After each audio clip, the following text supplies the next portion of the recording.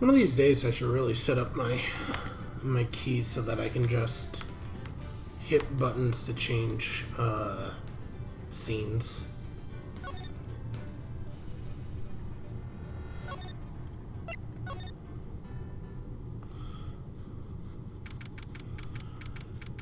So we're continuing off from where we left off on Turnabout Goodbyes, which is the final day of the case. So, December 27th, 2:11 p.m., Wright & Co. Law Offices. What was Mr. Edgeworth talking about? A memory of a crime that I committed. A memory of murder. Do you really think Mr. Edgeworth killed? I don't believe it, not Edgeworth. Some painful memory has been troubling him recently. But he never takes someone's life, ever. Nick! Yo, how's everyone doing? What do you think of my performance today? I had him swooning in the aisles, huh, Maya? Swooning? Me? Oh yes, I do remember feeling faint. Right on!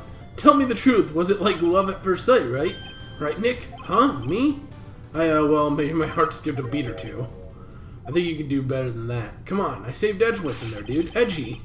You guys should be bowing before me, yeah? Bow before your hero. Larry, you really helped at the trial today. You did! If you weren't there, Larry, I'm sure Mr. Edgeworth would have been found guilty. But seriously, Nick. That boat shop caretaker guy is pretty suspicious. But Edgy ain't off the hook yet. Way to spoil the mood, Larry. Hey, I'm just a guy sitting in the audience, you know? But from where I was sitting, Edgy seemed pretty edgy. I mean, can you really know he's telling the truth about that night? Nick, I don't know.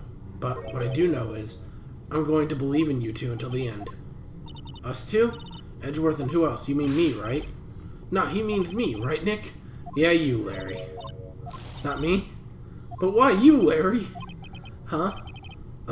Yeah, actually, why me, Nick? Enough with the silent treatment. Nick, why do you trust Mr. Edgeworth so much? I mean, he's changed recently, true. But when we first met him, he was kind of a jerk, don't you think? You don't know him back then. Back when he wanted to become a defense attorney. Wait, was that when you two were classmates? Yeah, in grade school. They saved me, Miles. And Larry. They saved me and I'll never forget.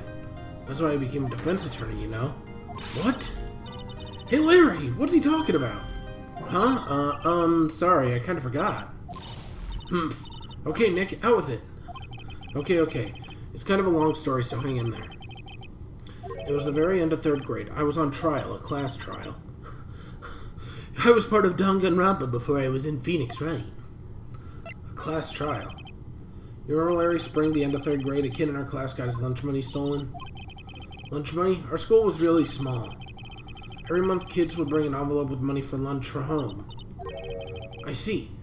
This kid's envelope disappeared with $38 still inside. Oh yeah, now that you mention it, I do remember that. I could see why you'd forget, though. You were out of school that day. Anyway, the envelope had been stolen during PE class. I was coming down with a cold, so I skipped PE that day. I was the only one not in class. So they thought you did it. Yeah, the kids in class said I should be put on trial. So the next day we had a classroom trial with me as the defendant. I didn't do it. Guilty, he did it. It was you. Give me the money back. You're such a meanie. No one play with him. Just admit you did it. You can't hide the truth. You're not gonna play. We're not gonna play with you anymore. Oh God.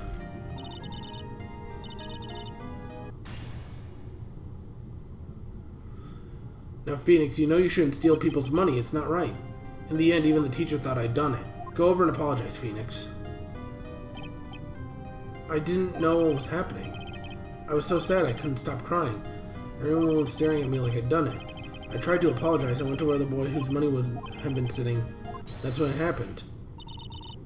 Objection. He shouldn't have to apologize. The only thing that belongs in a trial is evidence. Anything else has no place. You should all be ashamed. Amateurs. Miles. Oh, sorry. I didn't realize. It was you who stole the money. My money, wasn't it? No!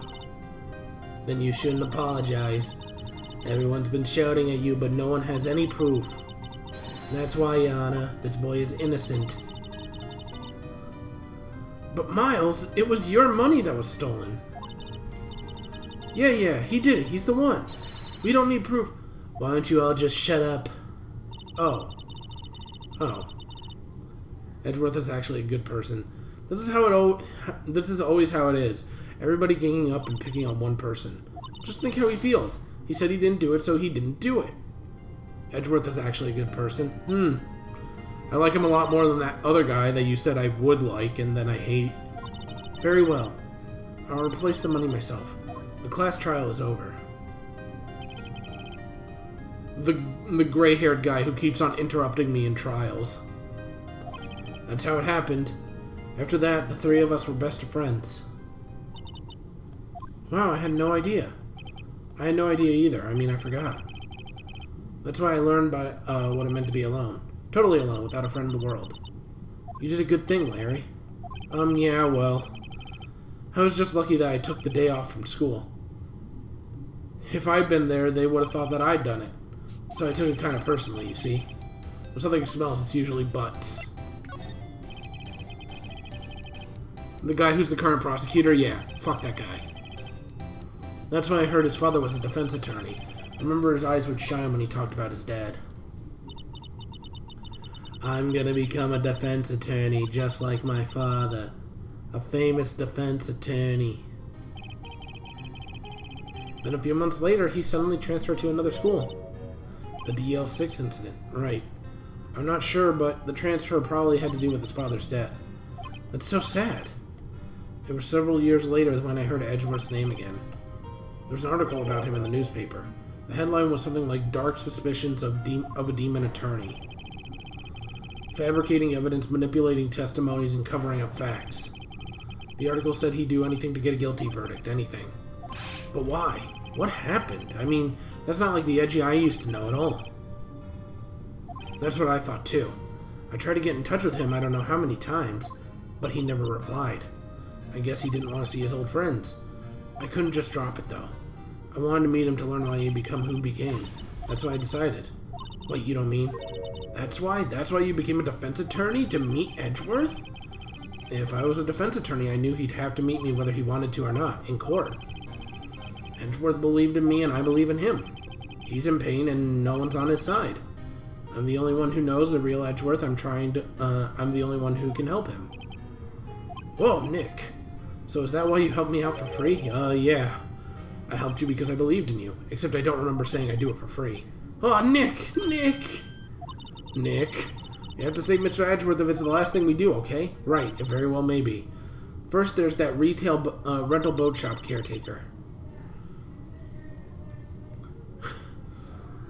We need to find out who or what he is. I'd settle for who. I guess I can clean out some of the evidence I no longer need. Okay, let's go. But yeah, no, the current prosecutor can go fuck himself. December 27th, Detention Center Visitors Room. You look as grim as always. Mr. Edgeworth, I heard the story about the class trial. Class trial? Class trial, what do you mean? You don't remember? No, I don't. Your lunch money was stolen, and wasn't... Your lunch money was stolen, wasn't it, in 3rd grade? Lunch money? Oh, right. Yes, I seem to remember something like that. Nick, I think you're the only one who really remembers. Well, it probably only mattered to me anyway. Mr. Edgeworth, didn't you know? That trial was the reason Nick became a defense attorney. Ridiculous. Geez, thanks. That said, it does sound like the kind of thing you'd do. I didn't say you'd like him as a friend, I said you'd like him as a character. Oh no, he's a total douchebag, but I'm waiting to see his motivation. I can't decide whether or not I like him as a villain until I see what his motivation is. Like, I'm starting to like Edgeworth because he's, like, relatable, if that makes sense. Like, Edgeworth has good character arc right now. I'm waiting to see what happens with douchebag Magoo on the other end of the prosecution or whatever. You haven't changed a bit, have you, Wright? It's so simple to a fault, even. Well, maybe yeah, but I think you changed too much, Edgeworth.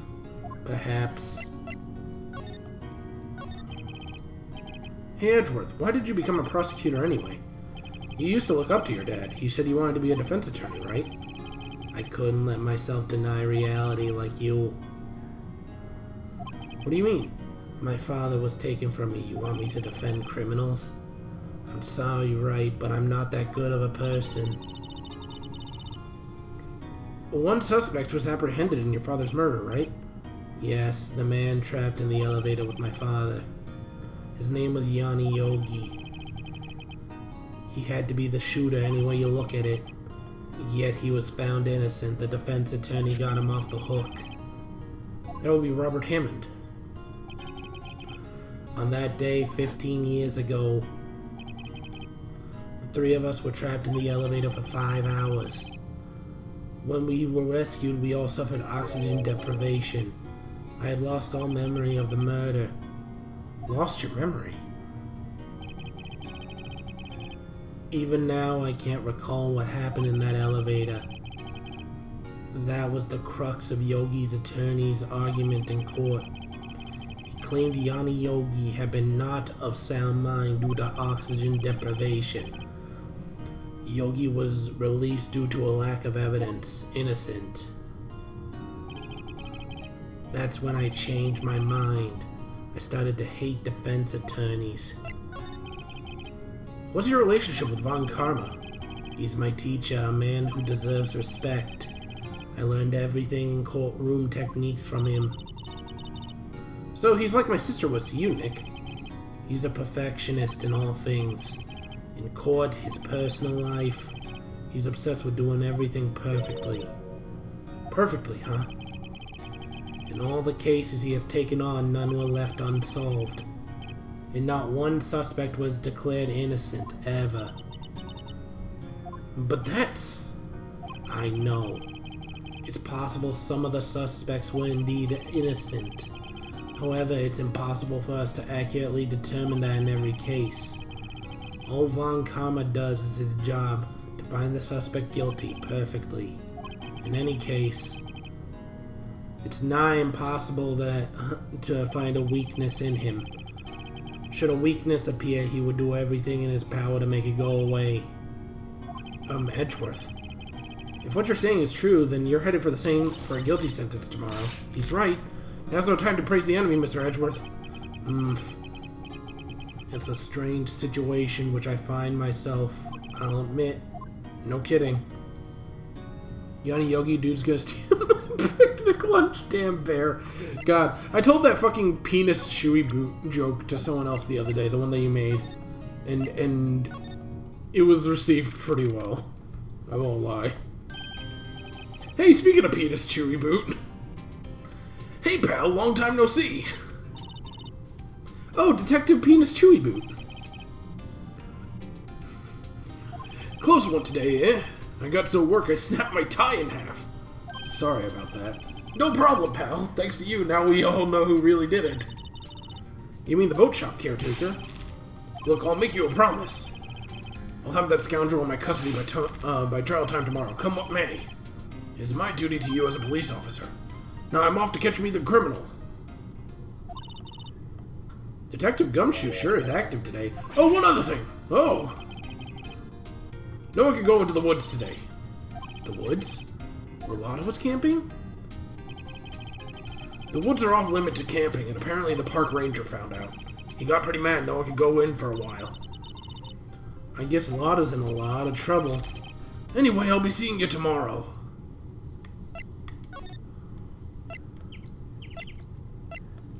I gotta imagine that he's hiding in... Huh? The steel eyesore is missing. Eyesore? Looks like the hot dog stand is close too. I guess Larry's too busy worrying about Mr. Edgeworth to show up for work. There's the sign. Guess Larry has today off. He was pretty happy about saving Mr. Edgeworth. True, we owe him big. I thought I could read the sign. December 27th. Old caretaker got away, yep. I never imagined he'd be the real murderer. Ahem. I know that throat clearing anywhere. Whoa, what is Grossberg doing here? This is a weird place. Ah ha ha! Hello! What might you be doing here? Out for a walk? Ah, the days of my youth, like the scent of fresh lemon, you see. Mr. Grossberg, we have no time for idle reminiscing. Mr. Edgeworth's trial ends tomorrow. Yes, that's true, yes. But from what I saw today's trial, Edgeworth should be fine, right? Well, I'm not so sure about that. What do you mean by that? Well, I'm not sure. If you find out anything, come to my office at once. I may be able to offer some assistance. Thanks. Bye. What do you think Mr. Grossberg was doing here anyways, right? That's weird. Who knows?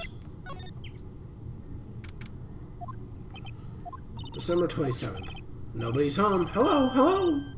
Hey, it's Polly! I wonder where your owner's gone, Polly. Hello, hello! I can't believe he'd run off and leave his poor parrot to fend for herself. Hello, hello!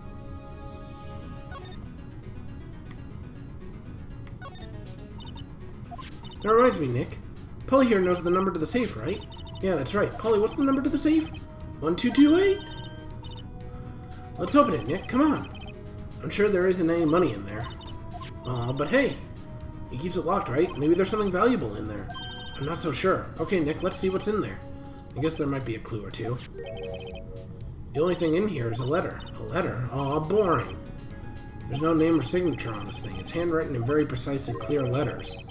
Get your revenge on Miles Edgeworth. Edgeworth? Nick, why would Mr. Edgeworth's name be in here? How should I know? I'm going to read the whole thing. Get your revenge on Miles Edgeworth. It also says this. This is your last chance. Now is the time to get revenge on the two men who ruined your life. The rest of the letter goes on to describe the murder plot in detail. How to kill Robert Hammond and frame Edgeworth. Calling Edgeworth out to the lake and getting on the boat, firing twice. This is exactly what I figured out today in court. It's all here in perfect detail. What do you think it means, Nick? I don't know. It looks like these are instructions for that caretaker.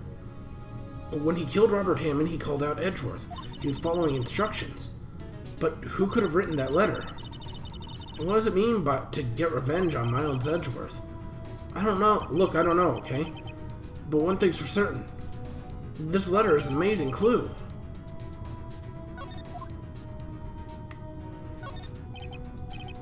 Everything's cold. It looks like he didn't turn his heater on. I guess he hasn't been back here since the trial. Maybe I should take care of Polly, Nick? You probably shouldn't just kidnap her. The police know about her anyways. I'm sure they'll do something. Well, okay. Sorry, Polly. He says I can't take you. Great, now the bird's going to hate me. Doesn't look like he used this kitchen much. You're right. I guess the whole pasta restaurant thing was a lie.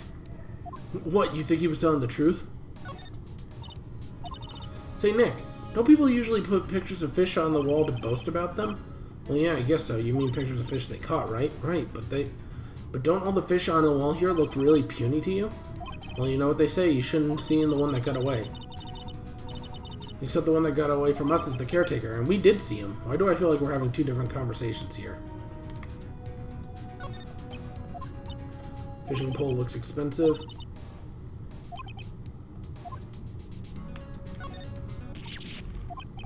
Ah, what's wrong? Huh? Oh, never mind. What? Tell me. Just when I saw the TV, I remembered. They're showing a Pink Princess special this week. Oh, see? That's why I didn't want to tell you. I wasn't looking at the TV, though. I was looking at the trash can.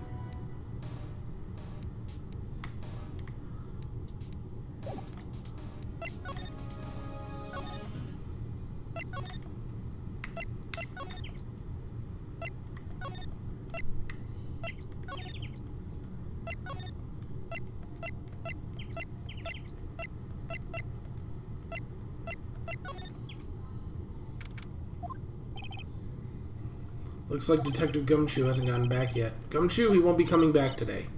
Oh, really? He said there was some guy he had to arrest by tomorrow. The boat shop caretaker. He shouted something like, catching him is the last thing I'll do, pal. Good luck, Gumshoe.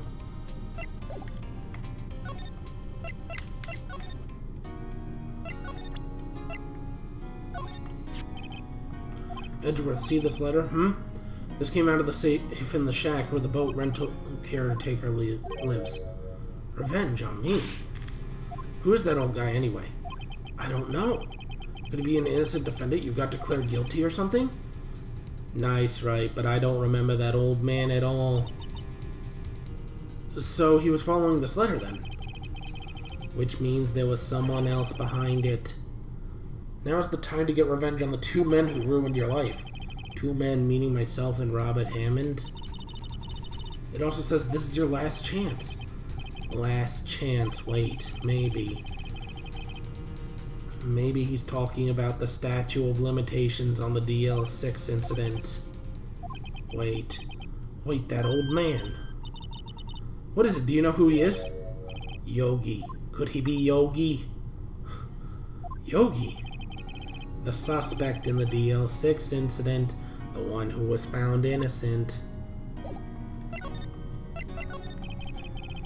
Yanni Yogi was a court bailiff at the time. We just happened to be in that elevator together 15 years ago.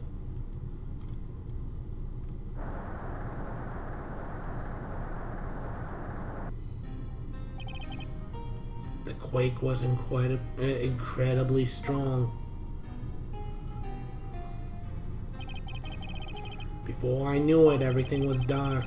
We were there for so long, it felt like forever. The air thinned and the darkness closed in on us in that little box. We became unsettled. Help, I can't breathe! Quiet, I said quiet. You're not making this any easier. I want to get out. Help, get us out! Don't shout, you'll use up more oxygen. That's all I remember. When I came to, I was in a hospital bed, staring up at the ceiling. In court, Yanni Yogi's mental condition was called into question.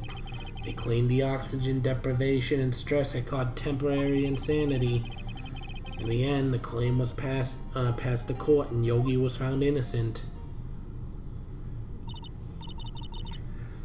Huh, but isn't that strange? The letter tells him to get revenge on Edgeworth. Why would he want to take revenge on you? Right, yeah. It's something that's been troubling me these last few days. I didn't know whether or not I should tell you. You mean the nightmare? It's a nightmare I've had, a memory of a crime that I committed. A crime that you committed, a memory of murder. I think the time has come to tell all. For the last 15 years, I've had almost the same dream every single night. I wake up in a fearful sweat every time. What kind of dream? It's a dream about my father's killing in the dark. Help, I can't breathe. Quiet, I said quiet. You're not making this any easier. I want to get out. Help, get us out. Don't shout. You'll use up more oxygen. I can't breathe. You're using up all my air. What? Stop breathing my air. I'll stop you. What? What are you? Stop breathing my air. No, Father. He's attacking Father. Then I see the pistol lying by my feet. I don't know if it was evidence from that day in court or the bailiffs. The days I picked up the pistol. Get away. Get away from my father. Bang. Ugh.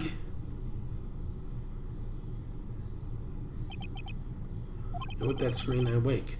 It's a bone-chilling scream. A scream that I rung in my ears from in the 15 years in the past, but that's just a dream, right? Right? That thought is the only thing that has kept me sane for 15 years. But what if I'm wrong? What if it's real? What if they say sometimes people shut out memories in self-defense? Maybe I was the one. Maybe it was I who killed my father. What? If you think about it that way, the letter makes sense. Get your revenge on Miles Edgeworth. Think about it. Yogi was really innocent. That's why he wanted revenge against me. Wait, Edgeworth! You mean it was me? I was the true criminal of the DL6. I shot my father. This is bad. What are we going to do, Nick? What can we do? I don't know.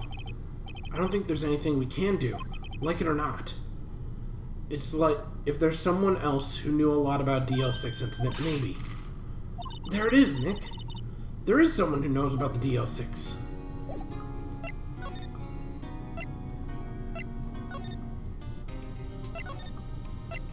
Oh, it gave me the option to go to Grossberg's office. 1 day left. We have no time to waste. Let's get going.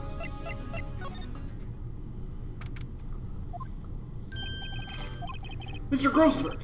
Hello there. What's wrong? You look troubled. No kidding. I can't believe you're not. My. Just come down and tell me what's happened, It's Mr. Edgeworth,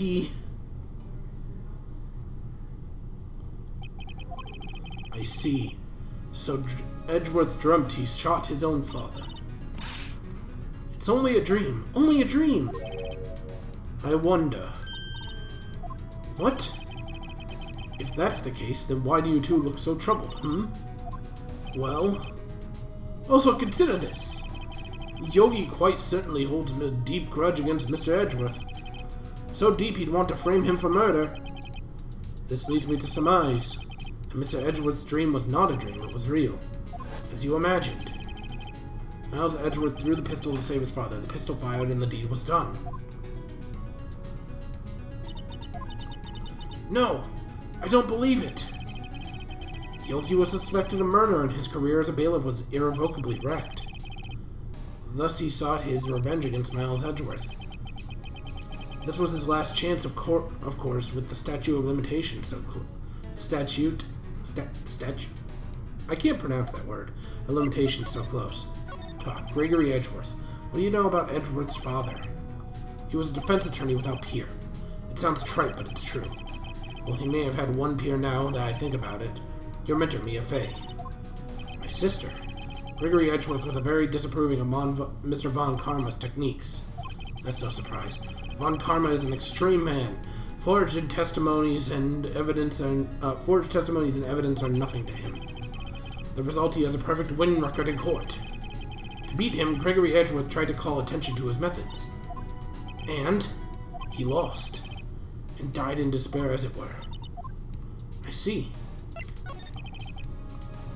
When Gregory Edgeworth was killed, the police called on the spirit medium. That was your mother, Misty Fey. I am Gregory Edgeworth. I have been killed. The one who shot me was the bailiff, Yanni Yogi. Yet Yogi was found innocent. That's when my mother left us. Everyone called her a fraud. That's right. Everyone thought she was, you see. Yet now that I think about it, it seems the one who lied was Gregory Edgeworth's ghost. Gregory Edgeworth must have known who shot him. I don't believe it. So you're saying he falsified his testimony? That Edgeworth's dad lied to protect his son? It's only a possibility, mind you, but a possibility nonetheless. Oh, so this is the letter. It does seem that Yogi was following this letter when he killed Hammond. But why kill Robert Hammond? Hammond was a skilled defense attorney.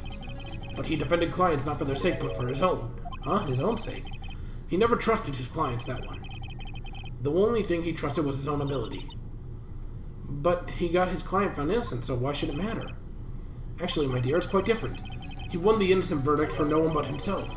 Yogi was a free man, but socially he was ruined. You'll understand soon enough. Wait, what is it? This letter. I've seen this handwriting somewhere before.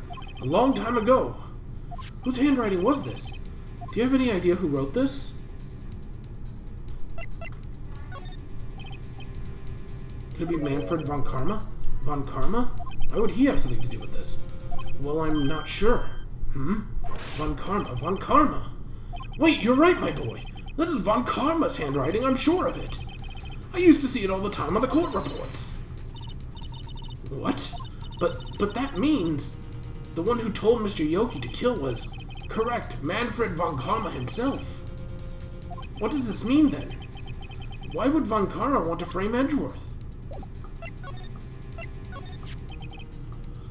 If it truly was von Karma who wrote the letter, then he would know the truth. He would know that Miles Edgeworth had accidentally killed his own father. He'll say as much tomorrow in court, I should think. He'll press the point in court until he finds Miles Edgeworth guilty. Oh no. But how could von Karma know about Mr. Edgeworth's past like that? Even Mr. Edgeworth thought it was just a nightmare. That I do not know. Yeah, I do know that von Karma is both a persistent and a perfectionist. He may be seeking to satisfy his grudge against Gregory Edgeworth by hurting his son. What do you mean? It was 15 years ago. Von Karma met Gregory Edgeworth in court, and Von Karma did win. But he didn't make it through the trial unscarred. What happened in the trial between Edgeworth's dad and Mr. Von Karma? Von Karma got the guilty verdict he wanted. He won the trial. But Gregory Edgeworth accused Von Karma of faulty evidence. And though he lost the trial, Mr. Edgeworth's accusation stood. Faulty evidence? It was the only penalty Von Karma has ever received in his career as a prosecutor. Gregory Edgeworth dealt a blow to his perfect trial record. Wow. It must have been quite a shock for Von Karma. He took a vacation for several months after that, you see. A vacation? Yes, an unusual event for the man. That was the first and the last vacation he's been taken in his many years of prosecuting. He doesn't take vacations? Like go to the sea or to the mountains? Don't tell me he's never been to Europe. You have a strange idea about vacations, Maya. In any case, that was the only time he ever took a vacation from work. I believe the penalty upset him quite a bit. Odd. If he wanted to keep a perfect record so badly, why would he take such a long vacation? What should we do, Nick? Von Karma is going to bring up DL6. You can bet on it. What if Mr. Edgeworth pleads guilty to DL6? I won't let him. Yes, Mr. Wright. I hate to say this, but even an accidental murder is murder, you know. I know that. I just believe Mr. Edgeworth's innocence. I can't believe he'd kill someone. But Nick, Mr. Edgeworth admits to it himself. His father must have lied to protect him from beyond the grave. I don't care. I know he's not guilty. Mr. Wright, if you say so, then I suppose I could go check again. The police files might hold something of interest. Mr. Grossberg, thank you. I can't promise anything. In fact, the chances I think the chances of finding something are slim. I understand. The police materials.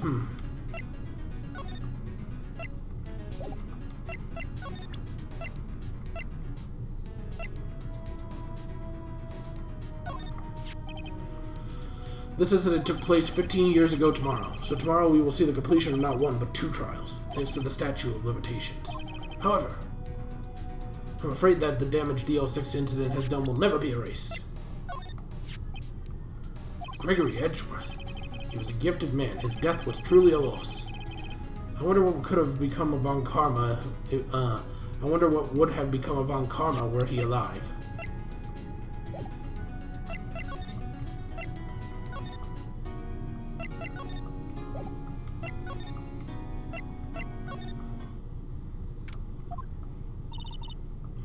There's hardly anyone around here. Everyone must be out looking for the old guy, Yogi. Oh, it's you. I don't think Gumshoe will be coming back today. He's staying out late looking for someone. Sounds like Detective Gumshoe is pounding the pavement for real. We were wondering if we could check out the records room again. Well, now I can't have anyone just wandering around here, you see, but I guess Mr. Von Karma is in there now anyway. You can go in as long as he's there. Von Karma? Yeah. He just arrived, actually. Von Karma's in the record room. Nick, let's hurry.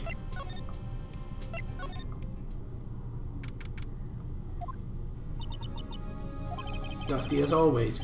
We were only here just yesterday. I'm sure they haven't had the time to clean. What's wrong, Nick? Nothing. I was just noticing that he isn't here. Von Karma. Files inside the glass case. So dusty I can't see what's inside. Nick, it's locked. They must keep important case files in there. Forgotten cases. Oh, I see what I'm supposed to be investigating. One of the drawers here is open. Someone must have been looking in it recently. The label says unsolved cases evidence. Unsolved cases. Nick, the file for DL6 is completely empty. What? What are you doing in here? Eek! Von Karma! You... How do you know my name? Huh? Have we met? What are you saying? We see each other every day, don't we? We're Miles Edgeworth's defense attorney team. Defense team? I beg your pardon, you see, I rarely remember defense attorneys. They're like bugs to me. Needless things to be crushed. Let's see how this guy is Edgeworth's mentor. Why can't I examine the books under his arm? Mr. Edgeworth is your student, right? A romanticist who still can't shed the veneer of amateurism. Just like his father, always second-rate.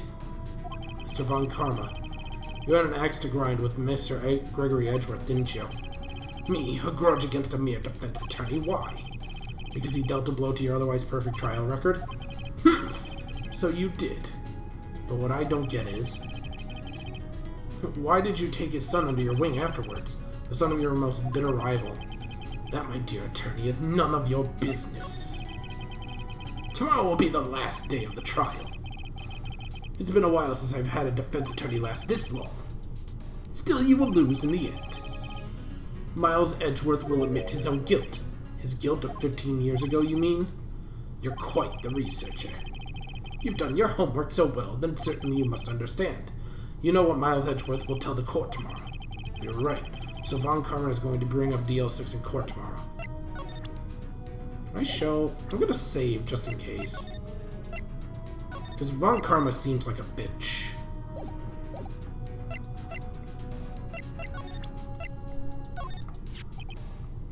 Mr. Von Karma, have a look at this. This was you, wasn't it? You instructed Yanni Yogi to commit murder. Yanni Yogi. How many years has it been since I've heard him called by that name? He's a fool. I told him to burn it after he read it. So you admit it? You wrote Mr. Yogi this letter? Yes, my dear defense attorney. Thank you for taking the trouble to bring it to me. You saved me a lot of needless hassle. What? Nick, what is that thing? A stun gun, for self-defense usually. Indeed, 600,000 volts will course through your body like a dog touching an electric fence. 600,000? Oh, don't worry. People don't die from it usually. Now give me the letter. No! No! Whoa, what are you?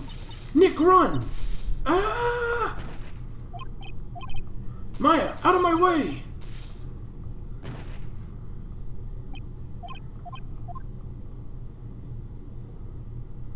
I guess there's no avoiding that, huh?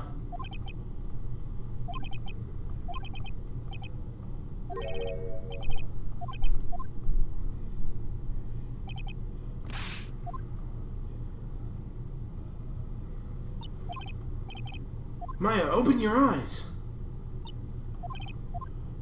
Maya! The letter, did he take it? Huh? Oh yeah, are you okay? I couldn't stop him. I jumped as fast as I could, but one shot from that thing knocked me out cold. I'm useless. I'm no good as a lawyer or a medium. I can't even call my sister. Not even now when we need her the most. I wish I hadn't woken up at all. Maya! There has to be some way I can help her. I better do something about her self-confidence first. Maya, she's holding something. What's that? A bullet? DL6 evidence number 7. Take it for the heart of Gregory Edgeworth. I remember. Von Karma was holding this when Maya jumped him. I'll prove it to you, Maya. You're most definitely not useless. I'll prove it to you in court tomorrow. I guess there was no avoiding that, Crusader. Like, to progress, you have to show him the letter that you have the letter.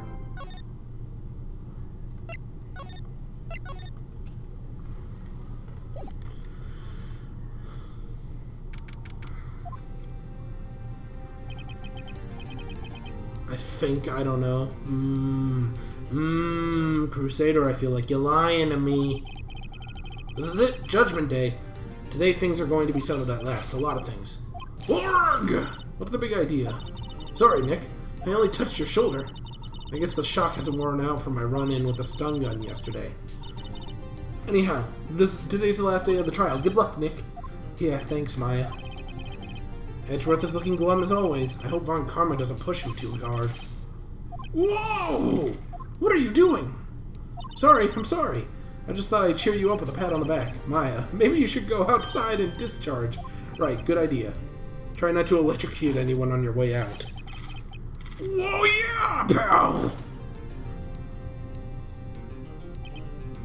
What's gotten into that girl? Detective Gumshoe. Morning, Mr. Edgeworth. Good morning. How did it go, Detective? Have no fear. As promised, I've captured our runaway caretaker. I brought him in. Took all night, pal. Thanks, Detective Gumshoe. You must be tired. Actually, after that shock I got on the way in, I feel pretty good. Yogi says he's forgotten his own name. But that has to be a lie. Why would he want revenge on Edgeworth if he couldn't remember his past?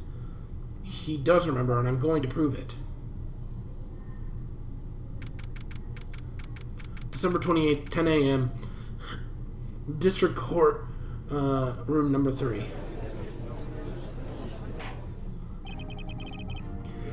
Court is now in session for the trial of Mr. Edgeworth. I'm very tired today, says the judge. The defense is ready, Your Honor. The prosecution is ready. Right, very well. We have reached the final day of our proceedings in the trial. I ask the prosecution submit evidence. Understood. Understood. Come on, don't be so awed to silence by every little thing he says. Very well, Mr. Von Karma, your opening statement. Right. Thanks to Detective Gumshoe's efforts, the boat rental shop caretaker has been arrested. In yesterday's trial, the defense asserted that the caretaker was the murderer. However, the caretaker has yet to confirm this. Caretaker. I would like to ask the defense to cross-examine him as much as necessary. Suspicious.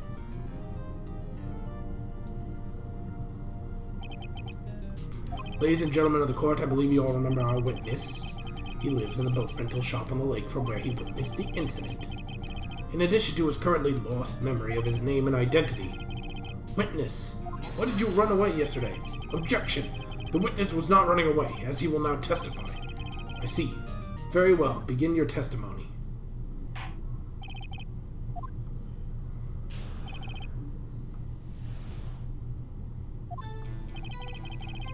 I'm really sorry about leaving yesterday like I did.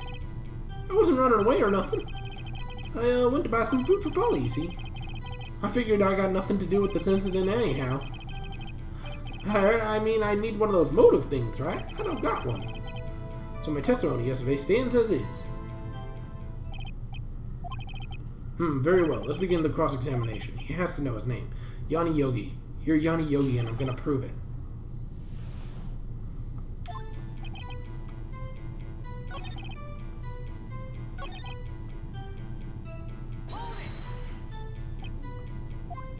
Food? Well, Potty is a bit of gourmand, you see. She only eats these high-quality bird pellets from France. They only have them at a big pet shop downtown. But you weren't arrested until this morning. Why didn't you get back to the caretaker's shack? Well, I got kind of lost, you see. The witness has trouble remembering things sometimes. When the police apprehended him, he was on his way back to the shack. Yeah, right. Nice try, Von Karma. No one's going to believe that. I see, so he was lost. Please, Your Honor, come to your senses.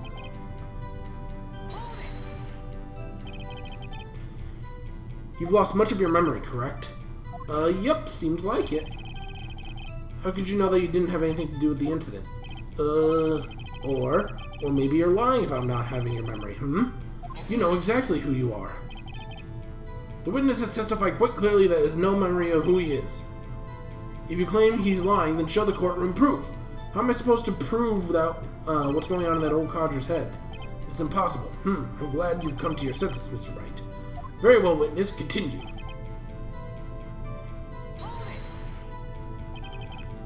How can you say you had no motive? I say you do.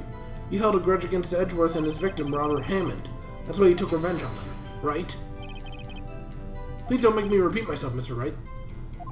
Beyond several years ago, can't hold a grudge. It's impossible. Might I say something, Mr. Wright? Yes, Your Honor. You've been saying the same thing over and over now. You've been calling the witness's memory and past and lack thereof into question. But does this really have anything to do with the current case? Of course, Your Honor. The witness said he has nothing to do with the case and no motive. Both these statements are lies. Order! Order! Mr. Wright, there is a serious problem with your claim. Or are you saying... You're saying you know who this witness is? Of course, Your Honor. Ho ho! Now this is interesting. I would like to know myself, so who is he? Don't play dumb, Von Karma. Gregory Edgeworth! His name is Yanni Yogi, the former court bailiff. Yogi? That name seems familiar. Oh! Yanni Yogi, from the DL6 incident.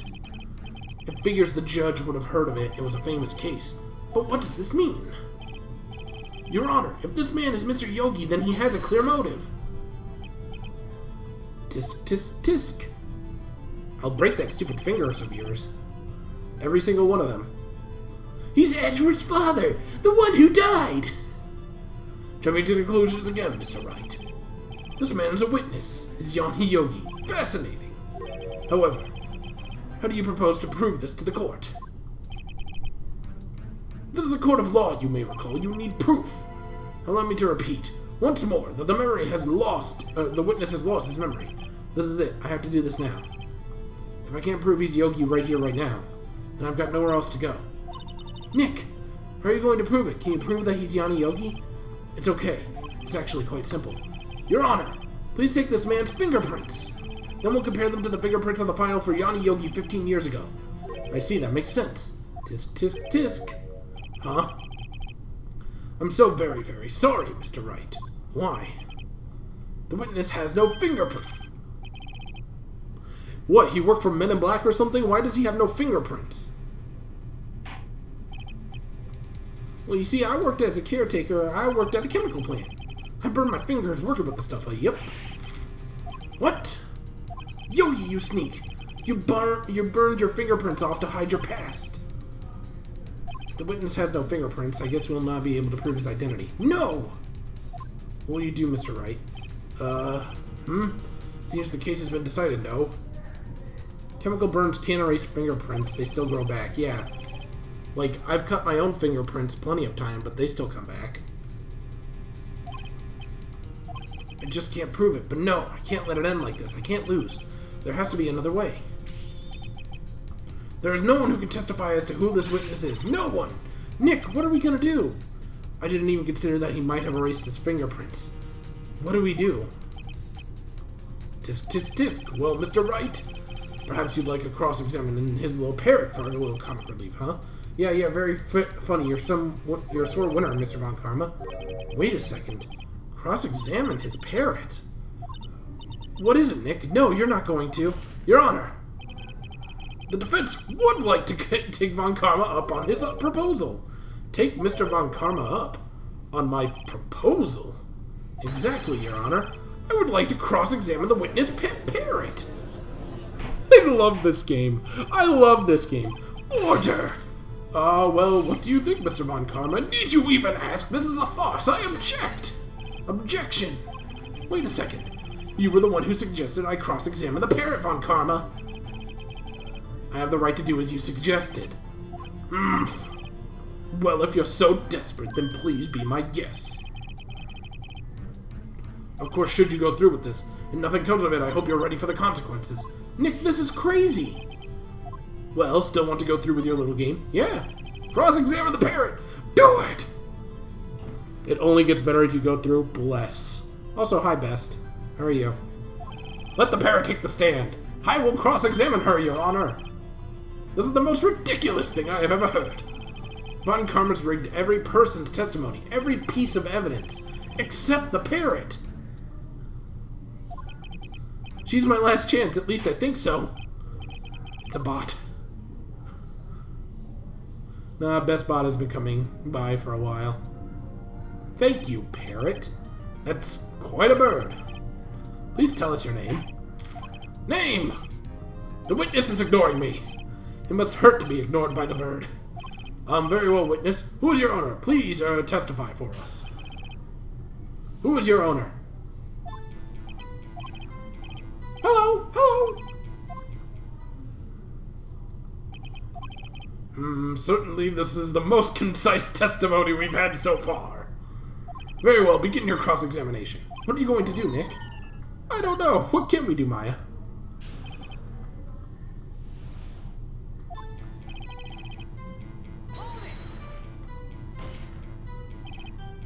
Witness! You can't expect to say hello and get us nowhere. I want you to testify. Maya, you talk to her. Right. What do I say?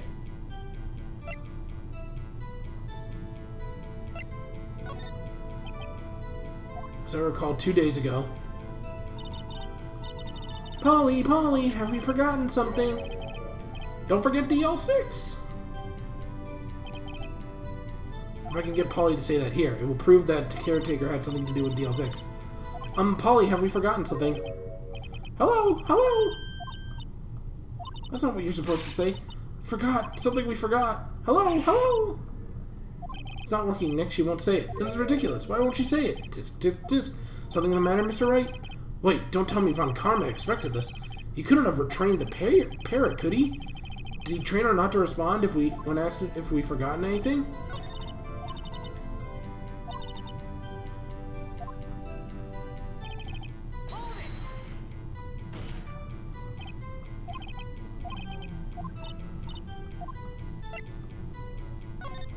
What's your name? Polly, Polly, what's your name? Polly, Polly! Mr. Wright, I think we've established the parrot's name is Polly. Of course. Yes, it does. Ha! Fascinating! You claim the parrot's name will prove her owner's identity. Then show us the proof.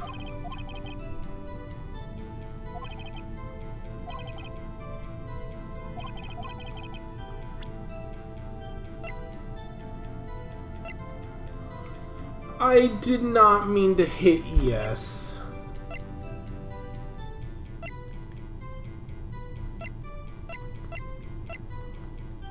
Fuck.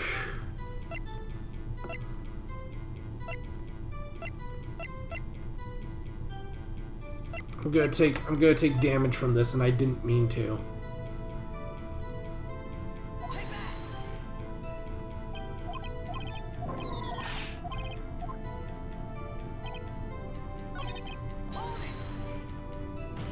Unless I gotta do it on the dots.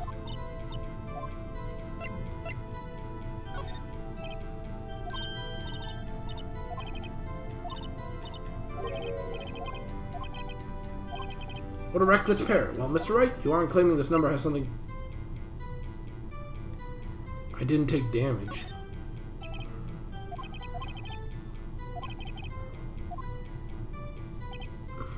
Check his case file.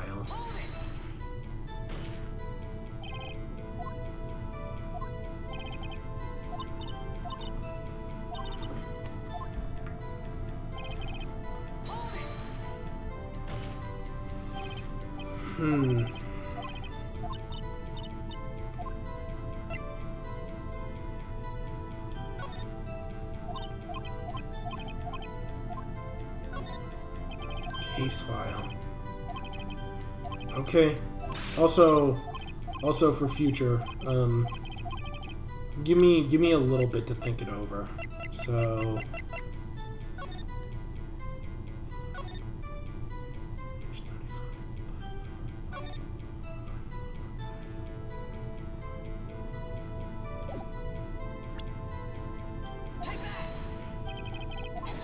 the DL6 case file? That's quite a large file you have there. Which page is this proof on, then? 3 pages is not a lot. Show us or stop wasting our time. Very well, Mr. Wright. Please show us the page. Where in this file is the information connected to the parrot's name? On the suspect data page, Your Honor. This page has all kind of information on Yanni Yogi. Right after he was arrested, his fiancée committed suicide, see? Yes, it does say that, yes. What was his fiancée's name? Polly Jenkins. Polly!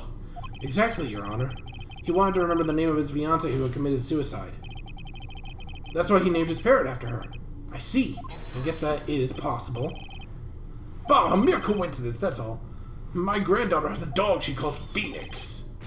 Well, Mr. Phoenix Wright, does this make you my granddaughter's fiancé?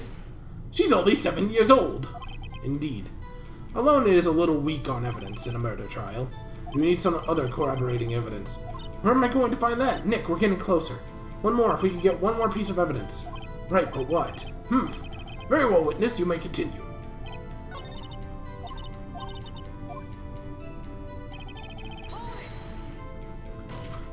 In the middle of saying hello.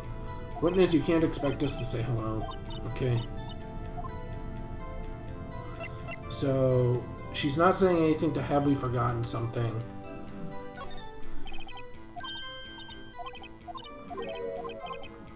One, 2, 2, 8, 1, 2, 2, 8. Okay.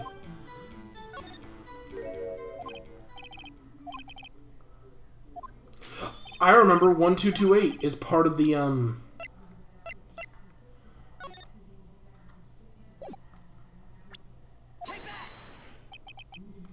The DL6 case file? What is this obsession you have with the case? Mr. Wright, where in this file does it say something relating to that safe number?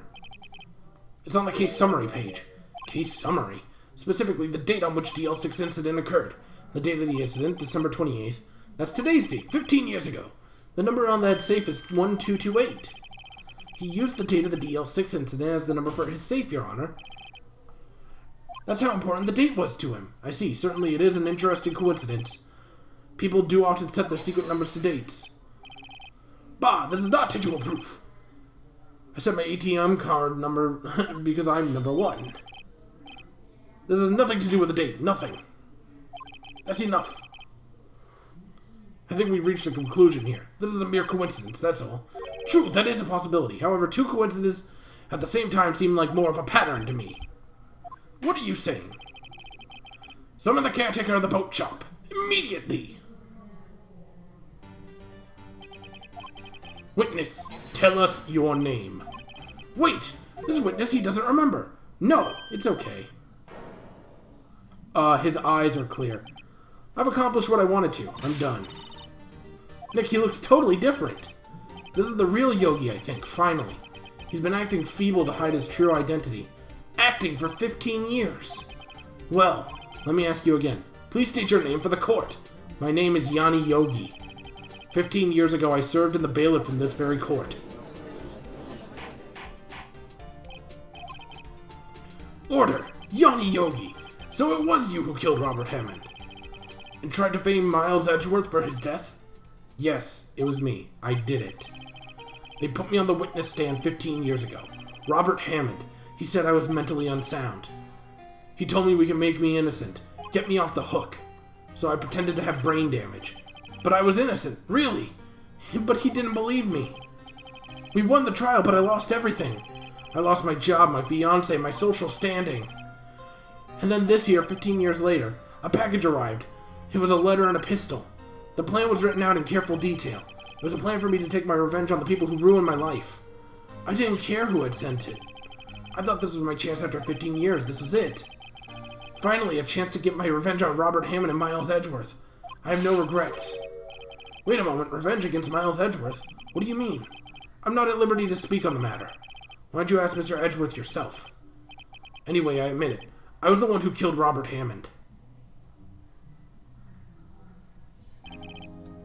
Von Karma, where is Mr. Yogi? Under arrest, Your Honor. I saw no room for error in his confession. Then the defendant, Miles Edgeworth, is innocent. In this case, at least. Very well. Will the defendant please take the stand? There are a few mysteries left unsolved. Still, you are clear of suspicion for this particular case. So I would like to pass judgment on the murder of Mr. Robert Hammond. Any objections? I don't believe it. Why isn't Von Karma saying anything? Very well. This court finds the defendant, Mr. Miles Edgeworth, not guilty. Okay. But this is going to be a two-parter.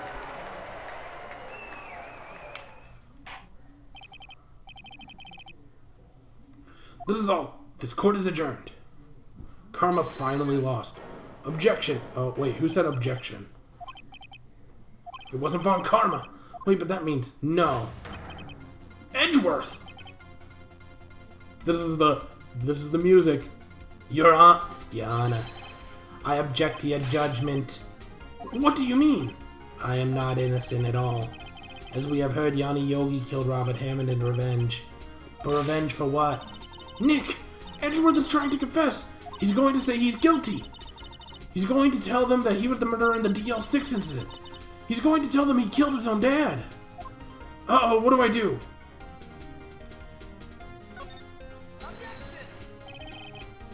The judgment has already been passed. I object to Miles Edgeworth's outburst. Oof. Didn't something like this happen yesterday, too? I believe a certain witness raised an objection after a guilty verdict was passed. That would be Larry.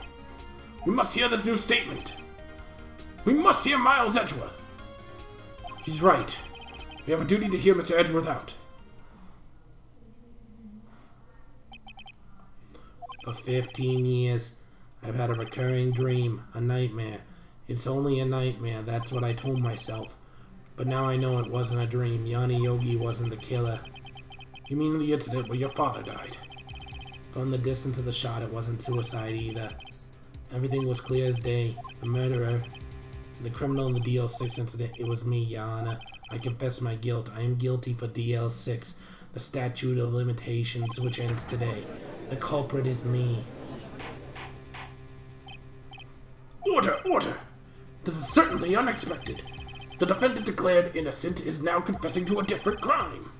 A crime for which the statutes of limitations run out today. I'm not really sure how we should deal with this. Bah, it's obvious. We should hold a trial, right here, right now. We tried this man for his crime 15 years ago. I think I would like to take a 5-minute recess. During this time, we'll consider the appropriate course of action to take. Court is adjourned.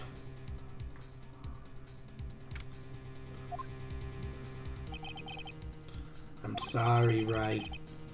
I've just wasted all of your efforts. Mr. Edgeworth, I just don't believe it, sir. I mean, you killed your dad? I didn't want to believe it myself, Detective. But it's the truth. I deserve to be punished like a bad boy. A bad boy. Murder is murder, no matter what circumstances.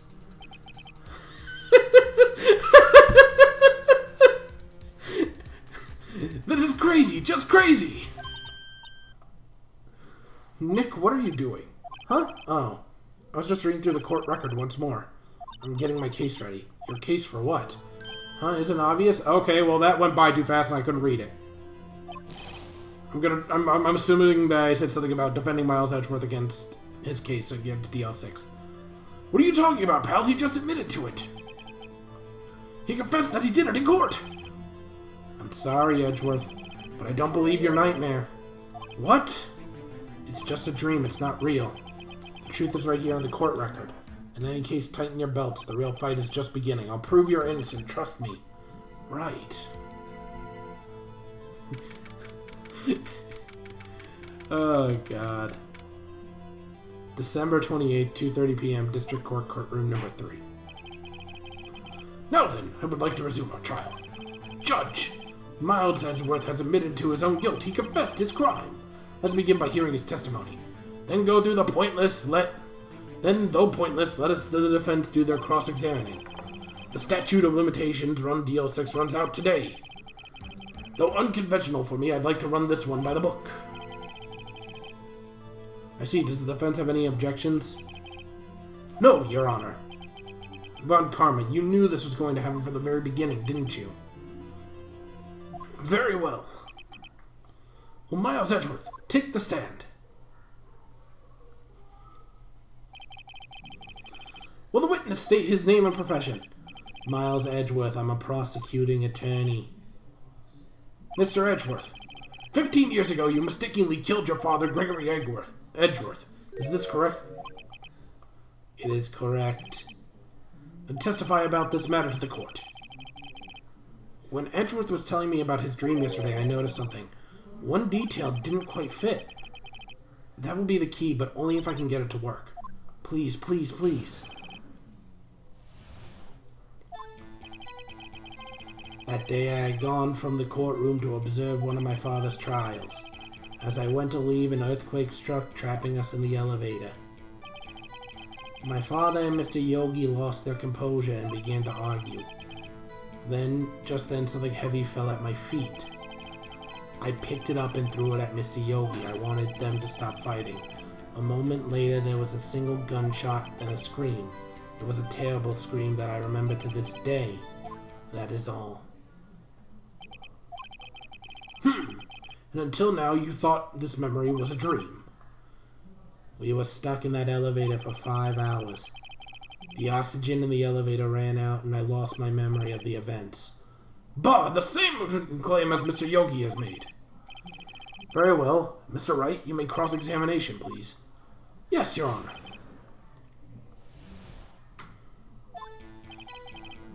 Okay, I'm just going to read this normally. Doing his voice is a little too hard to do it consistently. That day I had gone to the courtroom to observe one of my father's trials. As we were about to leave, an earthquake struck, trapping us in the elevator. My father and Mr. Yogi lost their composure and began to argue. Just then, something heavy fell at my feet. What was it? A pistol. I assume it was the bailiff Yanni Yogi's. The safety must have come off when it fell from his holster. And you picked it up, what happened next? I picked it up and threw it at Mr. Yogi. I wanted them to stop fighting. Did you know it was a pistol when you threw it? I think I knew. I knew it was dangerous, but the air was getting so thick I panicked. So you're saying that you threw the pistol at Mr. Yogi? I was in a daze. A moment later, there was a single gunshot and a scream. The gun fired once. Yes, I think after I threw it, I lost consciousness. Since then, they've echoed in my head every day.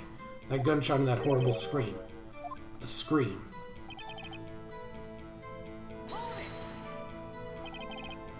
To this day. Yes, I can practically hear it now.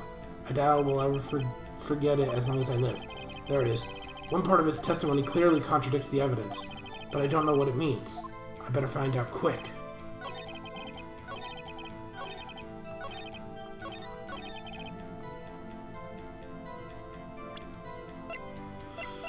Is it once again the DL6?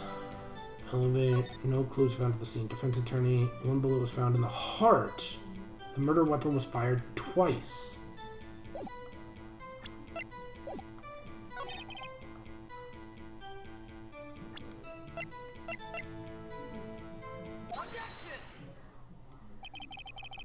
Are you sure you only heard one gunshot? Yes, I'm sure of that. I heard the gunshot, then the scream. Then everything faded. I was unconscious until the rescuers came. I see. No, Your Honor, unfortunately you don't. Look at the file one more time. This plainly contradicts the witness's testimony. You do enjoy dragging out that file, don't you? I don't accept this evidence unless you can tell us what page it's on. Victim data. Look at the victim data in this file. It says quite plainly the murder weapon was fired twice. Miles Edgeworth only heard one gunshot, yet the murder weapon was fired twice. The first shot was the accidental firing when the pistol was thrown. So who fired the remaining shot? Was there perhaps another shooter who fired that second shot? Your Honor, as I'm sure you're aware, the incident occurred 15 years ago. The evidence is dated. The pistol did fire twice. However, we do not know when the second shot was fired. It might have been fired the day before the incident. There's no proof the second shot had anything to do with this incident. What? I see. You do have a point.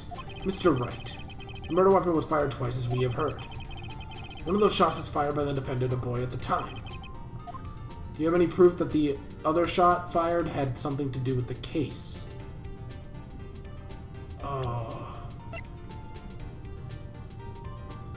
Still bears clear ballistic markings. Photograph scene of the murder. Check. Yes, actually.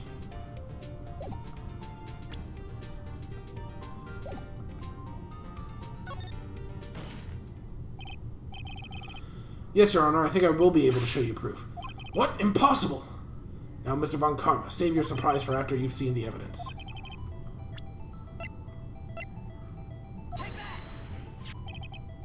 Look at this photograph. Every time I do, it makes me laugh. This is a photograph of the crime scene 15 years ago. I can see that victim lying there as Mr. Gregory Edgeworth. This proves the murder weapon was fired twice at the time of the incident. The photo proves it. So let me get this straight. This photo proves 2 shots were fired. Please, get a clue.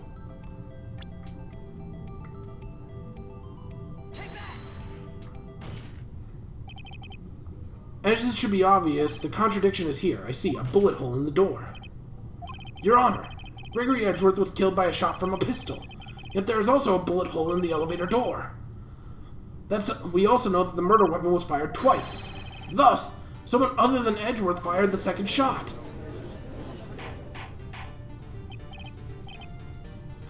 Order! Order! Mr. Wright, what are you driving at? It's simple, Your Honor. At the time of the incident, 2 shots were fired. One went into Gregory Edgeworth's heart. The other hit through the elevator door. Remember that the defendant lost consciousness after the shot he fired rang out. In conclusion, we must agree that the second shot was fired by someone else. Mr. Wright. But who could that someone else be? The murderer, of course. I knew I should have stepped in before your wild fantasies got out of hand. Mr. Wright. Look once more at the DL6 case file. Look closely. Try the case summary page. The case summary, that's on page 1. Look at what's written there. Not a single clue was found on the scene. If the pistol had indeed been fired 2 times, the other bullet would have been discovered on the scene. He does have a point. The second bullet has never been found. Why? Because the second bullet does not exist. The bullet that claimed Gregory Edgeworth's life was the one fired by his own son. That is the truth of the matter, the whole truth. It was undoubtedly something else that made the bullet hole in the door. Well, it's not entirely unrealistic if one of the bullets was fired from inside. This is assuming that... So they're assuming that the bullet that was fired by the gun that Miles threw was the one that killed his father. But what if the one that Miles threw... what if the bullet that came from the gun that Miles threw was the one that went through the window? If it went through the window, it would have gone somewhere outside the elevator. Mr. Wright has proven one thing to us quite clearly. The murder weapon was fired twice at the time of the incident. However, Mr. Von Karma says the second bullet was not found. It's highly unlikely that the police merely overlooked the second bullet. All we have is the single bullet fired. I'm afraid I have to discount the defense's claim. I praise the judge for his wisdom on the matter. How did this happen? I don't believe that the second bullet didn't exist. Was I wrong? Have I been wrong about the whole incident? What are you doing, Nick? Why aren't you raising an objection? I'm sorry, Maya. What? It looks like I was wrong. Nick, if the second bullet wasn't there, then all my conjectures are for nothing. No. But you said you'd do it, Nick. You said you'd get Edgeworth declared innocent. I'm sorry. It's just when I saw the photograph, I thought 2 shots had been fired. I was so certain of it, I thought I'd won. But I thought there was another person killing it. Wait, hang on. I thought there was another person, someone else, who fired the killing shot. But now, I was wrong to think it could be that simple. This case has stood unsolved for 15 years. Nick. Well, it seems that we have finally cleared up the incident. Only 1 bullet was found at the scene of the crime. That shot was fired by Miles Edgeworth. Precisely. I would like to ask one thing of Miles Edgeworth before passing my verdict. Have you been paying attention to the trial so far? Yes, Your Honor. Do you have any objections? No, I do not. So you killed your father, though it was not your intention? Yes, I did. Oh no, he's accepted his guilt. Very well, the statute of limitations on the murder of Gregory Edgeworth runs out today. Therefore, I must pronounce the verdict on the defendant right here, today, right here. Right now, indeed. Does anyone have any objections? I've been here before. It's just like my first day in court.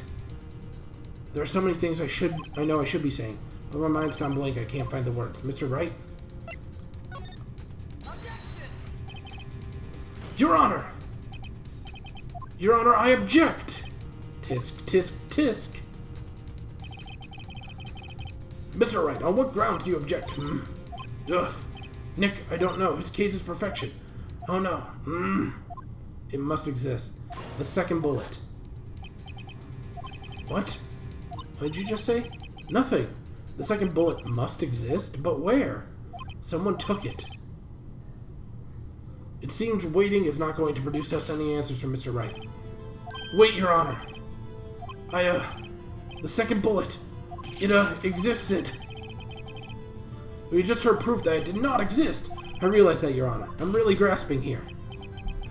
It's just someone took it from the scene of the crime. That's what happened. But who? The murderer. The murderer? And tell us, who is this murderer? I'm still thinking about that one. So the criminal took the second bullet, but why, huh? First of all, how would they have found it? It's not easy to find a stray bullet, Mr. Wright. Was there some pressing need for the murderer to such a bullet? Of course there was a need. That's why they took it. Bah, what possible reason could they have had? Well, the reason the murderer took the bullet would be proof. Maybe they thought the bullet would be used as proof. Proof. It was a special bullet, so they took it with them. If that was the case, they should have taken away the bullet from inside Gregory as well. Huh? Why would they only take one of the 2 shots fired? Oh, right. Mr. Wright, have you really thought this through? I'm going to have to... What?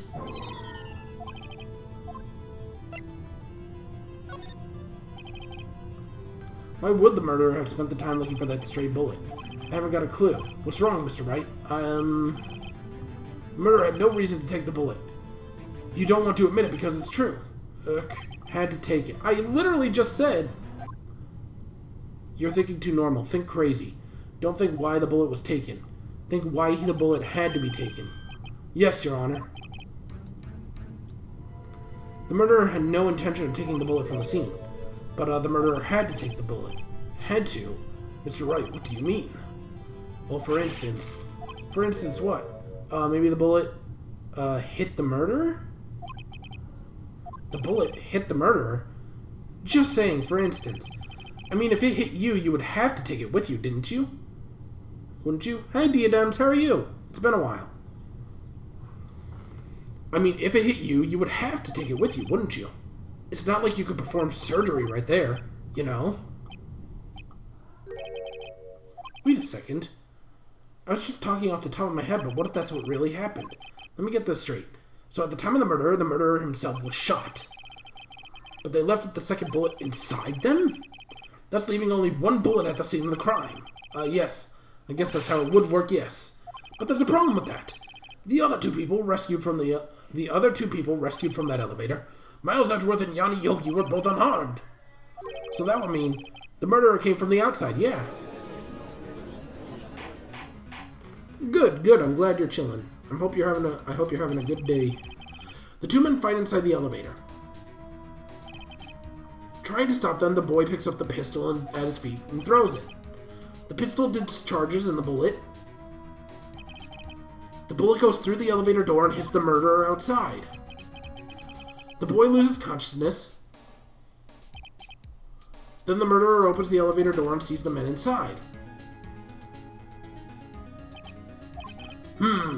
Mr. Wright, you are truly the most unpredictable defense attorney I've ever known. I can tell you're grasping, yet I cannot deny the possibility of what you say. What are you saying? Deny it! Deny it! No one involved with the incident was wounded. There was no murderer. No one was wounded at the time of the incident. He's right. I can't think of anyone. Hey, Nick, huh? I just thought of something really crazy. Crazy? Remember what Mr. Grossberg said yesterday? Oh, jeez.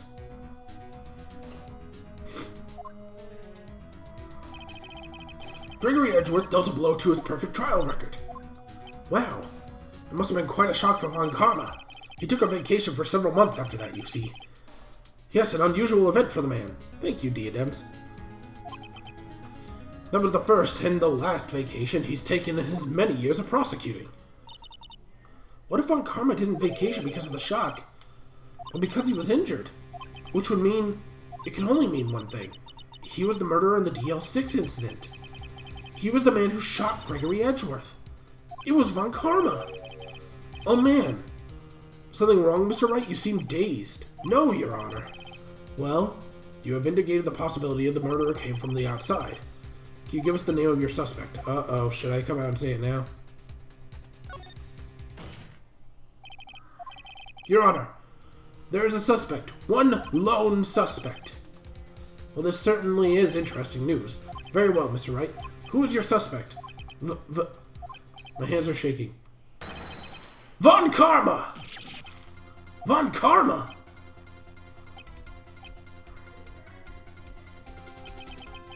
You mean the Von Karma, the prosecutor, the one standing right over there.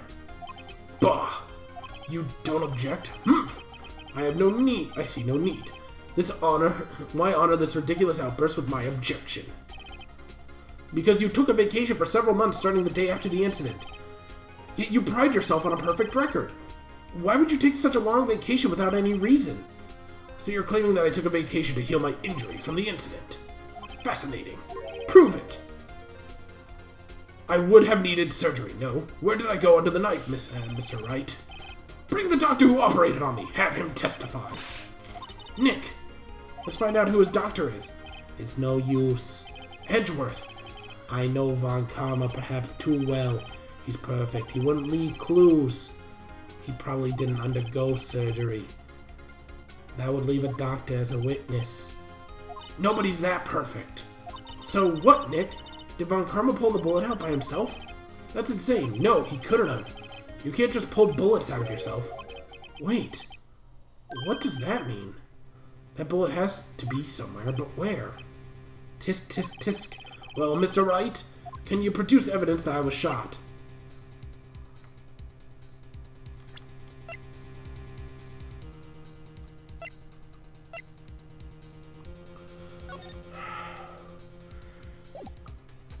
I think I have an idea. Show evidence. Alright, Von Karma, I'll prove it. And I'll even use evidence. I know how you like it so much. What? The evidence that proved Von Karma is shot. It's either going to be... Oh, this feels like a stretch. Is it going to be the DL6 bullet? What exactly is that? Sorry. Judge, if you would. Right, penalty!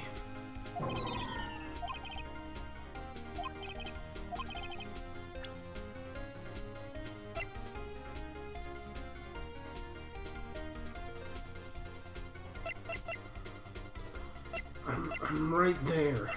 I'm right there. No. No! No! Von Karma is perfect. He wouldn't risk surgery, leaving an evidence trail. So then I ask, where is that bullet now? I think it unlikely that Von Karma performed surgery on himself. You don't mean? I do. There's the possibility that the bullet is still inside Von Karma. Is that even possible for all these years? Well, there's one way to find out. We could use this metal detector. Well, Von Karma, I'm gonna run this over you, see what we find. I refuse! You refuse? But refusing this means you acknowledge that the bullet is still inside of you. Order, order, order! Your Honor, the defense requests that we be allowed to use the metal detector. Objection! Judge, I call for a suspension of the trial. This is an invasion of privacy. Objection! The statute of limitation runs out on this case today. It was you who said we had to end it right here, right now. Enough! I permit the use of the metal detector. Mr. Von Karma, you will submit yourself to testing. Nick, what does this mean? I don't know, but we have to give it a shot. Ha ha!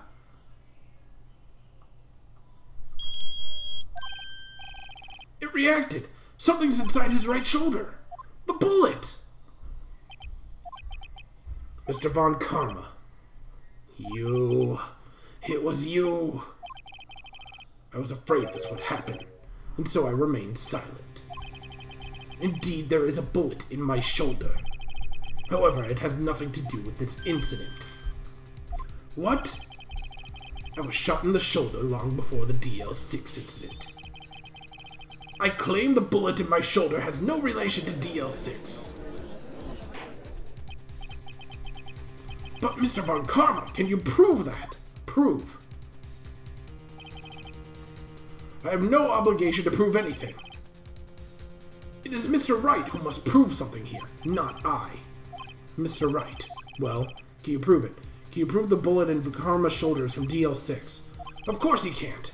You don't have enough any of the DL6 evidence. That's because you took it out of the rec room yesterday. Or records room. No, we do have one piece.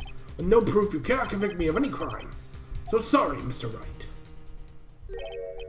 No. I'm the one who's sorry, Mr. Von Karma. What? You were close. One day away from freedom. But you see, I have proof. What? Who would have thought you would have dug your own grave trying to convict Edgeworth? I can link that bullet in your shoulder to the DL6 incident.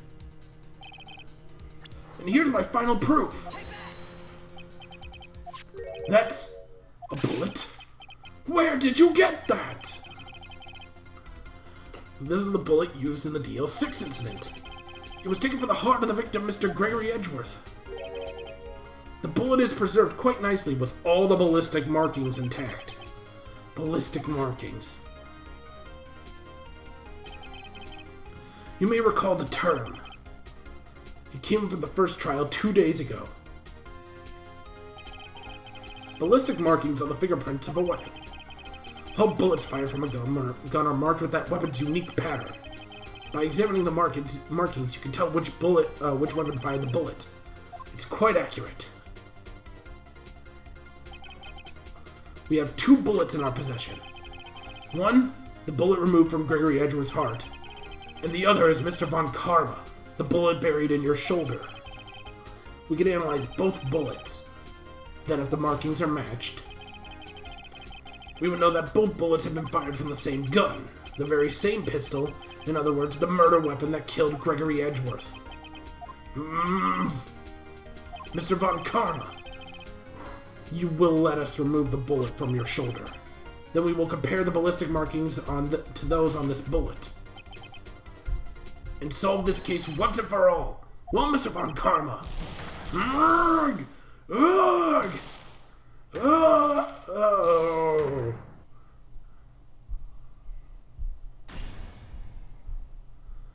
That scream. I have heard that scream before. Wait, I know. Help, I can't breathe. Quiet. I said quiet. You're not making this any easier. Stop breathing my air. I'll stop you. Stop breathing my air. Get away. Get away from my father. Urgh.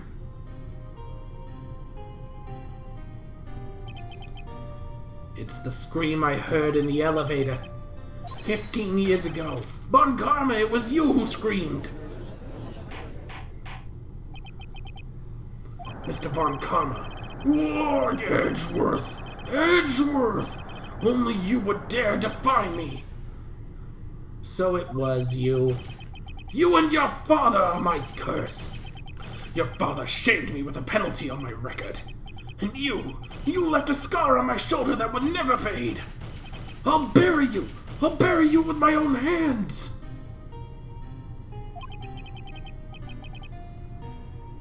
Chief Prosecutor, I am sorry. Von Karma, it's not like you to make this kind of error. I never would have thought that Edgeworth would be the one to catch you. I was careless. I'm sorry, but you'll have to be penalized. I've covered for you in the past, but not this time. Edgeworth! It was a shock like none I had ever known. Me, penalized. It took hours for me to regain my composure. Suddenly I found myself in the darkness. It was the court records room. I must have wandered in there without thinking where I was going. The room was pitch black. The lights must have gone out.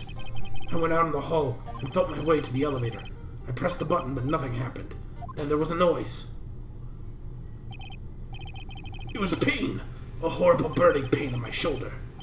Just then the lights came back on. The elevator door opened before my eyes. I saw 3 people inside, all lying unconscious from oxygen deprivation. Much to my surprise, a pistol lay at my feet. I knew then it was destiny. Merry Christmas. In his last moments, Gregory Edgeworth was still unconscious. He died, never knowing who had shot him. Later, he spoke through the medium, blaming Mr. Yogi. He was fooled. It was the perfect crime. Tisk, tisk, tisk. Who would have thought another man would have come to open the elevator door? Judge, what? What are you doing? Do your job. Bring an end to this miserable charade. Now end it. Very well. It appears that we have come to it appears that we have come a very long way to the end of this maze. 15 years later, Mr. Miles Edgeworth. Yes, Your Honor. You were innocent. You are innocent. As you said, it was all a nightmare. Yes, Your Honor. This court finds the defendant, Mr. Miles Edgeworth, not guilty. Twice in one day. Not guilty. Good job. That is all. This court is adjourned. December 28th, 5:38 p.m., District Court Defendant Lobby Number 2. Nick, we did it. Did you see his face? Von Karma looked even paler than usual. He's pretending to be all cool, but inside you crushed him, Nick. Crushed. I gotta say, I'm impressed. Heh. It was pretty close, though. I was sure we'd had it. I know, I was on the verge of tears the whole time myself. Now it's all just a good memory. So, it's finally over, Edgeworth. Right. Yeah. I'm not sure how to say this. I know. Try thank you. I see. Thank you, Wright. You're welcome. I think you could have done better than that. Yeah, sorry. I'm not good at this sort of thing. You gotta learn, Edgeworth. She's got you there. Whoop! Amazing, pal. You pulled through just like I thought you would. I'll never forget this. I owe you one, pal. And tonight, let's party. Dinner's on me. Yeah, my salary went down a bit this month, but who cares? See, Mr. Edgeworth? You should take a lesson from Detective Gumshoe. That's how you say thank you. I see. I'm not doing that. I feel foolish. Don't worry, take it a little at a time. You'll get used to it. It's been 15 years since I've seen Edgeworth this unguarded. Hey, y'all. What? Y'all were great in there. Thank you. Yo, Edgeworth, congrats. Thank y'all very much. I knew you were innocent from the start, of course. Just look at you. You wouldn't stick your hand in the cookie jar even if no one was there. You were the witness on the first day of the trial, weren't you? Yeah, well, let's let bygones be bygones, eh? Speaking of which, what are you doing now, Lotta? Who, me? Oh, I went back to college. I gave up trying to be an investigative photographer pretty quick. Really? That's too bad. Huh? Isn't that the hot dog guy from the park? Huh? It's over, Nick. My life is over. Why the sad face, Larry? What happened now? Oh, Nick. I'm not long for this world. You don't look sick. It's Beyonce. She's going to live in Paris. Paris, Nick. She's leaving behind. Should have seen that company. Yo, Edgy. There you are. Yes. Here I am. Congrats, Edgy. Here, a little gift from me in celebration. Celebration? That's unusual for you. Harry Butts. You come along tonight, too. My treat, pal. Huh? Thanks. Looking forward to it. Yo, Nick. That's the suit that questioned me. When he says treat, that's not police talk for prison food, right? Right? I think it'll be fine, Larry. Right. Yeah, what's up? That envelope Larry gave me, it's got money in it. Well, yeah. That's not that strange. People give money away to celebrate sometimes. It's $38. Right, it was Larry! Huh, what a weird amount. I mean, it's not a little, but it's not a lot either. $38 exactly. Nick! Wasn't that the amount of lunch money that was stolen from Edgeworth at school? $38. No, Larry, it was you! What are you so surprised? What are you so surprised about, Wright? Huh? Larry was absent that day from school, right? But doesn't that automatically rule him out as a suspect? What? Think back to that day 15 years ago. Larry took the day off, but he was bored, so he came to school anyway. And he saw the money lying there, and the rest is history. I was never good at history. Edgeworth, you didn't know, did you? I suspected, but I couldn't picture Larry protecting you like he did that day. Everyone else was saying you did it. The whole class was against you, remember? Yeah, too well. Right, you may not know this, but we used to have a saying back in school. When something smells, it's usually the butts. I know. Really, Wright? I'm surprised you didn't figure it out. Well, this sure is an unexpected turn of events, huh? Edgeworth. You should have told me. Now, Nick, it was 15 years ago. Don't you think the statutes of limitation have run out on Mr. Edgeworth? I'd say so, yes. There you have it. Where does that leave me? I fucking love this game. So do I. I really like this game. I became a defense attorney because of what you two did. Well, you've always been something of an insufferable emotionalist. Yeah, and you get worked up too easily, too. Death!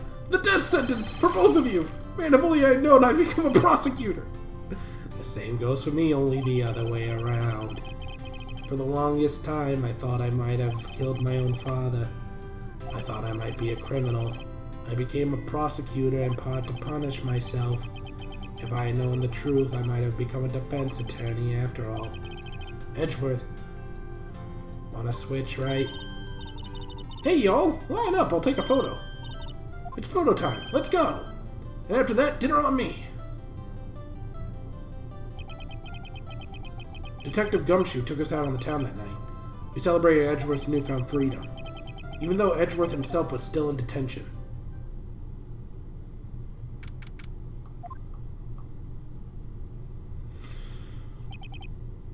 Whoa, I went a little overboard yesterday. My head hurts. Huh?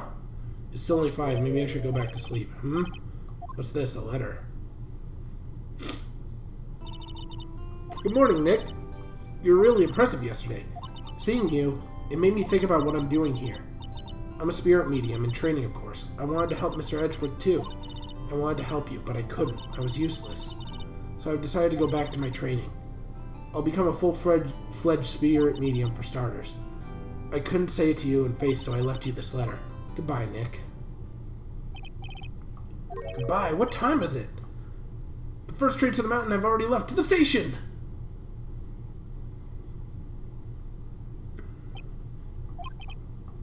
I guess I'm too late.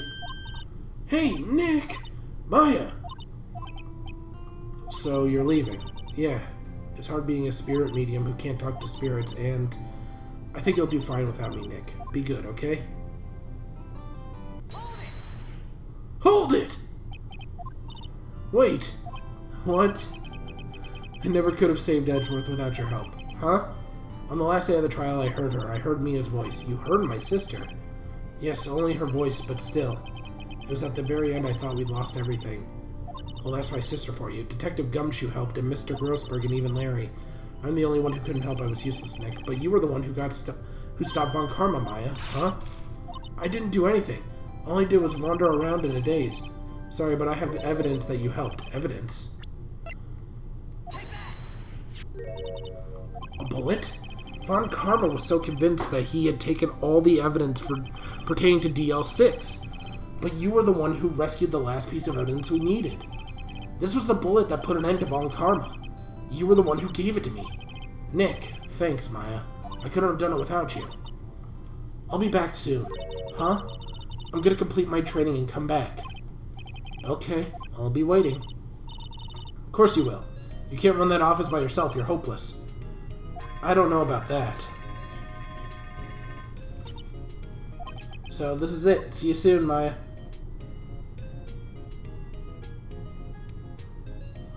Top 10 saddest anime goodbyes. Thanks, Nick.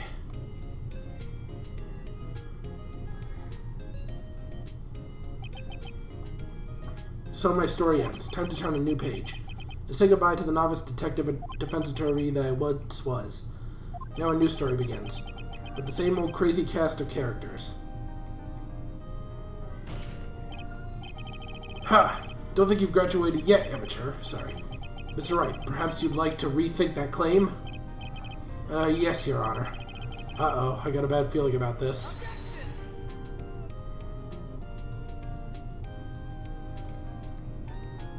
Oh, that was the end of the game?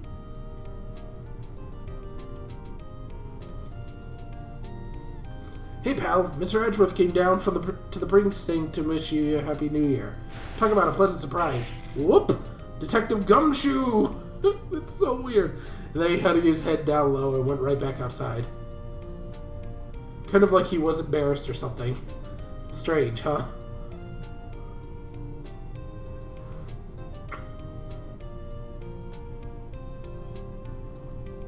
So I'm guessing we're going to swing by like almost all the characters that didn't get arrested. Huh, Nick?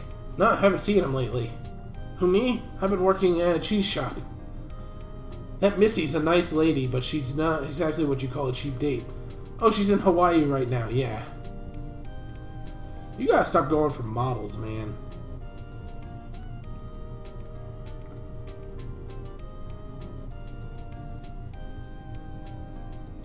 Who? Wright? Yeah, I remember him. I hear he's been busy lately. You know, not to ring my own bell, but I sort of taught him everything he knows. I'm sure he's grateful. No, you didn't.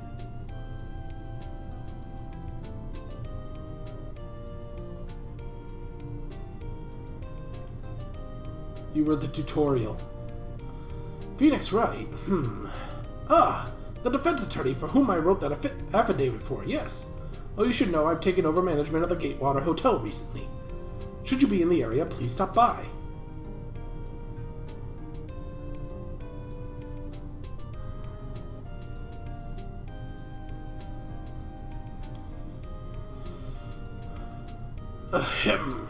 Oh, it's you. Phoenix, right? Yes, me as understudy, was he not? I wonder how he's doing. Haven't seen him as of late. The days of my youth, like the scent of fresh lemon, you see.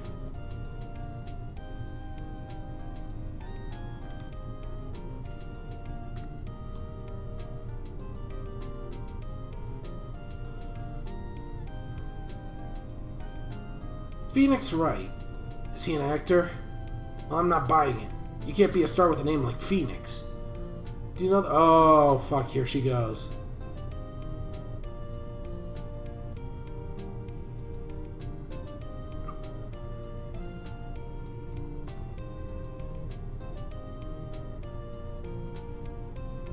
I'm pleased to announce The Pink Princess is a hit. I sure owe that Mr. Wright a great deal. Oh, and I'm keeping my face out of the public eye till the show's over. I wouldn't want to ruin the kids' dreams, you know.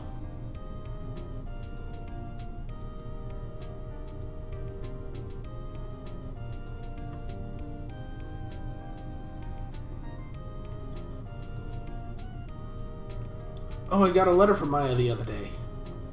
It sounded like she caught a cold standing under a waterfall. I wanted to visit, but I didn't have time, so I sent her some Pink Princess trading cards.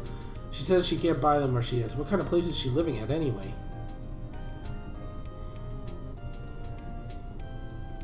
Manual. Manual? Oh. Right? Who's that? You want to talk? Let's talk Pink Princess, alright?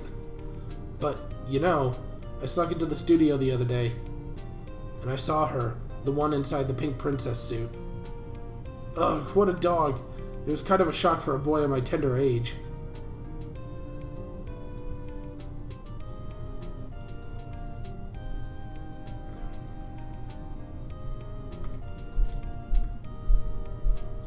Yeah, I remember, right? That lawyer guy. Huh, me? I'm in training to become a paranormal photographer. You know that picture I took of everyone? Well, just behind them, there's a ghost. For real. Now that's talent. I'm gonna be famous.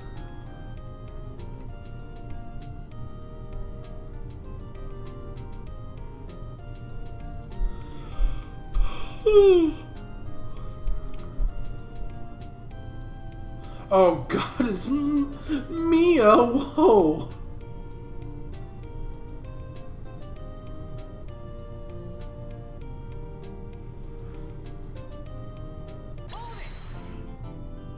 Hold it!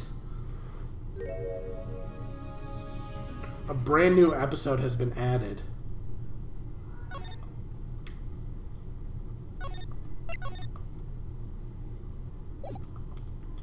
Yeah, I was sitting here like, that feels a little short.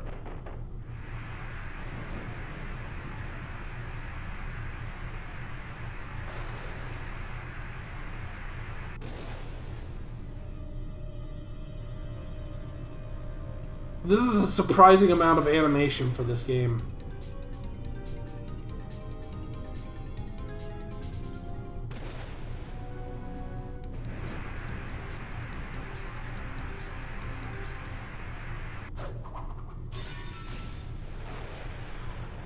Wait, that looks like the police station. Wait. Who is that?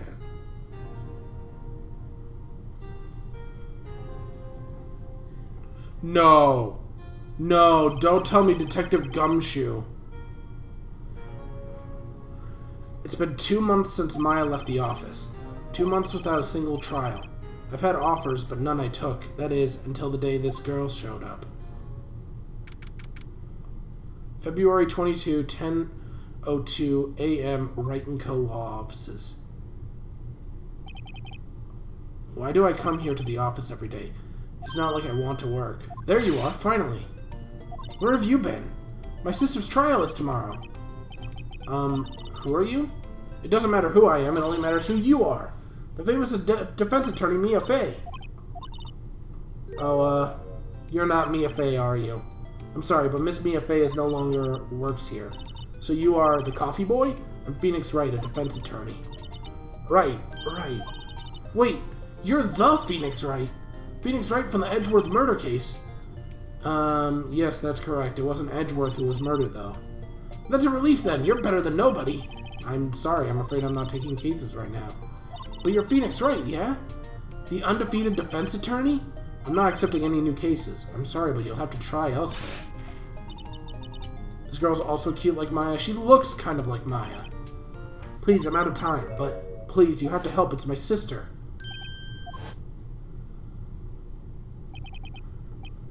Maya, could it be? Okay, I'll hear you out. Really? Thank you so much. My name's Emma Sky. I'm a scientific investigator. Scientific investigator? Emma, was it? You're a scientific investigator. Yes, that's right. Is something wrong? No, it's just you seem kind of, jumpy. Maybe just young. Young? I'll be 16 years old this year. Oh, I see. Wait, only 16? I'm set to be formally assigned to forensics in 3 more years. My work is becoming quite well known, at my age, no less. So what exactly is your current position then? Well, legally speaking, I guess you'd call me an 11th grader. But I'm ready to do my job, at my age, no less. Being another future professional in training. So what about this case? You said the trial's tomorrow. My sister didn't do it. She wouldn't stab someone with a knife, she wouldn't. So it's a murder case. I don't care if there's a witness who saw her do it, she didn't do it. I know she didn't do it, it's a scientific fact. And there's a witness. Just talk to her, you have to talk to her. Right, I suppose I will. I promised I'd bring her Mia Fey, but that's interesting. How would she know Mia? So, you want to be a scientific investigator when you grow up then? Excuse me? I'm not a child, I'll have you know. It's still good to have a goal, albeit a very unusual one. I believe investigation should be done scientifically, don't you? Yeah, sure, can't complain. Can't falter for a lack of enthusiasm. If this case is handled scientifically, I'm sure my sister's name will be cleared. Your sister? I've been doing research, you know. I'm developing a new scientific method of investigation. I'll show you when I'm done. Looking forward to it. Guess I should go down to the detention center and talk to her sister. My sister asked for Mia specifically. This Mia Fey person was a few years below her in school, so they went to the same school, huh? She always told me to go to Mia if I ever needed a defense attorney. And, well, I need one. Incidentally, Mia is a woman. Now that you mention it, I guess it is more of a woman's name than a man. Well, it's nice of you to help your sister out like this. You must be close. Well, actually, when she gets like she is now, I kind of hate her. But she's my only family. Your only family? What about your parents? They died in a car accident when I was little. Oh, I'm sorry.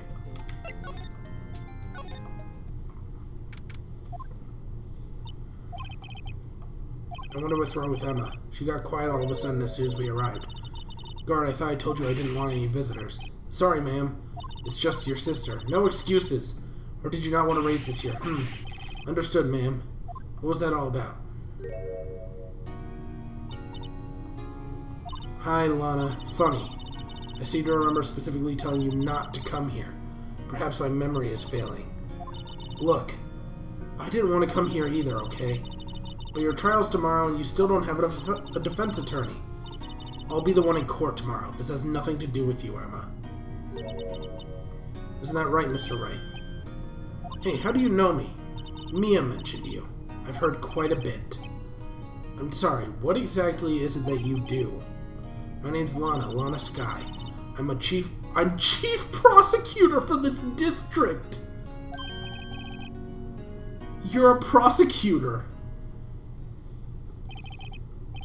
2 sisters, one's a lawyer. Could this be a coincidence? Emma, Lana, I mean, they're just like... Something wrong, Mr. Wright?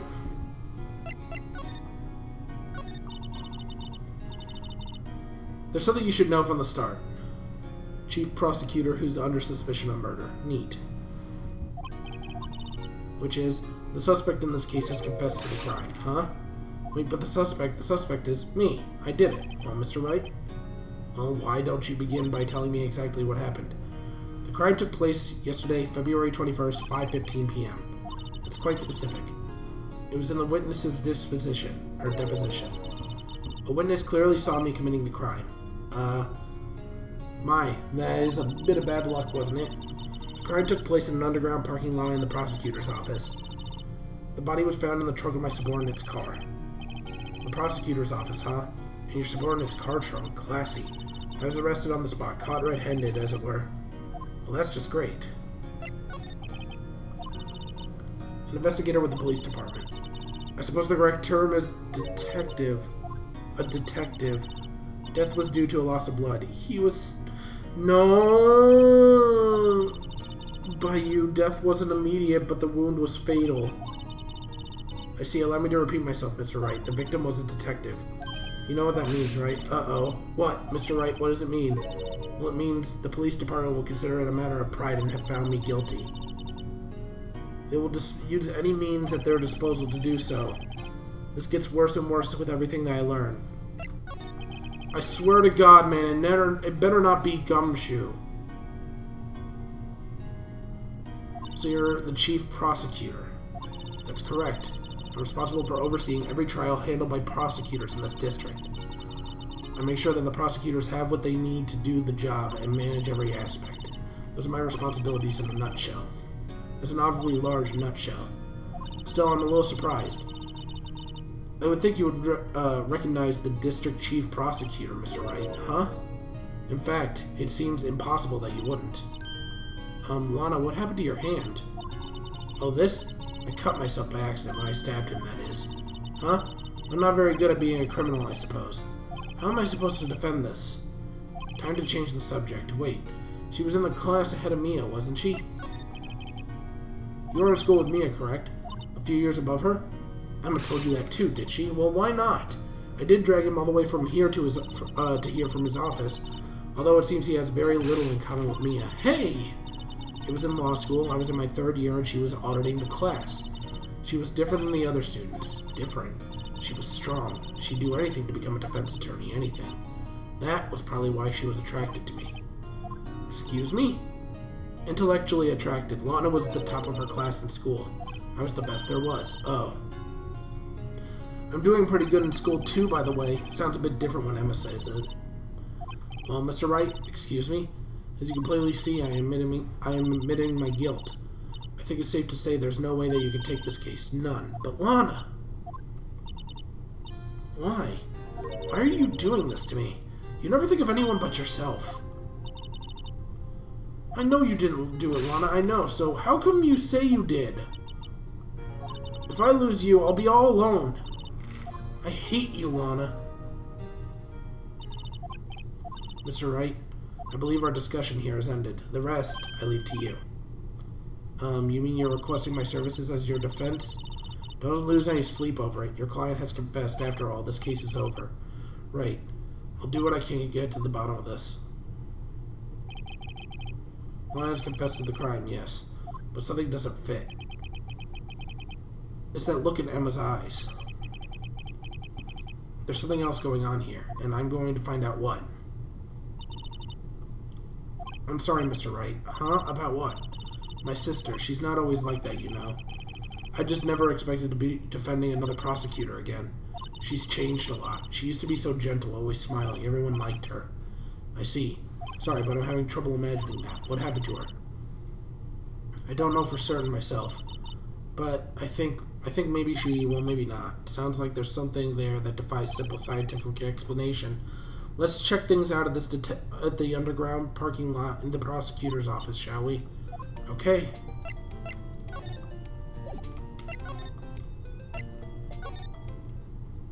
I better not have to see Dick Gumshoe's dead body, man. February 22nd, prosecutor's office, underground parking lot. So, this is the lot where it all happened.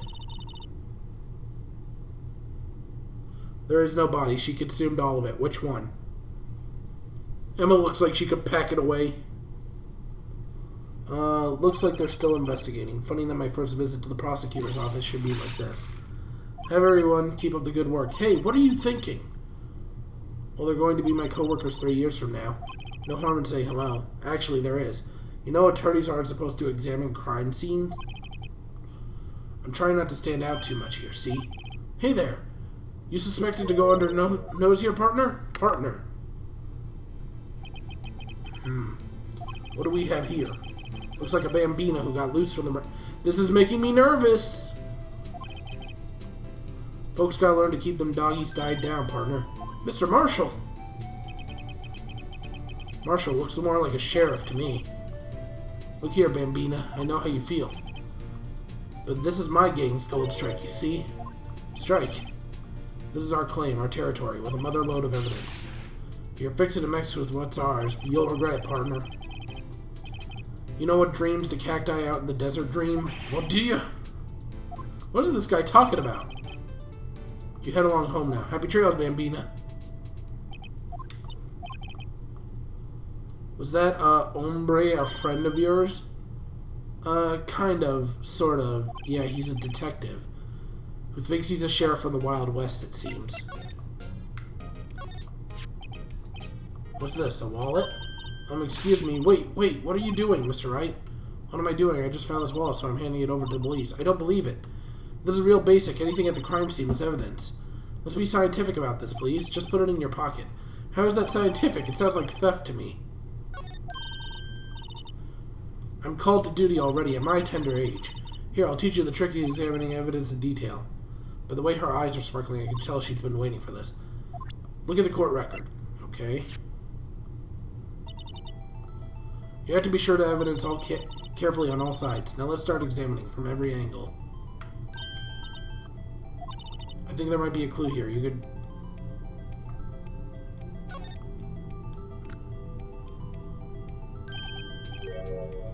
This is an ID card. Sergeant Bruce Goodman. ID number 5842189. I guess, though, I don't know what science has to do with it. Goodman's ID added to the court record. Be sure to examine every piece of evidence we find. I guess I've got to be on my toes from now on.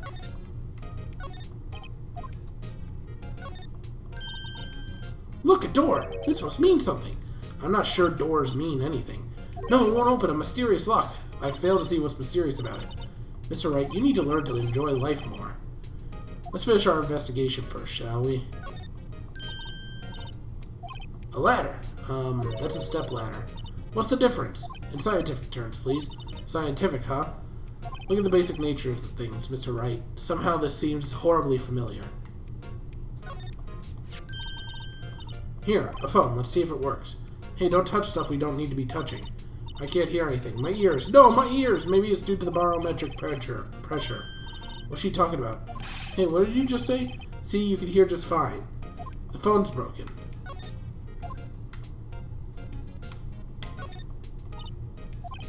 This wall is in our way. It's got a faucet for water. Wait, I know. This wall is merely a facade, hiding the truth. This is no wall, but a water tank. I fail to see how that makes a difference either way. Oil drum looks like it's filled with water. It's heavy, I can't even budge it. The drum over here is on its side. Wait, I know, I'll get in here and do a stakeout. I think you'll probably just get arrested. In fact, you may not even have to hide in the drum to get arrested. What? I'm not suspicious. This is where cars leave the lots. The air on the ground makes it look more like an entrance. What are you talking about? It's plainly an exit.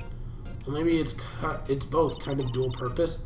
Aha, the theory of relativity. I gotta write this down. Hey, Mr. Wright.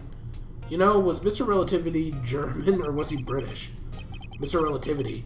Are you sure that was his name?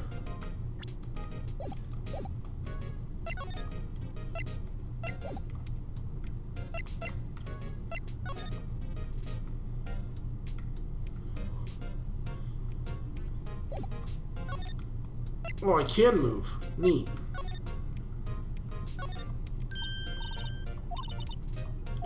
I wonder what this is. Well, partner, looks like you got no intention of going home quietly. Sheriff, like you said before, this here is our claim.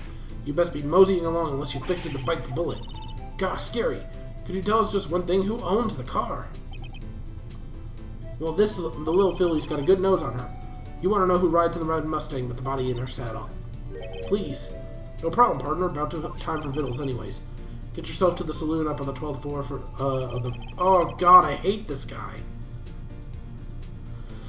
Might just find you a... Oh, fuck.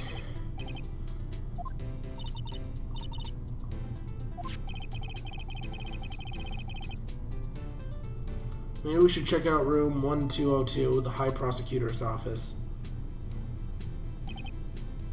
In any case, stay away from the car. You can look around here you like, just keep the paws off our claim. Maybe there are some clues around here, Mr. Wright. Let's check it out. Excuse me. Were you two all set? Us? What is this? She couldn't be... You're selling lunches here. This is a crime scene. Hello, half and half, was it? Oh, thanks. And you, sir? Yes? Some crunchy goodness coming at you. Thanks. Interesting way of doing business. This area is off limits to anyone without clearance, especially passers-by. Or are you officers? Oh, no, but you don't look, you don't exactly look like the type to have clearance. Well, that's hardly a way to greet someone. Even in my days as the cough-up queen are over. Cough-up, huh? You know, I'm feeling kind of full. Maybe I'll pass on lunch.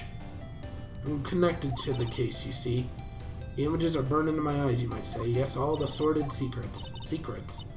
Dear me, you're a slow one, aren't you? I'm referring to the murder, the stabbing of that detective. What? Cough up, queen.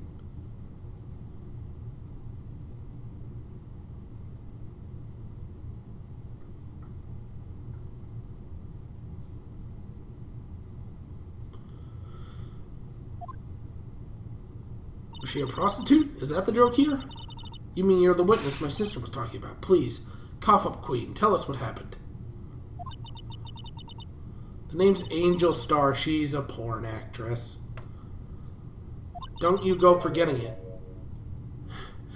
Type it into Google for some interesting results. Or before you know it, I'll have you whimpering at my heels.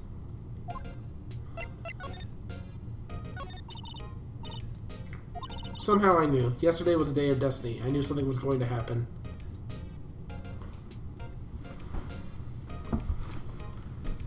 Apparently little Emma also understood. Yesterday was a day of destiny. I knew something was going to happen. Just like I know that the daily special on Friday every week is salmon. Destiny. Was yesterday a special for some reason? You're a defense attorney, right? You should know then. You should know that the foul misdeeds of the evil ones who haunt this den of inequity. Evil ones. Prosecutors. They have no qualms about blackening the name of innocence. And yesterday they paid homage to the most evil one of all. They gave an award for the king of prosecutors. What a farce. So she's saying there was some sort of prosecutors convention the other day. I was almost compelled to lace their lunches with something foul. Do you have a personal grievance against prosecutors or something? Or is there some kind of scientific evidence for this? Evil. Young miss. Mock me at your own risk. You'll soon find out why they call me the cough-up queen. Ew. Did she just threaten to vomit up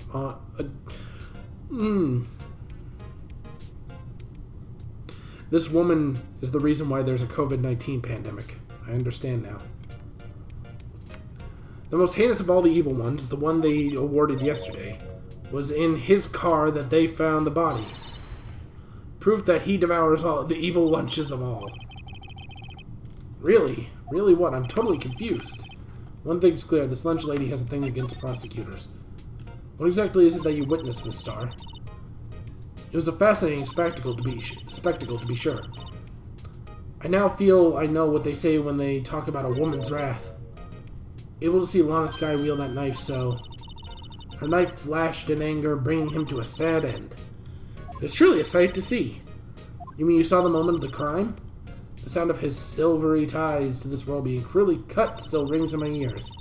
The rhythmic beat of Lana Skye's knife. Wait a second, you know Lana Skye? Of course. It's quite a feat, becoming chief prosecutor. How many lunchboxes of sin did she pack to make that journey, I wonder? She always travels light. Now, why would this pretty lunch lady know... Phoenix. Can we ask you a bit about yourself, Miss Starr? I come here every day to sell lunches. I only import the freshest and best from the Far East. For some reason, the box lunches are a hit here. Why not make the lunches here rather than import them? Did you say something? No. Only true connoisseurs can understand. The kind you can only tell someone who's tried General Tso's Trilobites lunch set. Never mind, you win. I don't even want to appreciate part of the Trilobites flavor. Wait, what is a Trilobite? Okay, Google. What is a Trilobite? According to Wikipedia, trilobites are a group of extinct marine arachnomorph arthropods that form the class Trilobita. Oh, they're these things! They look like horseshoe crabs.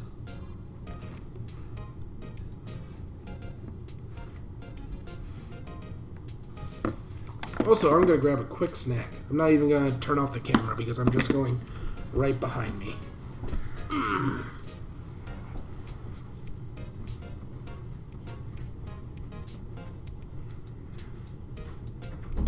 Is that what they're called? Horseshoe crabs? Those things that have been alive for like ages and ages and ages and ages.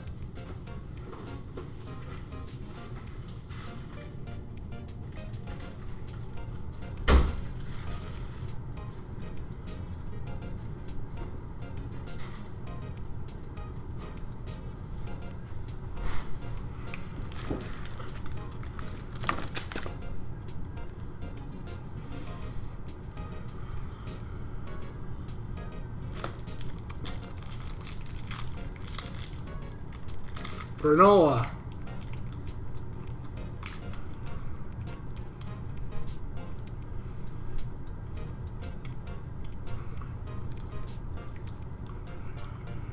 Did I bring a snack for the rest of the class? Sorry, I don't appropriate communism.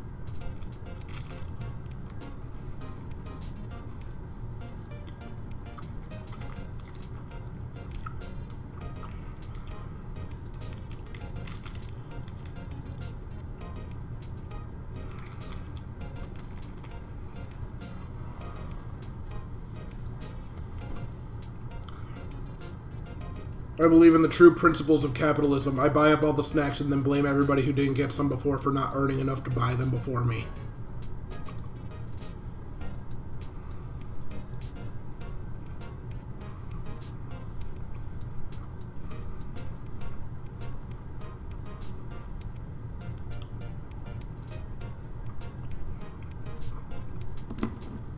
I think that might have been the most topical, actually funny joke that I've ever told.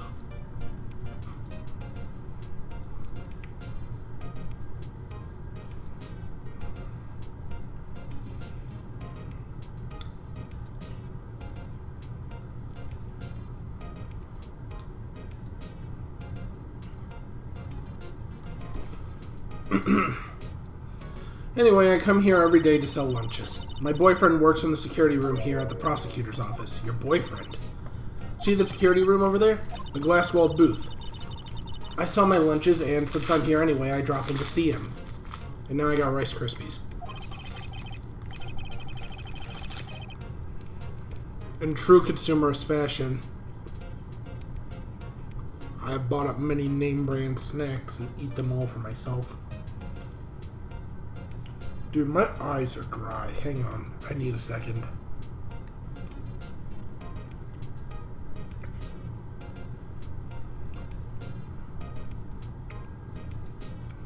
The only reason I bought these snacks is because my, well, I have her some sunflower seeds and some shitty tasty cakes. Those always sound like, what is it? Something that was like processed rice, but it's like been cooked so it doesn't actually taste good.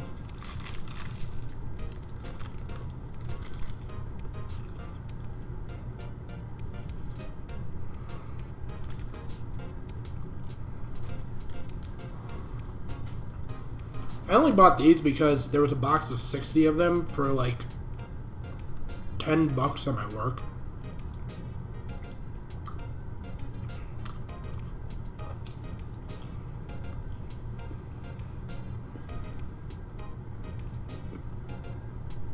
And then of course I get a discount, so I got like 60 of them for like $8.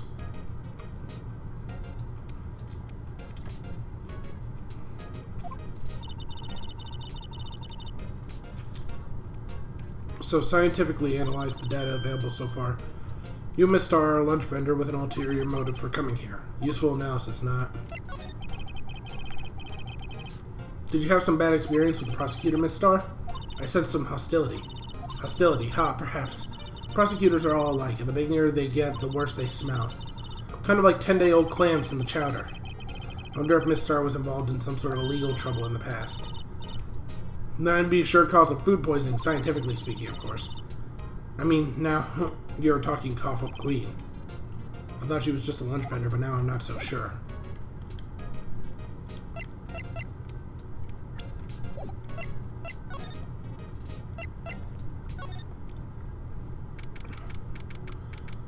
This is, High Prosecutor's Office, Edgeworth?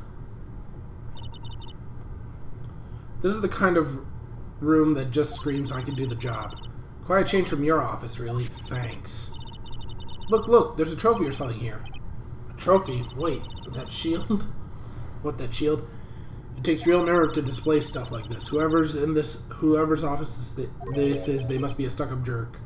Phoenix Wright, you never tire of prying into other people's businesses, do ya? That voice. Long time no see, Edgeworth. Huh? Ah! Mr. Edgeworth! You know him from somewhere? Of course, I'm his biggest fan. My sister introduced us once and... Right. Her sister is the chief prosecutor, after all. Well, what brings you here? I'll warn you, I've been known to be a real stuck-up jerk. No, did I? No! It was just Mr. Wright here. Hey, don't blame me. We're just here to investigate some murder cases. How did you know this was Edgeworth's office? The coat on the wall? Or is that like a redundant question?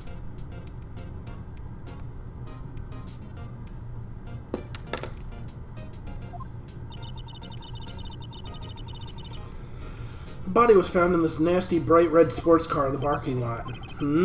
That would be my car. What of it? What, your car? I'll say one thing, she could certainly scream.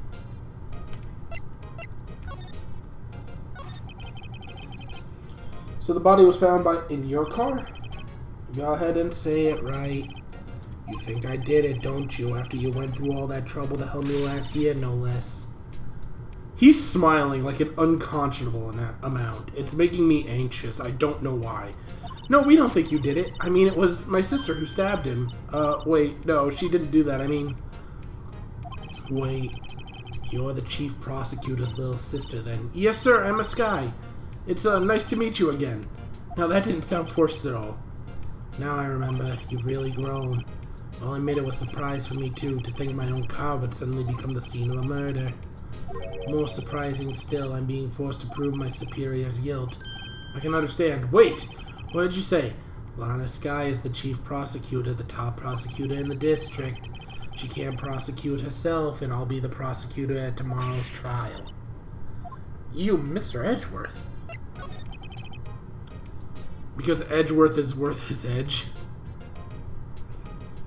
To be honest, it's a bit of a miracle I'm still here at all. What do you mean? Rumors. You've heard the rumors about me, haven't you? Miles Edgeworth. It's hard to remember a time where there weren't rumors about this guy. Forging evidence, arranging false testimony, illegal searches, you name it. Thanks to you, my innocence was established at the trial at the end of last year. However, there are some who say I'm the one responsible for the current incident. What? That's crazy! Some people need very little excuse to think ill of others. It's a fact of life, impossible to stop. But one of them even went so far as to present me with toys like this. They think it's funny. Toys, that bronze shield. There's gotta be a story behind that one. Chief Prosecutor Sky, yes, we worked together in a case 2 years ago. It was my first big case. That's right, I remember. 2 years ago. I wasn't even a lawyer yet. Since then, I've always felt that she was looking out for me. It appears I was mistaken. Mistaken? Why? I mean, she's not the warmest person. But I'm sure she felt some responsibility for you. Then why? Why did she stab someone in the trunk of my car? Not only that, she stabbed him with my knife. What, Mr. Edgeworth? Your knife was the murder weapon? To be specific, it was the knife that I keep in the toolbox in the trunk of my car. Edgeworth's knife added to the court record. Edgeworth. What? Are you sure you didn't do it? Come on, can't he take a joke? You have a strange sense of humor, Mr. Wright.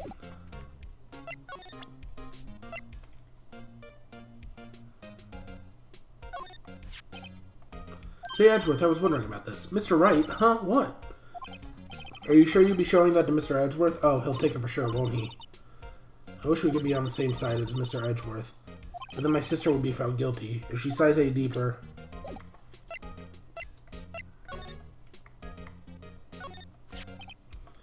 I've been wondering, what the heck is this? It has a big K on it. Of Prosecutors. Huh? What's that? It's the King of Prosecutors trophy. King of Prosecutors?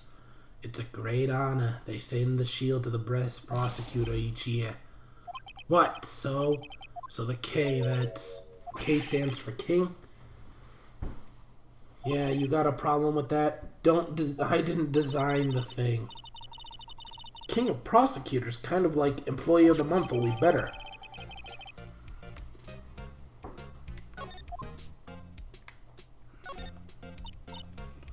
My, what an amazing bouquet. Just right for Mr. Edgeworth. Hey, there's a card on it. Back from the dead, Wendy. Wendy? I know I've heard that name somewhere before. And beside it, a giant steel samurai. Wow, I want one. Huh? There's something written at the bottom of this foot. Between a rock and a hard place, Wendy. Wendy, is she Mr. Edgeworth's fiancée? Wendy Oldbag. Ooh, cute. What a pretty tea set. I go more for the instant tea bags myself. Amazing. The drawer below is filled with packets of tea leaves. They're all sorted by the place of origin and flavor. Look at this royal blend. What an exquisitely suspended... whatever. It's a nice tea. There's such a thing as taking a hobby too far. Work desk. It's quite tidy as one would expect. What a nice desk. It's so polished I can see my own reflection. Strange. Why did I just picture a Detective Gumshoe? Maybe I'll take that name plaque as a souvenir. Don't. He'll sue you. Wow, this jacket is even lacier than his usual ones. This must be his lucky trial jacket. Lucky jacket, right? I've never seen him wear it. I'm sure there's a story behind why it's in the frame. Maybe I'll be naughty and take a picture. She's getting way too excited about this. Are all these cases files? They're stacked up to the ceiling. There's even a ladder. Odd. I thought Edgeworth wasn't good with heights. He must have someone get them for him. Detective Gumshoe again! You wouldn't say that if you saw him sweating bullets up on that ladder. Hey, a chessboard. I'm not too up on chess, but it looks like blue's in a bit of a tight spot. Red knights have surrounded the blue pawn, huh? Those horses are mountain knights. They have swords, really sharp edges. Check out that poor pawn. His head is kind of spiky. Kind of reminds me of you. Mr. Edgeworth must be an avid chess player. What's wrong, Mr. Wright? Edges surrounding a pawn with spiky hair. Nah, I'm sure it's nothing.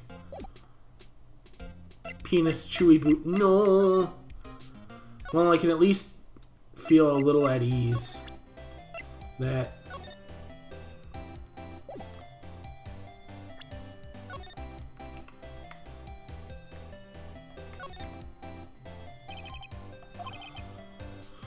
Bruce Goodman. I wonder why they only use numbers for IDs. Why else would they use these letters? You said either written. Okay. Yabba dab. Yabba dab. Well, it does have a certain ring to it. Exactly.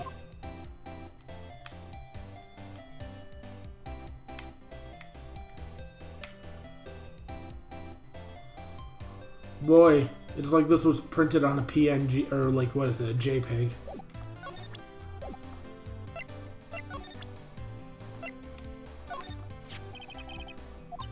About this card. Lunchland vendors only accept cash, no cards, especially a card belonging to someone else. No, this isn't a credit card, it's an ID card. It belongs to a detective. And you're showing this to me, to the lunch lady. Why? That's like showing a fine honey ham to a detective. Why do I always feel like I'm being mocked?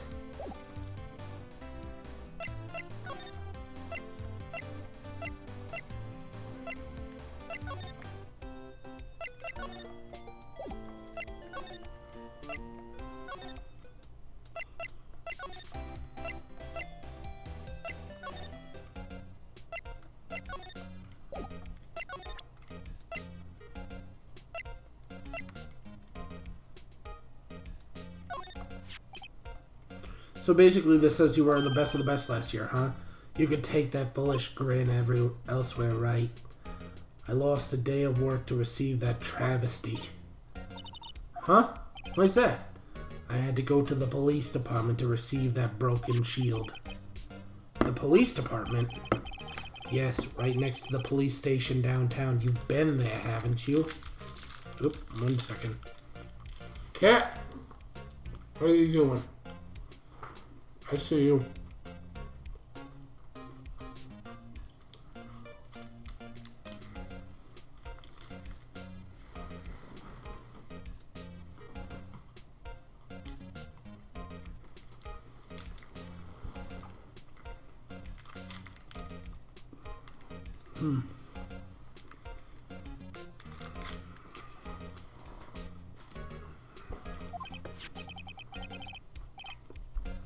Where Detective Gumshoe works, yeah.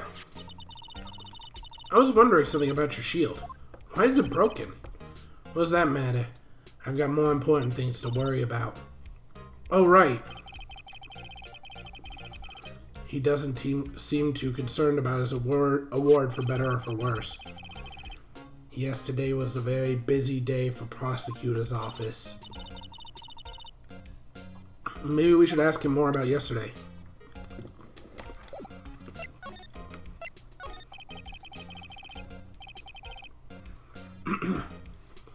Tell me more about the day of the murder.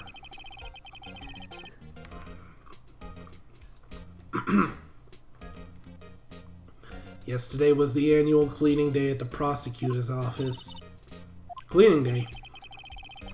Working with the police department, we sort through all the evidence for solved cases. We call it evidence transferal. Wiping your hands of old cases, in other words.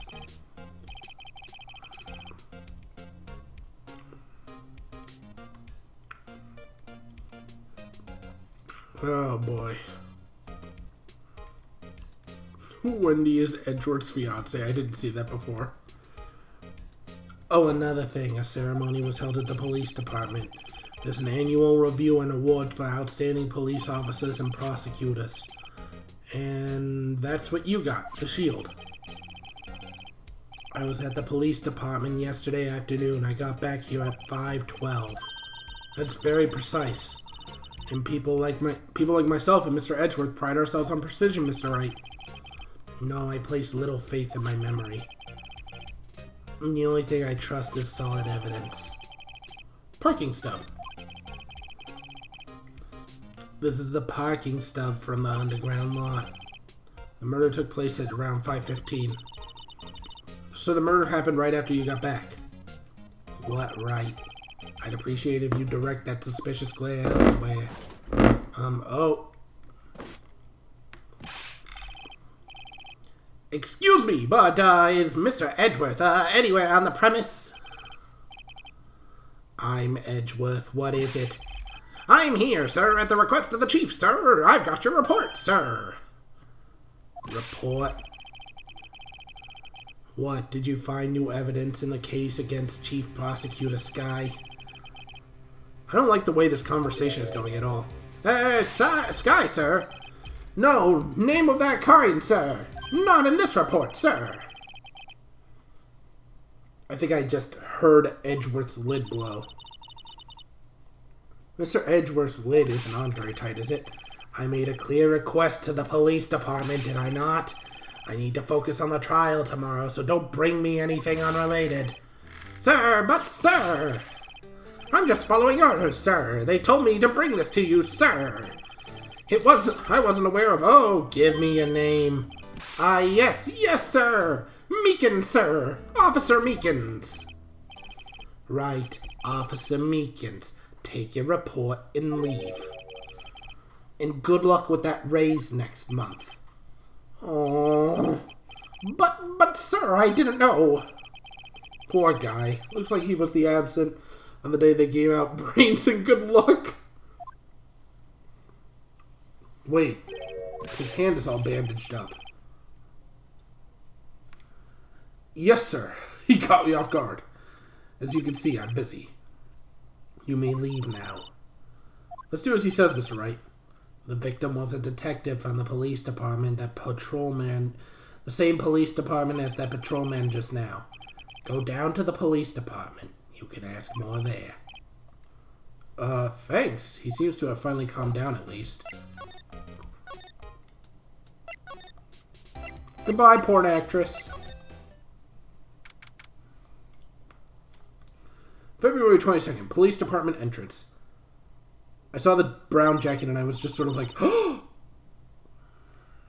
Phew, finally here.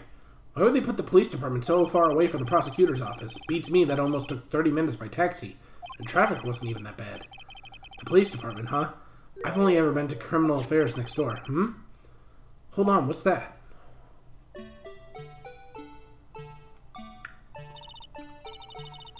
Disturbing. Why does it undulate like that? Oh wait, I know. This is Blue Badger. They're trying to make him the police mascot. Well, Mr. Wright, you sure know a lot about the police. Still, he does seem familiar somehow. Forget the Blue Badger. Who's that next to him? Someone appears to be dancing with the Blue Badger. Uh-oh, he noticed me. He sure is running over here fast. Hey, pal! What are you doing here? Oh, thank God. I was really worried that Gumshoe was gone. That's my line, Detective Gumshoe. Specifically, why were you dancing over there? What? Well, at least he doesn't seem to be busy. This is our chance to get information. Hey, I'll have you know that I'm a very busy man, pal. I'll give you one word of advice, pal. You better not agree to defend the suspect in this case. Why not? Huh? Well, it's just the chief prosecutor has confessed to the crime. She says she summoned the detective to the prosecutor's office and she killed him. But what if she's not telling the truth? Yeah, well, no. Come on, pal. There's plenty of evidence against her. But what if the evidence was faked? Hey, pal. Can I speak to you for a second? Me? Why is this little girl peeved at me? She's a relative of the suspect. She's Lana Sky's sister. Whoa! Chief Prosecutor's little sister! Just please investigate this carefully, okay? Scientifically. Yes, sir! Oh, by the way, you might want to keep your voices down. You don't want to be overheard using words like faked. Huh? It's just sensitive issues with us these days. So, what are you doing here, Detective Gumshoe? Me? Oh, well, nothing, really. They kicked me out of criminal affairs. Detective Gumshoe, what did you do this time? What do you mean, this time? What happened? I know things are busy right now. I mean, with my sister's case and all. It's true. We've never had a chief prosecutor murder anyone before. Only the highest ranked people are being led into criminal affairs now. The lowest ranking guy in there is our chief of detectives. They're not letting any of us rank and file detectives in at all. None of you. I know this is an important trial, but isn't it a little odd? So anyway, I thought I'd spend the day getting the old badger dance down and pat. Isn't there anything else you could be doing? The chief of police himself is directing the investigation, pal. And Officer Marshall was assigned to the underground parking lot. Officer Marshall? Now that I think about it, Emma did seem to know that Marshall guy. A patrolman in charge of a crime scene. It's unheard of, pal.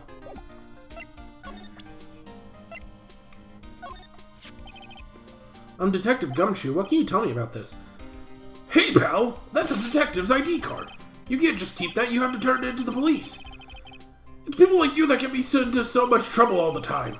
Me and Detective Gumshoe must drop his card a lot. Let's see. Bruce Goodman. Goodman. Sounds familiar. Nah, my mistake. Don't you work together in criminal affairs? Whoa, now I remember. Bruce Goodman. He's the victim. That's what I thought. Can you tell us more, Detective Gumshoe? So this ID card belonged to the victim? He was a detective. He was a detective, just like myself. Detective Bruce Goodman. Don't you think it's a little strange? I mean, why would the victim's ID card be laying on the ground where we found it? Well, Detective Goodman should have been at the police department yesterday. There was an evidence transferal for a case he handled 2 years ago. Evidence transferal? Mr. Edgeworth mentioned that too.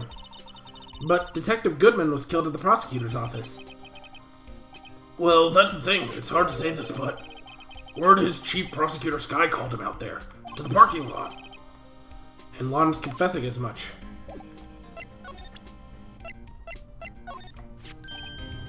Hey, that's it!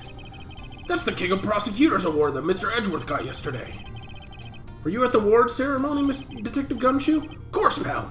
I got an award for diligence myself. Ah, congratulations. I was wondering, why is the award a shield? And why is it broken? Oh, there's a reason.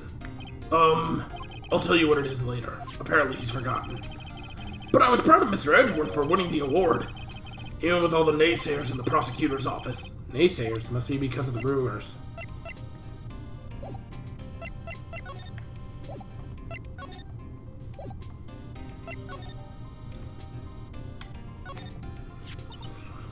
I was wondering about that. What? The Dancing Blue Badger is my masterpiece.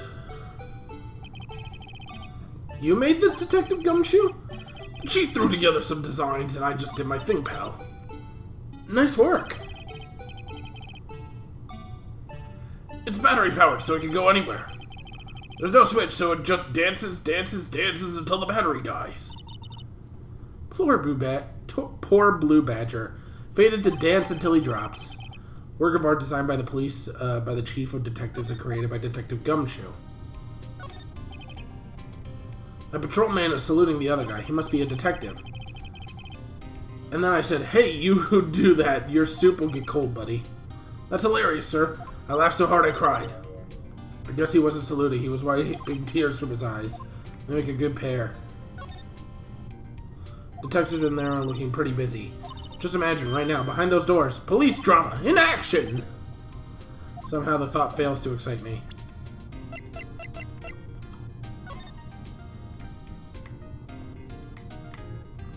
Yo, why can't I examine this? I can see handprints and shit.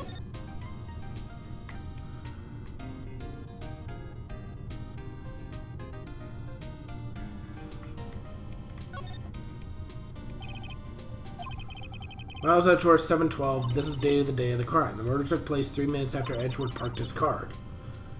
If only he was held up at a couple extra red lights, he wouldn't have been caught up in the whole affair. Just goes to show, you never know what'll happen.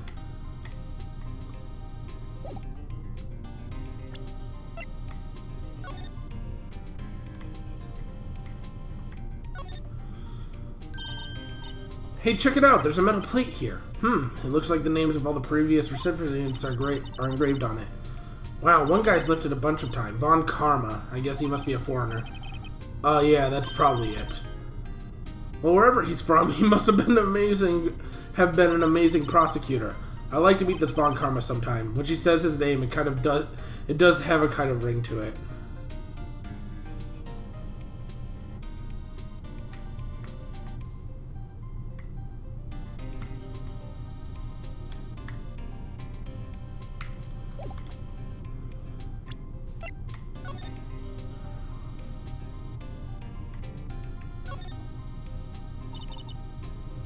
Must be the victim's blood, yeah? Either that or Edgeworth cut himself feeding himself an apple. What's Edgeworth doing with a knife like this anyways? Hey, maybe he spent this weekend roughing it up in the wild. Edgeworth in the wild? I think my fruit peeling theory is more likely. Are you kidding? I always pictured him as an outdoorsman. Now there's a scary thought. They put an emphasis on it, so it's making me kind of go like...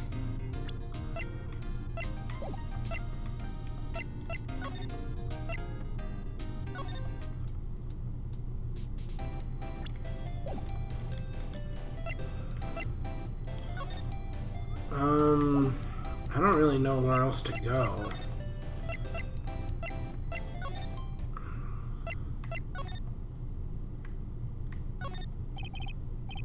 Front desk.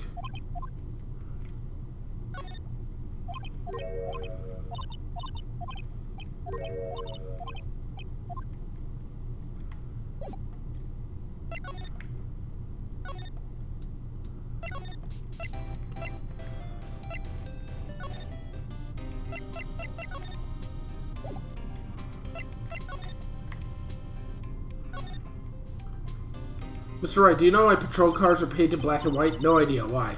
I think it's because they're designed after a panda. A panda? Not that I have scientific proof. It's just a theory. Do you mind me asking how you came up with that theory? It was when I was in school trip I saw a patrol car and it came to me. We had just been at the zoo, see? What about zebras?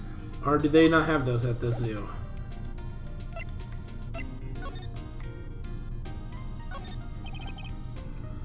Usual wanted posters are hanging up on the board here. Do you know this face? If you do, dial 911. You know, Mr. Wright, I always thought it was kind of funny. I've never seen anyone who looked like the people in these posters. They hardly even look human. She has a point.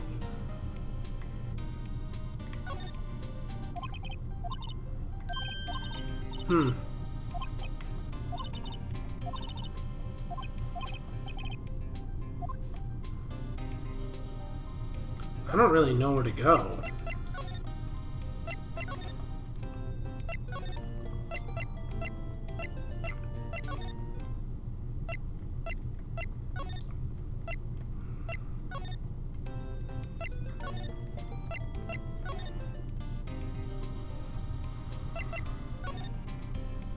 Apparently he doesn't want to talk anymore about... Maybe if I...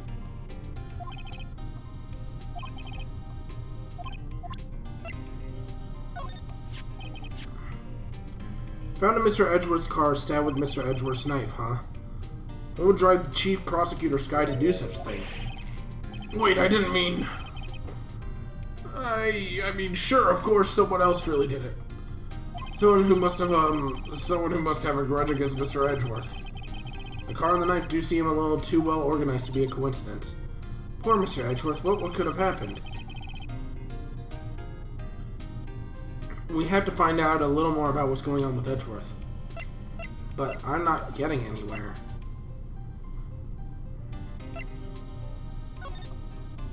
Unless I'm gonna talk to this lady here and she's gonna be like, yeah, I know the Blue Badger.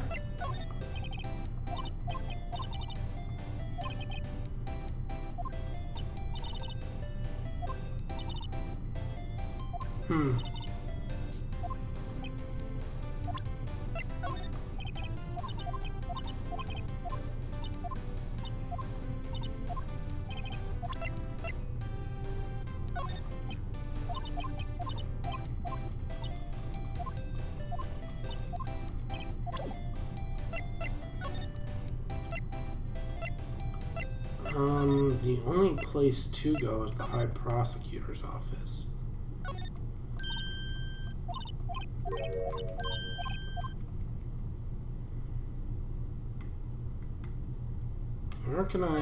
Where can I go? 5,000.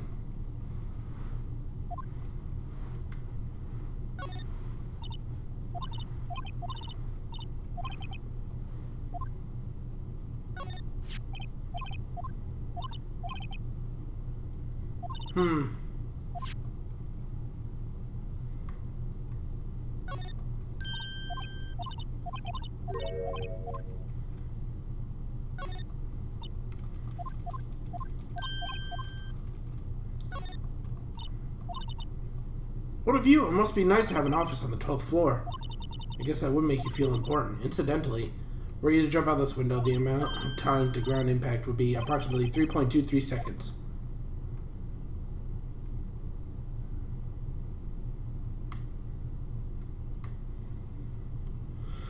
Okay. Okay.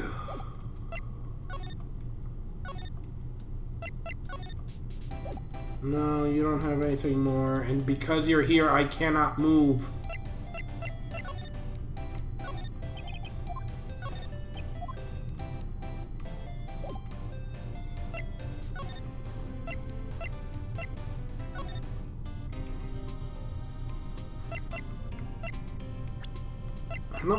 For some reason, it won't let me examine this, which angers me because I can see 2 points of examination I want to look at.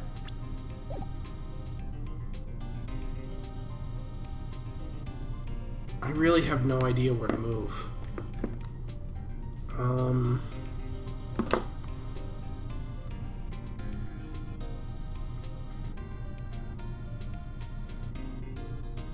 I've talked to everybody about everything that I could think of. There's only 2 people left, and neither of them are interested in any of the evidence that I have.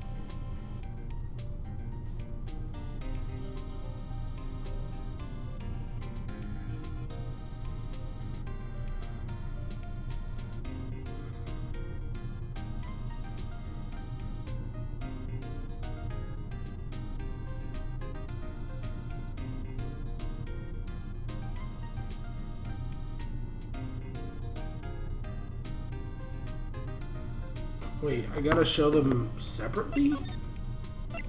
Oh, there it is. What the fuck? Why? Did I just neglect to notice it? Like, several times? He's in a tough spot again.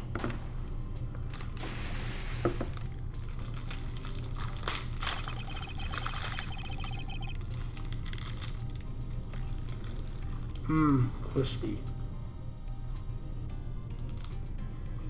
Well, it all started with the murder of that defense attorney, Hammond. But Mr. Edgeworth was found innocent.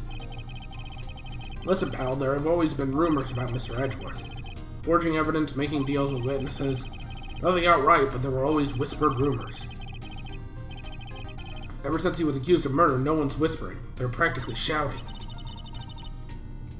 But there's no evidence against him. Mr. Edgeworth has always had unusually strong ties to the department higher-ups. It's only natural that people will be suspicious. Anyway, this latest case has started a new rumor. People say the only reason he took this case is because he's aiming for the chief prosecutor's position himself. What? But I know the truth, pal. Nobody wants to be the one who has to prosecute a chief prosecutor.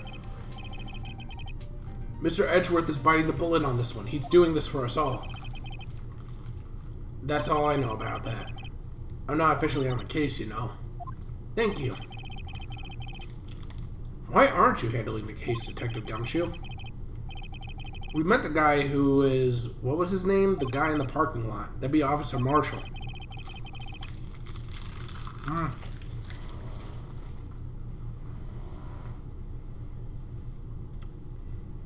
He was appointed directly by the Chief of Police, Officer Marshall.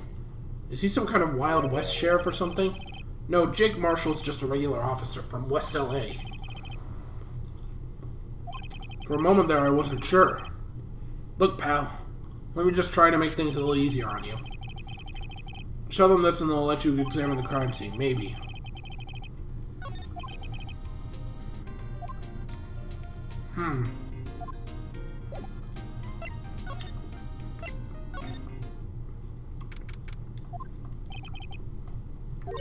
The investigation's still going. I have to be getting back to the shop, sorry. Looks like I'll be stuck in this pit till sun sleeps. I'll see you tonight in my dreams then, baby.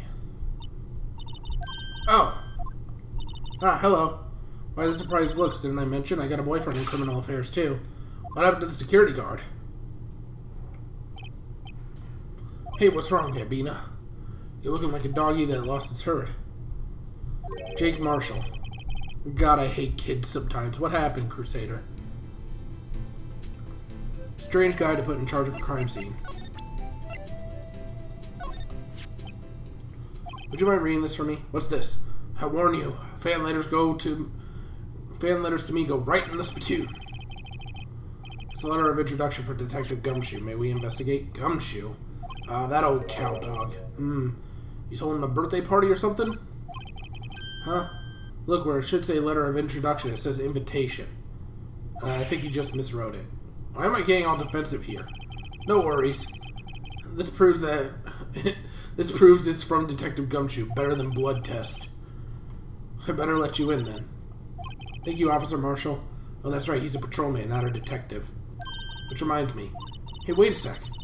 Isn't the crime scene supposed to be handled by a detective or higher? Well, folks, the clues are calling. Welcome to our gold strike. Be like the settlers. Strike out for lands unknown. Manifest detonate. Let's have a hootenanny. Note to self. Police investigations are like settling land. I say I won't be needing this anymore.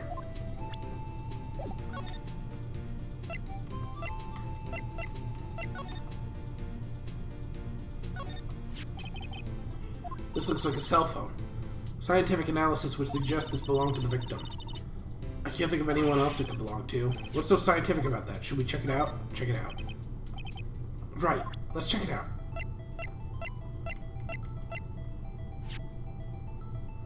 Oh, it was doing it automatically. Wow, I hate that.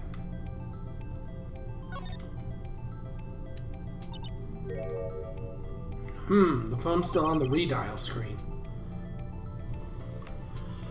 My sister's kid has a problem with coming in my room and doing whatever, so I had enough and tell him to sit on the couch, which he knows that's a grade A punishment for him. He tries to go upstairs and act like he was going to sleep, so I picked him up and carried him down to the couch. He started crying the entire way, like hell I'm gonna have... My sister's kid has a problem coming in my room and doing whatever, so I had enough and told him to sit on the couch, which he knows is a grade A punishment for him. Whatever. He tried to go upstairs and act like he's going to sleep. So I picked him up, carried him down to the couch. He started crying the entire way, like hell I'm going to let him go. Get away with going to sleep, BRB. Kid's obviously not sitting down. Redial. Mr. Wright? Most phones keep a record of all the calls you've made and received. You just press the blue button and display the last number you called. Convenient, isn't it? I'm surprised you didn't know about it. Sorry to disappoint you, but even I know something like redial. I know about some things like redial, huh? Oh, sorry. It's just you never know with people from your generation. Whatever, let's check this phone out.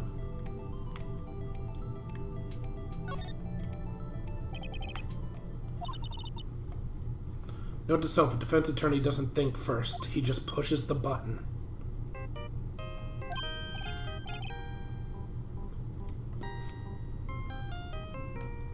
Hey, that song, I know that. Hey, what's going on? Oh, sorry.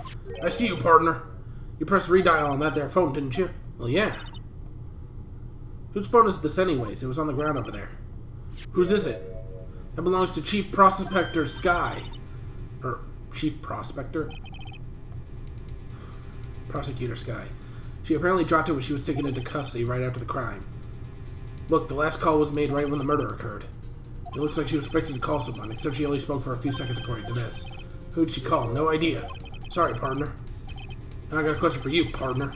I heard a phone ring just now. One of those newfangled ringtones. Oh, I'm sorry. That was my phone. What? Your phone? Yeah, it's kind of strange, but someone called me right as we picked up the other phone. A wrong number. I hope you're not lying. They'd shoot you for that in Texas, partner. Welcome back, Crusader. Uh-oh, I've incited the wrath of the Lone Star Patrolman.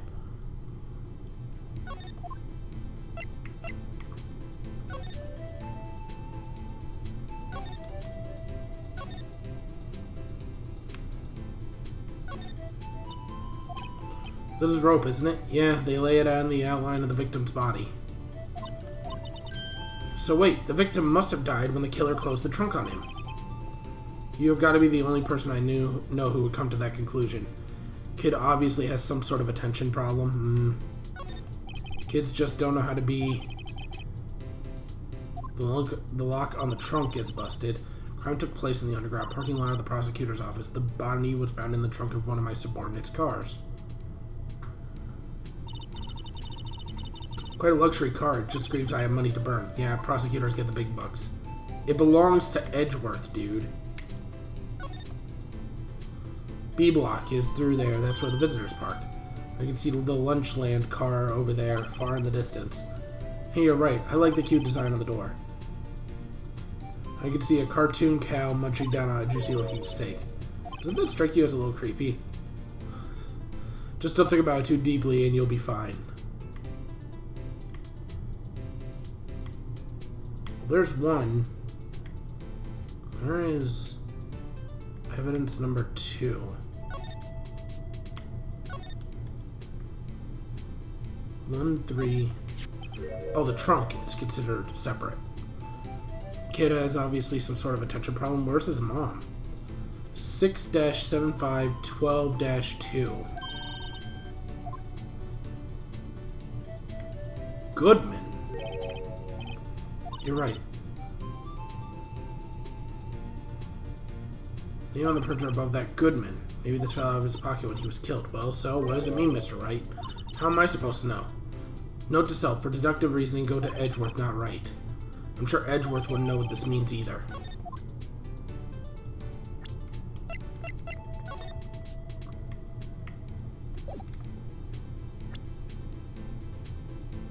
Okay. Sometimes that's really frustrating, where it's like, it doesn't really explain what it's... Officer Marshall, could you tell us a bit more about the victim? Good men always die young, remember that, partner. Could you be more specific? Bruce Goodman, he was a detective, right? Well, aren't you a feisty doggy there now? Detective Goodman was stabbed here at 5:15. The smiling Madonna told me the tale.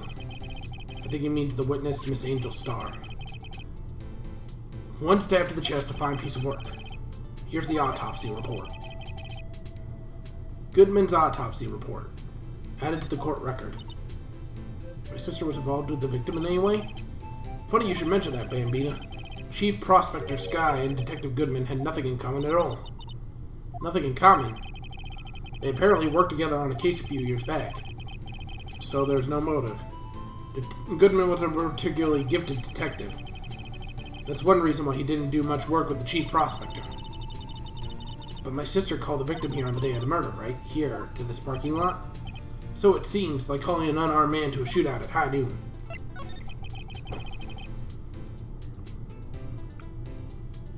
That's a weird thing, 975-12-2. My friend gave Marshall a specific voice, and I think that voice was done really well. I can't remember what it would be. He kind of looks like he would talk like a weird crossbreed between a cowboy and a surfer douche. I don't mean any offense at all, but Officer Marshall, you're a patrolman, right? Not a detective? You calling me out? They shoot you for that in Texas. Huh? I was one of them fancy shoe detectives until 2 years ago, to tell you the truth. Oh, really? Now he tells me. But you're a patrolman now, so how can you be in charge of a crime scene? Nothing gets by you, does it, Bambina?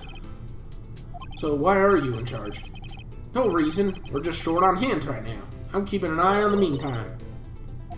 That's odd, though. Detective Gumshoe was saying he had nothing to do. Nothing important, at least. He's nothing but a sad old cowdog that can't find his tail. Maybe it's because he runs with that Edgeworth, huh? Edgeworth?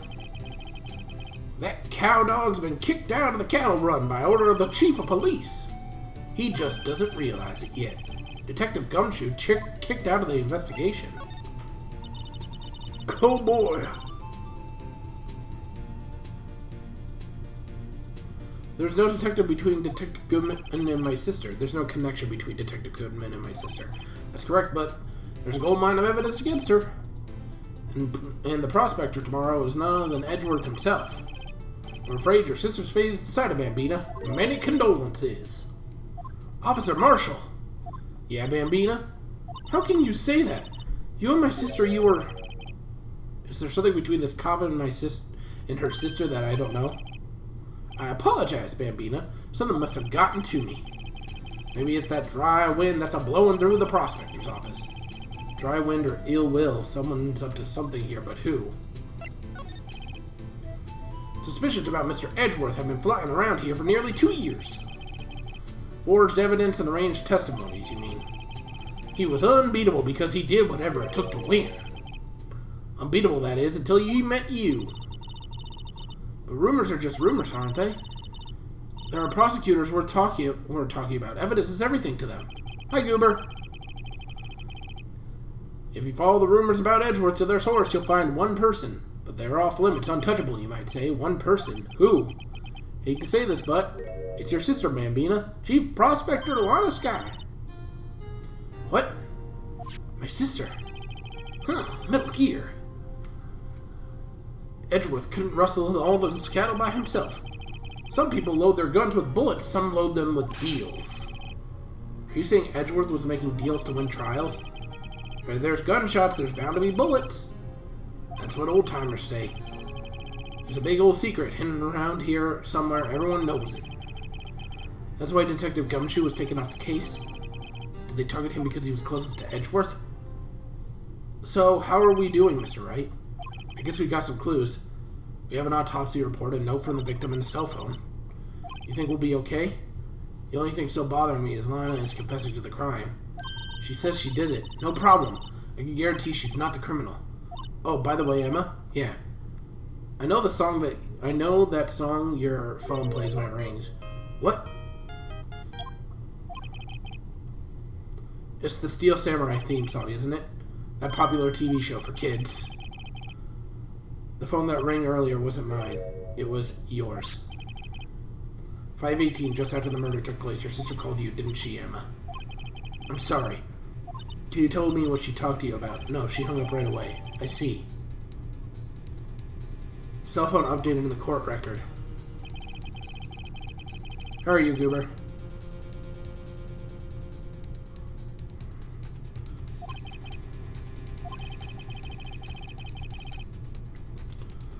Like, maybe I still don't know everything that went on here.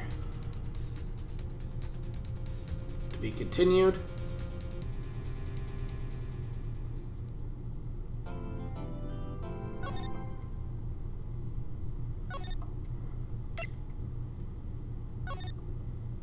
Pretty good. Home before 11. I mean, yeah. I still think it's ass that your work is keeping you there for so long.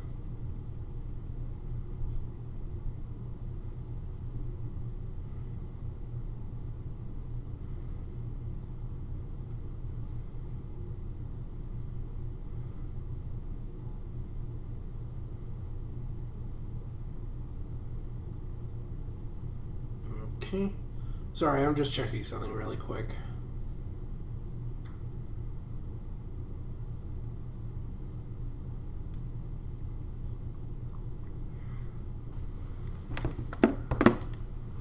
A question, do I enjoy graphic novels? I think I enjoy some of them. It's hard to say because the ones that I have played I've enjoyed. I don't think I'd like creepypasta or romance novels, if that makes sense. But I like murder mystery novels like this one and Danganronpa. I really like those ones. I think I like them, but I think I like a certain niche of them. Because I like this, I like Danganronpa, and I like the Zero Escape series. Albeit, out of the ones that I just listed, Zero Escape is probably my least favorite. I'm talking about comics. Oh.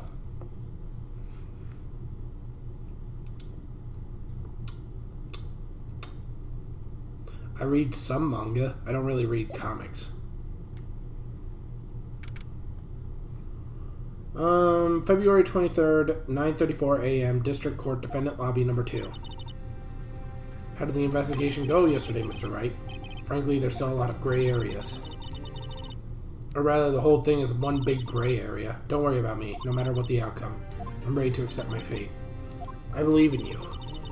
Mr. Wright, let me offer you a word of advice. Yes, a defense attorney should never believe their client. The defendant is called to trial because they are suspected of wrongdoing. Never forget that. Miss Sky, you remind me a lot of Mia. But there's one decisive difference between you and her, and that is, you're not a defense attorney. I believe it's almost time for that trial. Good luck, Mr. Wright. My first trial without a Fae helping me. No one's gonna bail me out this time. I'll be alone in there, so I have to discover the truth all by myself. Let's do it, Mr. Wright. I'll be with you the whole way. But yeah, comics don't really do a lot for me. I only read manga on, like, shows that I'm really, really interested in. I used to read manga more when I was at work, and they would allow me to read between customers coming in, but now they don't let me do that, so... Court is now in session for the trial of Miss Lana Sky. The defense is ready, Your Honor. The prosecution has been ready for a while, Your Honor. Edgeworth. I can give you a good comic if you want. Oh, I'm sure there's good comics out there. It's just not my cup of tea. Typically, when I'm not doing stream stuff, I'm working on. Right now, it's basically my own RPG system. That's a competitor to D&D and Pathfinder and GURPS. And if it's not that, then it's something pertaining to school or my career. So I'm usually pretty busy, even when I'm not on stream. So if I do watch anime, it's typically like an hour or two, maybe. And I haven't been watching any this year because nothing good has come out. At least nothing good that's interested me. It's anything that I was interested in basically already ended. So it is what it is. It's been 2 months, but I haven't been in a courtroom since its trial. I hope that personal feelings will not be part of the proceedings today, Mr. Wright. I will choose the path that I think is right, regardless of what those around me might say. The judgment has been made here is in our hands, not those of anyone else. Very well, Mr. Edgeworth. Your opening statement, please. Chief Prosecutor Lana Sky has committed an unpardonable crime. Not only this, but she was rash enough to commit it in the prosecutor's office lot. He's much more forceful in person. I suddenly feel like confessing to everything. However, she will now pay for her rashness with her life. There was a witness to her crime, a professional witness. Well then, Mr. Edgeworth, call your witness. The prosecution calls its first witness, Miss Angel Star, to the stand. The cough-up queen. Haven't I seen you somewhere? You ordered the caviar lunch, right? Ho ho, caviar! I've never eaten caviar before. The judge is really wolfing it down. And for you, I have a Fiesta Bowl. Thanks. Will the witness state her name and profession? Ah, and you, sir? You order the fingerprint lunchbox? It is too early for lunch. Your name and profession, please. Well, Your Honor, how does it taste? So this is why everyone raves about caviar. It's so tasty it hurts. I always thought that caviar would taste like pickled tapioca. What the hell does pickled tapioca taste like? Name, profession, now. Me? Name's Angel Star. Don't go forgetting it. I find myself running Lunchland these days. Is that what you wanted me to say, Mr. Edgeworth? Very well, witness. Please describe the incident to us. The prosecution will wait. I'm not finished eating. Hurry it up. Okay, very well, Mr. Edgeworth. As you know, we usually call on the police to provide a description of the crime. Your Honor, Mr. Edgeworth has said to the court, I am a professional. Huh? What exactly does this mean? Until 2 years ago, Miss Angel Starr was a special investigator with the police.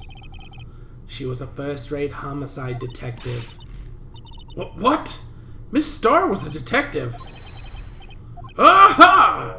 I know who you are, cough up. Cough up Queen Angel Starr, Your Honor. Long time no see. Very well. You may continue with the description, Miss Starr. Just who is this lady? If I might have the court's attention over here.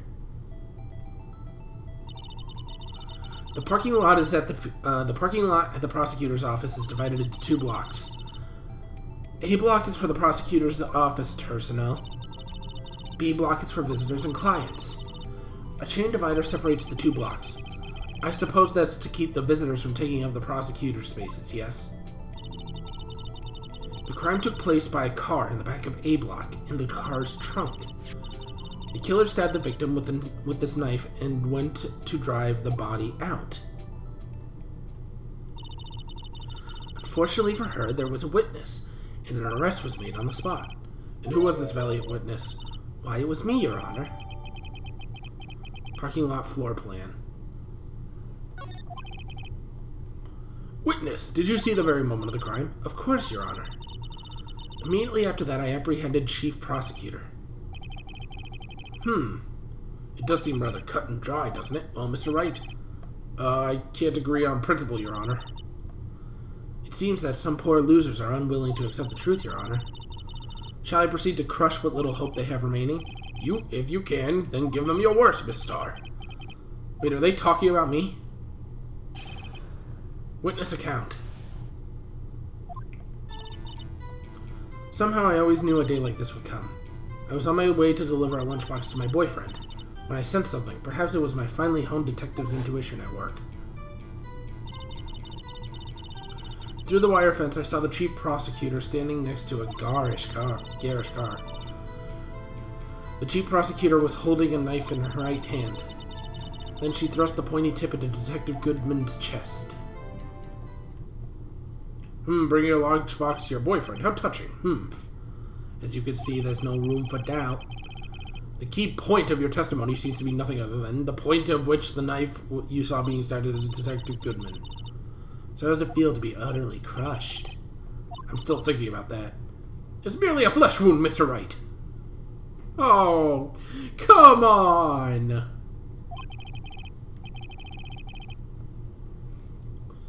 Very well, Mr. Wright. You may cross-examine the witness.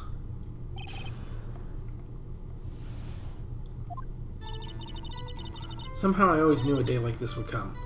I was on our way... Okay.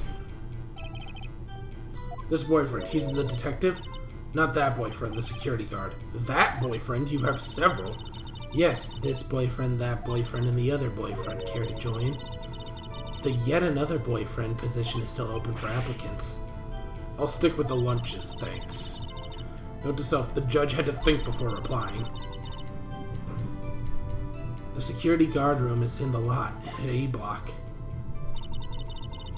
It's up on the 2nd level. You can see everything from there. That would be the room with the security sign. Incidentally, did you bring your lunch boxes by the car? Since I'm a visitor now, I parked in B block. So she was in B block when she witnessed the crime.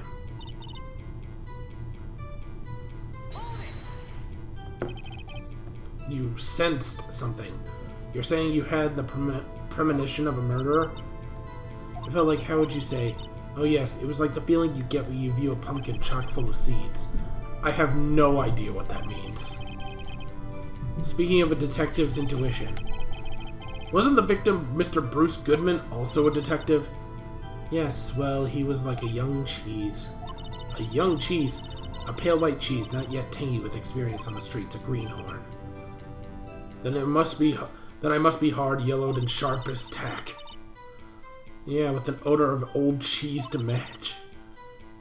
In any case, there is In the lot, I felt something stirring in the back of my mind. Through the wire fence, I saw the chief prosecutor standing next to a garish car. By garish car, you mean Mr. Edgeworth's car, yes. Mr. Edgeworth's? Incidentally, the knife with which the victim was stabbed was also Mr. Edgeworth's, wasn't it? Indeed it was. What an odd case this is. The person you saw, you were sure it wasn't the defendant? I saw her from no further than 30 feet away. I'm certain it was her. If she's telling the truth, then we're doomed. Let's do what we can. Even if we don't have any proof, we can always nitpick. We're dealing with Edgeworth here. I need something more substantial than that. Can you tell us what the suspect was doing when... Just push on everything. Tell me more about the knife the suspect was carrying. When I say the blade was about 4 inches long. Isn't that right, Mr. Edgeworth? It is your knife, after all. Yes, that's about right. Prosecutors are, by nature, well versed in the location of a man's vital organs. So I'm sure it was easier than boiling an egg for my egg salad surprise set. You can't testify as to her ability to kill an egg. I mean, a person. Perhaps a chicken salad set would have been a better metaphor. So the defendant was holding a knife. What then? Tell the court why you didn't try to stop this crime. You did see her raise the knife to strike, didn't you? The defense has a point. Unfortunately, by the time I realized what was going on, it was already too late. Too late? Yes, the next moment the chief prosecutor brought down the murder weapon. I see. It's only a flesh wound, Mr. Wright. We can make it. You said that before. Anything else? Scientifically speaking, Miss Starr's testimony is flawless. Sounds pretty flawless to me. What do we do? Is this it? My sister's guilty? Let's keep our heads cool and press the witness a bit, shall we? Don't smile like that. How'd you know? I respect the prosecutor's basic abhorrence of crime. Yet their methods are ugly and twisted. Twisted methods will always lead to tragedy. The lunch lady's uninformed opinion is duly noted. Given that they are used to erasing inconvenient evidence on a whim, killing off a detective that knew too much is merely an extension of that. Miss Starr, do you have something personal against prosecutors? I felt that I had found my dream job when I became an investigator. If I hadn't been laid off by those prosecutors over there, I'd still be one. Laid off? She was fired. To me, prosecutors are nothing more than worms. That said, I am a pro, as you know, and my testimony is unbiased and flawless.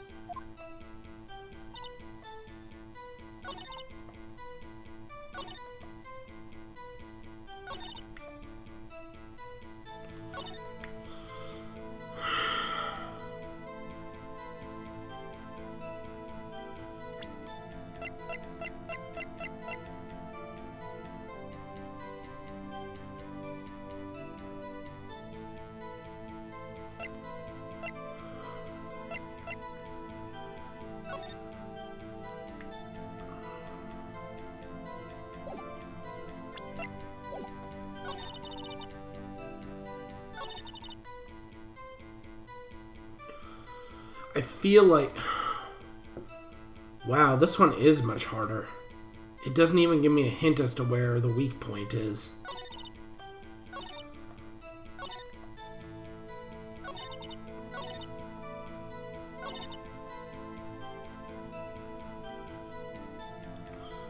I don't...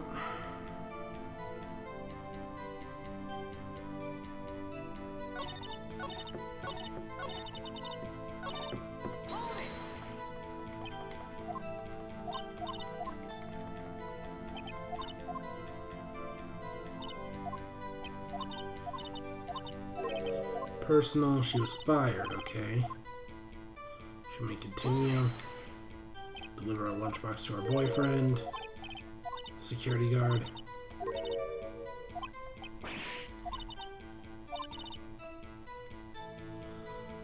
Security guard rooms in the A block, okay.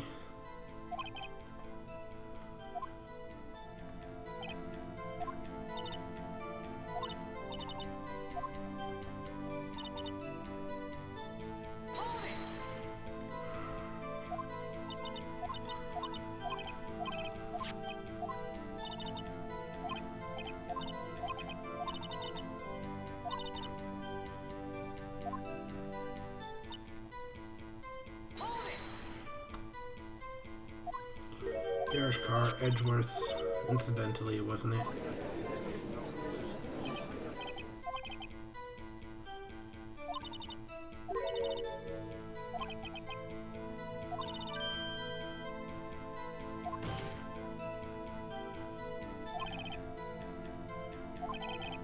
Ergo, you are a biased witness. You might want to keep those silly opinions to yourself for the future, rookie. Huh? Rookie? Unless you're willing to risk the consequences of doubting me. I'll fry you like a fritter, crispy on the outside, chewy on the inside. That was inspiring. I think I've heard that tagline elsewhere. You could cry plagiarism? I may be relegated to the lowly post of a lunch lady, but my instincts are honed. A photograph, you took this! The moment I witnessed the crime, my reflexes took over and snap, I took a picture. In fact, one of my lunchboxes is rigged with a camera. What? I suppose that's more exciting than just hanging it around your neck. Witness, why am I only seeing this photograph just now? You think I show it to you, prosecutor? Think again. My boyfriend works in the photography division of criminal affairs. Well, this is most certainly the defendant.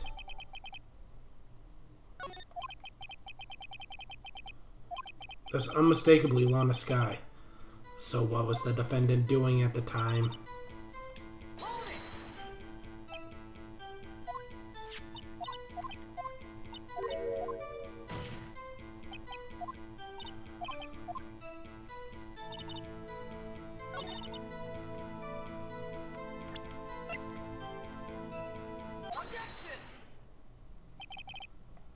You witnessed this.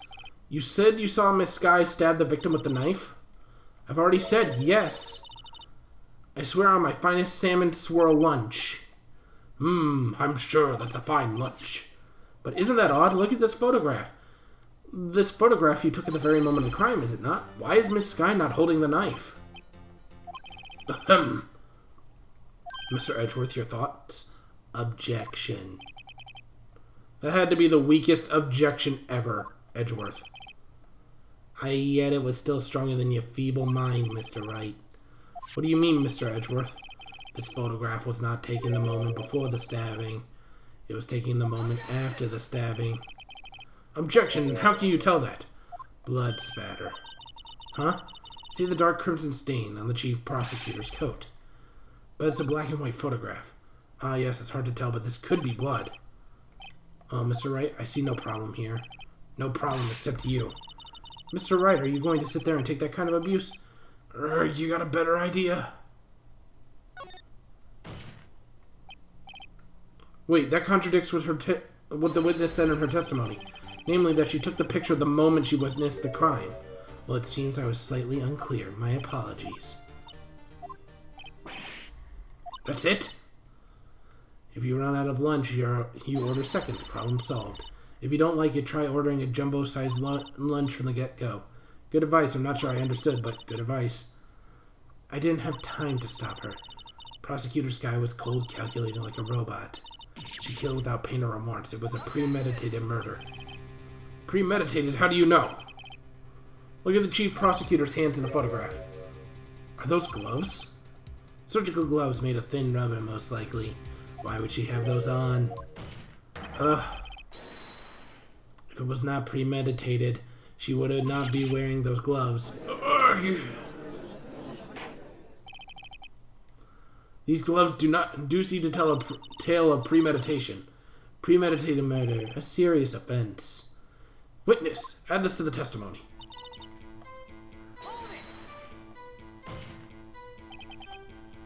What if she was just in the habit of wearing gloves, like driving gloves? The gloves were admitted as evidence when the defendant was arrested. They were rubber gloves, the kind used for autopsies. In other words, when the chief prosecutor came to the crime scene, she came to do murder. It's the only possible conclusion one can make. Everything was planned. It was a premeditated crime. Arg! Impressive. I'm sorry they took you out the force, Miss Starr. This is bad. She's got them thinking this was all planned. If she can prove this claim, the trial's already over. I've got to think of a way to show that it wasn't premeditated.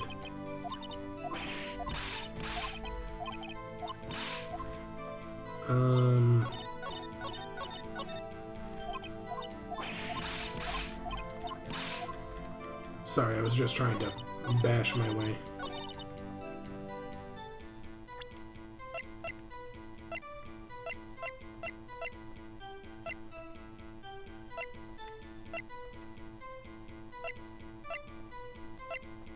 Do I not have a note on...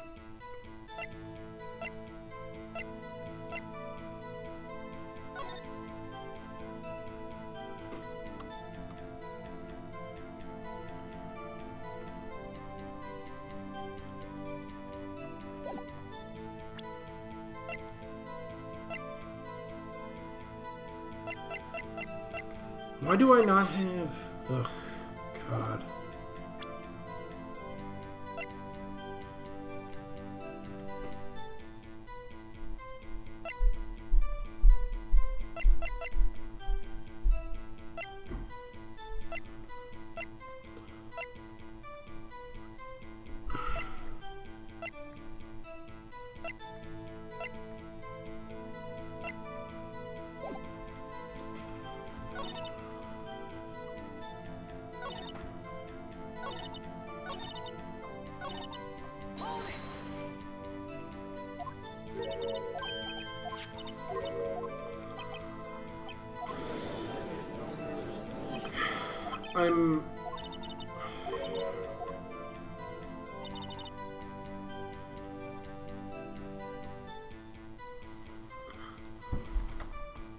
If it was premeditated, what is missing? A motive.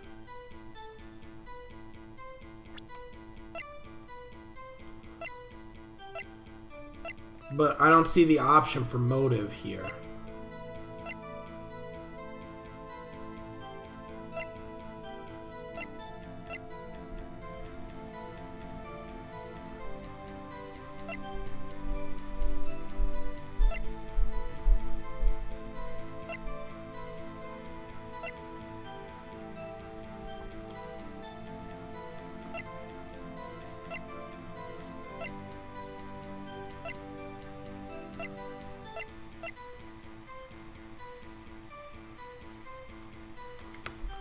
Because premeditated means pre-planned. Did she bring her own... Oh! Durr! Witness, do you know what this is? Are you trying to test me? I sell boxed lunches for a living, you know. That's a knife. The knife. The knife that was in Mr. Edgeworth's trunk? Indeed, it is my knife. What's with this case? The bloody murder weapon? Okay, Mommy, our prosecutors... I'm trying to read these, and they go too fast. The defense has a request. We ask that the witness provide an accurate testimony. What's that, rookie? Your testimony. You stated that Lana Skye planned the murder, and that's why she was wearing the special gloves. It seems like a natural conclusion to me. The gloves do indicate planning. However, why would she not also prepare the most important thing, the murder weapon? Oh. The knife just happened to be in the trunk of that car. Ladies and gentlemen, if you're going to plan a murder, you don't forget the weapon. What? She just makes it sound like one of those, like, Japanese horror movie monsters. Order, order, order! Great, now the tide is turning in our favor. Great show, Mr. Wright. My sister's as good as free. Right. I believe the next lunch you'll be eating is humble pie. What? I hope you weren't deluded into thinking yourself that the tide has turned. Not over such a trifling detail. But this shoots a hole in the whole premeditated theory. Bah. The prosecution could care less if it was premeditated or not. The only one who seems to care is the lunch lady over there. The defendant, Lana Skye, murdered the detective with a knife. That is the only thing the prosecution needs to prove, nothing else. Very good, Mr. Prosecutor. I suppose you think you're clever now. But you know as well as I do that she planned on killing him. It was planned. If it wasn't, why would she have been wearing? I'd like to hear your testimony again. Witness, please tell us only what you saw, not what you thought. How dare you! My powers of deduction are not to be underestimated. Really now. Angel's deduction. Lana Skye intended to murder Detective Goodman. That's why she called the victim on the way over to the prosecutor's office. I'm sure the chief prosecutor had a grudge against the victim. Nothing else could drive the human machines to plunge the knife in again and again. Victim was so imposed. Okay. So if I order pizza, does that mean I'm planning to kill the delivery boy? In any case, the defense may now cross-examine the witness.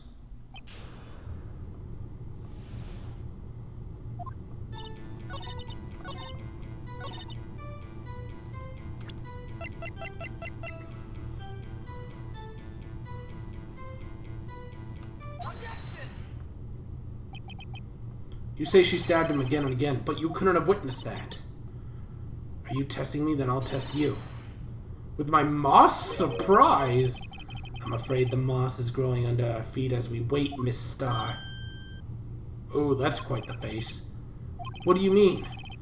I shouldn't have to explain this, but I'll take a look. The autopsy report says that the death was due to loss of blood from one stab wound. Aha! You're right! Good show, Mr. Edgeworth. What a hunk, he's my hero, really. What about my objection? No one noticed? Well, witness? You got the crime scene set, right? Oh, thanks. I always believed that no one could ever mistake ketchup for blood.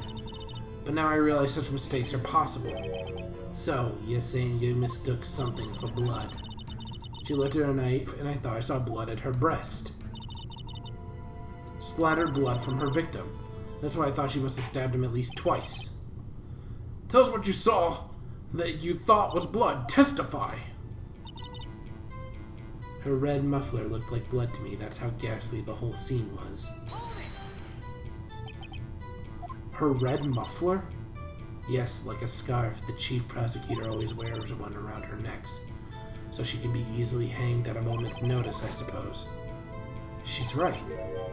Miss Skye was wearing a red scarf, wasn't she? But wait, isn't it odd that you mistook that for splattered blood?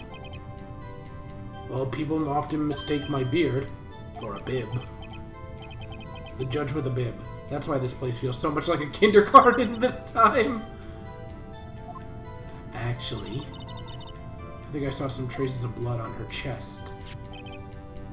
However, the autopsy report is clear on the matter. There was only one knife wound. Apparently, Miss Starr isn't entirely sure of her own testimony. Mr. Wright, this is our chance. Chance for what, I wonder? Miss Starr has turned out to be short-tempered as she looked when we met her. Challenging her abilities as a detective really set her off good. The short wick burns out the fastest. It's a scientific fact. I wonder, wouldn't it depend on the size of the candle? I mean, add more wax and a really short wick will burn longer. Obviously, more scientific testing is required.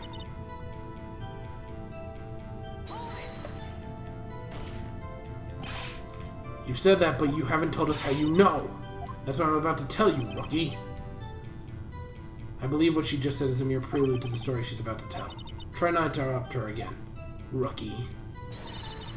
Never interrupt a storyteller. It's like pulling a bun out of the oven half-baked. Something's half-baked all right here, and it's you. Try not to confuse the defense witness. They're not very quick on their feet. Now, why did you believe the intentions of the intentions? Her actions speak for themselves. That's why she called the victim all the way to the prosecutor's office. You have no proof that Miss Skye called him there. You have no proof she didn't. Mr. Edgeworth, thoughts. There is no record of a call made on the defendant Miss Lana Skye's phone. She might have written him a letter. Come on, you could have tried public phone first at least. In any case, the victim came to the prosecutor's office where he was murdered. I'm sure he had a reason to be there. Witness? Why do you think it was the suspect who was summoned that day?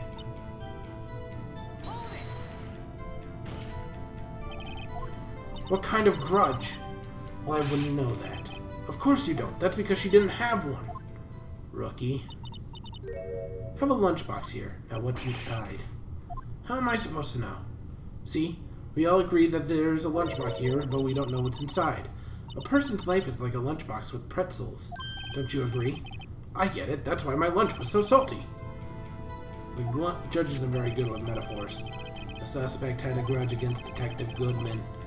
Why don't you tell us the basis of your thinking for this? It's simple.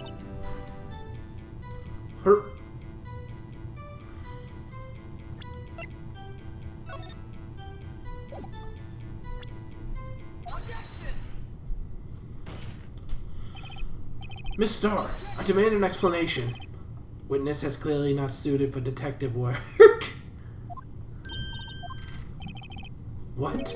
The suspect was not wearing a scarf or a muffler of any kind when she stabbed the victim. And you proved it yourself with this photograph. Huh? But that can't be! Only a professional lunch lady would be so utterly Whoa, Edgeworth! Congratulations, perhaps you finally found yourself a true calling in life. Harsh words, but good. In the end, Mr. Edgeworth prevails. What was my objection? Chopped liver?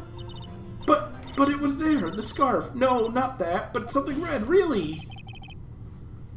Well now, where were we? The witness has given us an entertaining interlude, but back to business. What? Thank you, witness. Continue your testimony. You saw the crime, apprehended the suspect. Tell us about that. Very well. I do remember some things accurately, at least. Ultimately, we couldn't shake the most important part of her testimony. Most important part? The part where your sister stabs the victim. The next testimony might be the moment of truth. I like how she's wearing, the hot dog octopus choker necklace. I just noticed that. After the murder, the suspect attempted to run behind a partition off to her side. I quickly caught her and explained her rights to her and arrested her on the spot. Ah, yes, when I arrested her, she mentioned the muffler. That's what had me confused in my earlier testimony. The chief prosecutor made an escape, but against Angel Star, resistance is futile. Bruh.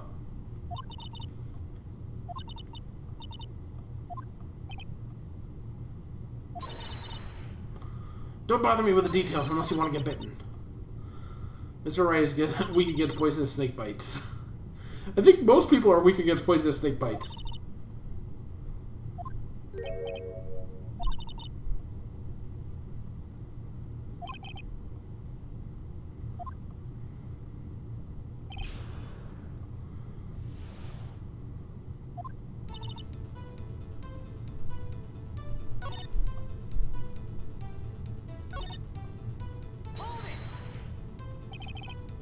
She mentioned the muffler?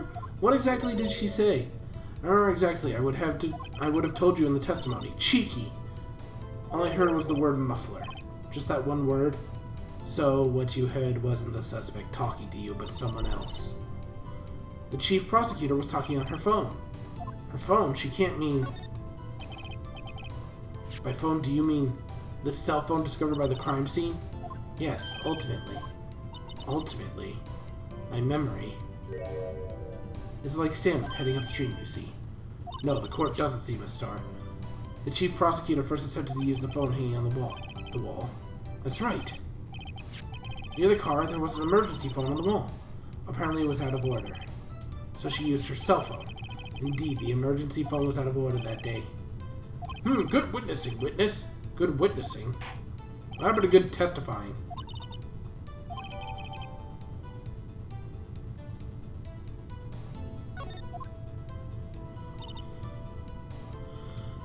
I saw it all, how she tried the phone on the wall but had to use her cell phone instead. Do you think you could restate your testimony for the court? Aha! I was going to ask the same thing. I'll say this only one time. Listen close, rookie.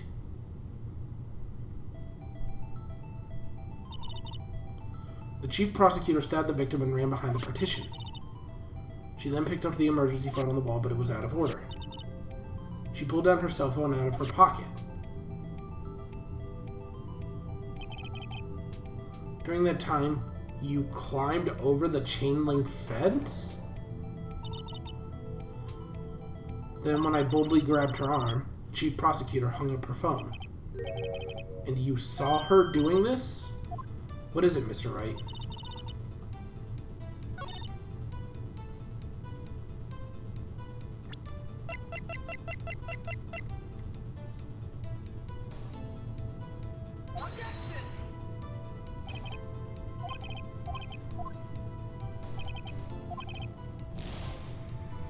What?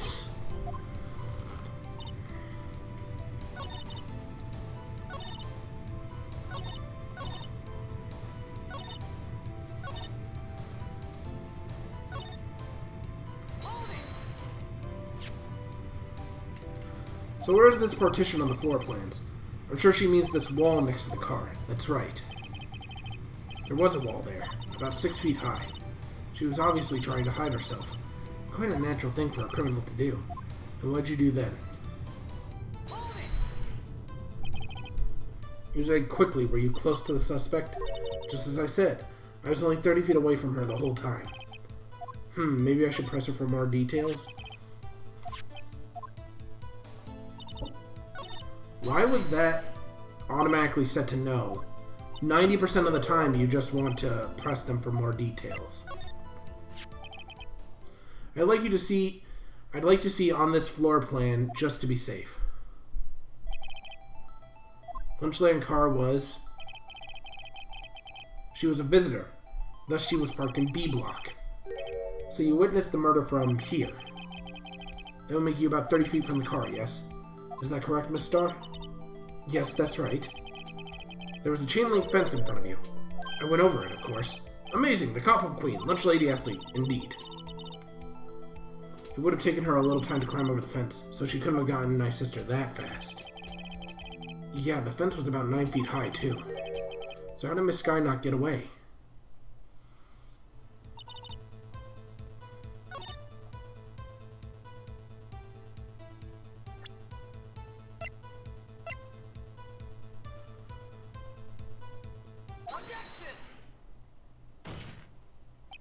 See, I was right, but I just had to press her at another point.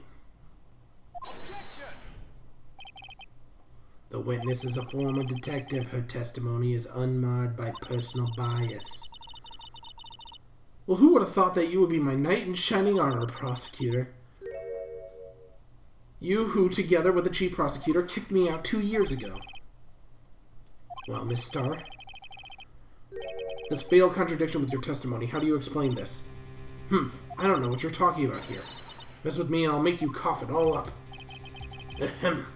Let's take a look at the floor plans. You said you witnessed the crime from this point. However, if that's true, you can't possibly have seen Miss Sky making that phone call. I believe you see what I'm getting at. The emergency phone was on the back side of this partition. If indeed you were in B block, you couldn't have seen it. Why? Order! What's the meaning of this? It's simple, Your Honor. She's not coughing up lunch, she's coughing up lies. That's quite a claim, Mr. Wright. Perhaps you will allow me to question. Tell us exactly what lie this witness has told the court. Here's where the counterattack begins. I can't afford to get this wrong. The witness lied about what she saw.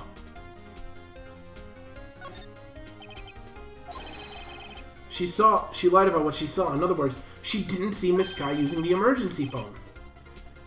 It does seem hard to imagine how she could have. Very logical. What's the matter, Star? Cat got your lunchbox? Mr. Wright, I hate to bother you while you're celebrating your victory, but why would Miss Star lie about that, huh? Why would she say to my sister I tried to use the phone but failed? It doesn't make any sense. Why lie about something so insignificant? I mean, maybe she really did see her trying to use the emergency phone. I see no room for doubt here. You order the patooey on rice, please. Mr. Wright, and I thought you had something... What?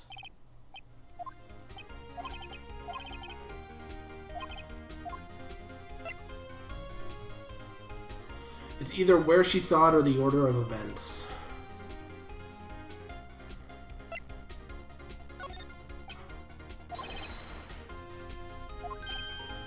I see.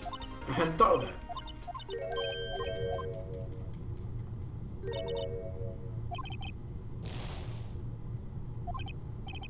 Oh, God.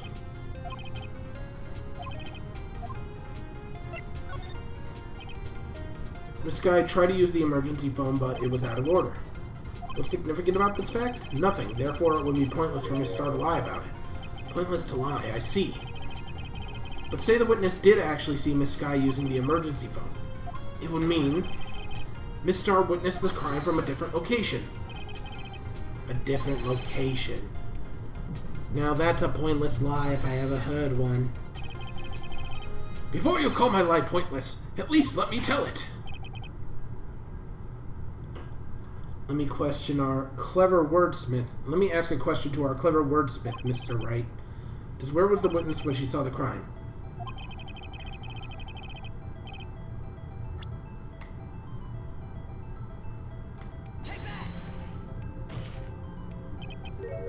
This is the only place where she could have been. The security guard room? Indeed, the security guard room was the underground parking lot, is well positioned. It's built on the second floor so you could see the entire lot. She would have been able to see the emergency phone from there. But why there? There are so many places she could have seen the phone. Not in this case, Your Honor. The witness, not being part of the prosecutor's office, couldn't park in A block. The only place she could have seen the crime in the back of the partition is there. I remember in your testimony you said you brought a lunch to your boyfriend in the security guard room, yes? Well, Miss Starr, how many years have I been getting the better of men?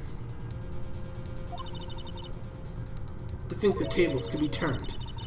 Today a man has got the better of Angel Starr. Order, witness! What have you done? You used to be a detective. You should know better. I'm not turning back. The guilty will be punished. And I'll do what I must to make sure that justice prevails. The guilty, is she talking about Miss Sky? Mr. Wright, doesn't this strike you as odd? Why did Miss Star lie? It doesn't make any sense. Huh? She could have just said she saw the crime for the security guard station. It wouldn't change anything. Exactly. This photograph tells it all. Whoa. No, this calls a bunch of other shit into question. This photograph tells it all.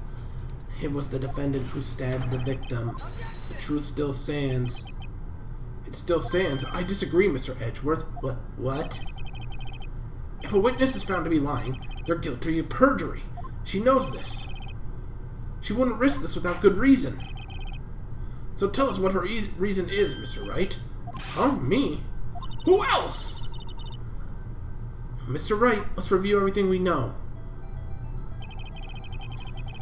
Miss Starr witnessed the crime for the security guard station. But she lied and said she saw it from B block. It must make a vital difference, but what would change? Angle of view to the actual crime, the distance of the crime, the difference in lighting. Wow, this one's way more intense than the other ones.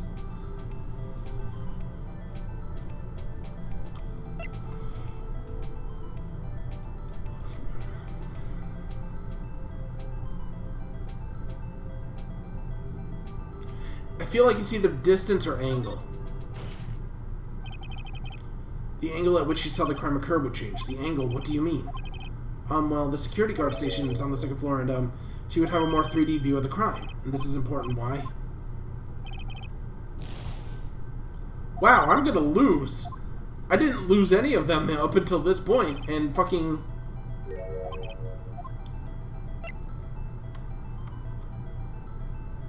Distance to the crime.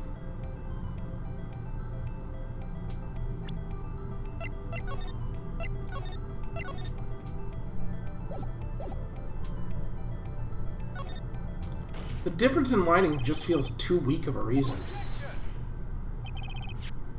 My condolences, really, Mr. Wright, but look at the floor on the plans, it's quite clear. The distance between the scene of the crime and the guard station is 30 feet. What she saw is not in question here. What matters is the time it would take her to reach the scene of the crime. Miss Starr, you witnessed the crime from the security guard station. Now, how long did it take you to go from there to the scene of the crime where you arrested Miss Sky? Well, witness? You, yes. Or to the squid wheels, right? The quality of my lunches has gone from low to inedible. I was bringing a PB&J lunch with fresh boysenberry jam to my boyfriend. Boysenberry for the boyfriend. He wasn't in the station, so I waited. I witnessed the crime for the glass-walled station. Oh boy. And before I knew what I was doing, I found myself running towards the scene. But the door was locked and I couldn't open it.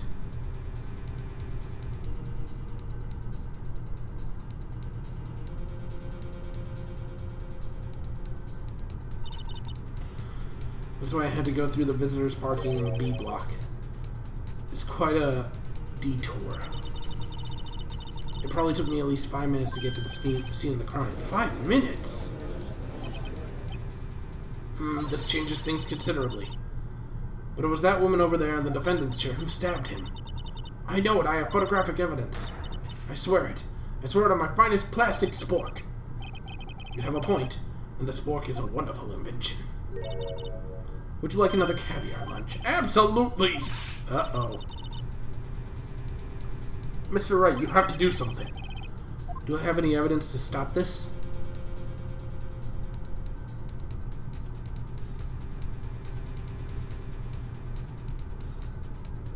Objection! 5 minutes between witnessing the murder and the arrest. Think about it. You can make a pasta in that amount of time. If you like it al dente. I got lunch boxes that tie pasta into knots, rookie. 5-minute blank. Isn't that strange? Strange. If you were a criminal, what would you do with 5 minutes, Your Honor? Well, I guess I'd flee the scene. Hey! Don't get the wrong idea. But you have the instincts of a killer. You would run. But this time it was different. Miss Guy dawdled at the scene of a crime? She even had her picture taken. No true criminal would act this way. It's inconceivable.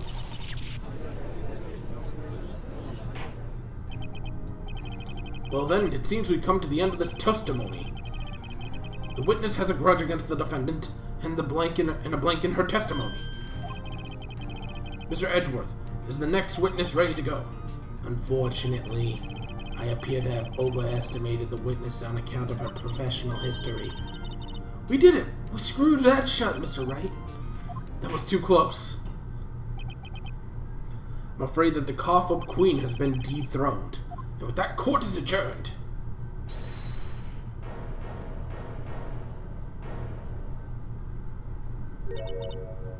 Mr. Edgeworth, you ordered squid wheels, right? That's the one she tried to foist off on me. I prefer not to take the defense team's leftovers. Anything else to say? I might be able to save you. I have decisive evidence. What is that? Is this another one of her trick lunchboxes? My apologies, but we have no further questions to ask of you, Miss Starr. Ah. This is your jumbo lunchbox? Woohoo! A triple-decker! I defer to the witness determination. I'll allow one more testimony. Let's hear about this decisive evidence. Like the Lunchland motto says, you won't be disappointed. What's she going to pull out of her lunchbox this time? Decisive evidence. I should have mentioned those 5 minutes when I wasn't looking at the crime scene. And now, to the matter of the victim's shoe. Did I not bring this up? 2 types of blood were found on her shoe. One was, of course, with the victim's, and the other blood type matched that of the defendant, Miss Lana Skye. The shoe proves it. Flawless, decisive evidence. What? There was blood found on that shoe. Try Lunchland for all your lunch and decisive evidence needs. What the fuck is happening? Witness, what is the meaning of this? Why is this the first time that I've heard of such evidence? Simple, as I've already said. I don't trust you with evidence, Mr. Edgeworth. That's why I took the liberty of investigating this myself. And you had the blood test performed. Didn't I mention? I have 3 boyfriends in forensics. In any case, Your Honor, I can't accept this as evidence. What? You must know the 2 rules of evidence law. Number 1, No evidence shall be shown without the approval of the police department. In other words, this shoe is illegal evidence, at least for the time being. Is that right, Mr. Wright? Seems so. Edgeworth sure is celebrating. Not so fast, Mr. Edgeworth. Don't forget, I used to be a detective.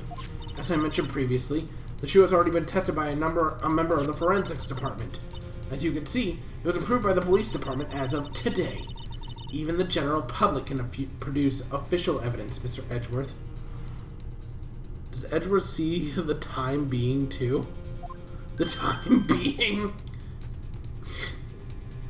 Edgeworth could see beyond the veil of time and space with his eyes, his angry eyes. Is that right, Mr. Wright? It seems so. Edgeworth is looking pretty sullen. You can at least study some evidence law, really. How did I get to be a defense attorney, if I don't understand this? The prosecution's complaints notwithstanding, it appears the evidence satisfies the first rule of evidence laws. However, it seems you have yet another account against you, witness. Anything to ensure that the guilty are properly judged. Victim's shoe.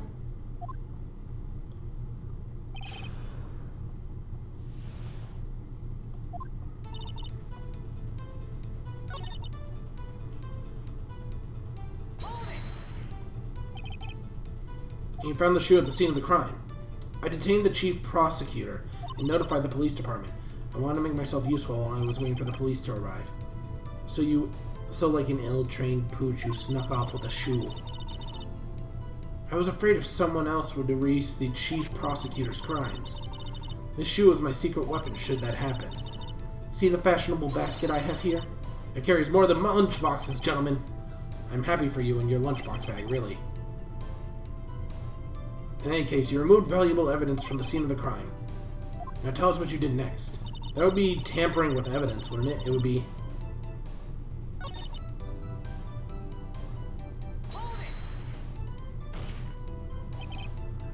You can't say for sure the blood belonged to the defendant without a blood test. You claim to know something about blood tests, rookie? Huh? Well, speak up. Well, blood comes in 4 types. A, B, O, and AB. However, you can't tell from a blood test whether the murder was committed in cold blood. That's just a figure of speech, Mr. Wright. Actually, we can differentiate between millions of types of all the blood tests out there, which means we can more or less narrow down to the sample of blood down to just one person. Or so I hear. That's pretty specific. If I had a little more time, I would have gotten DNA test results. They said there could be very little doubt that it is anyone's but other than Mr. Lana Sky's. So the suspect's blood was found on the victim's shoe.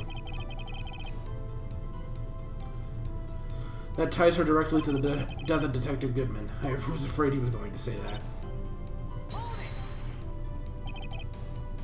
I can't let this evidence go through without a fight. You ordered the peppered fish guts? Some like it hot, Mr. Wright. Some like your client. She's in enough hot water to make a whole vat of soup. Mr. Wright, do you or don't you have a problem with the shoe? A problem? This is critical. Is there a problem with the victim's shoe?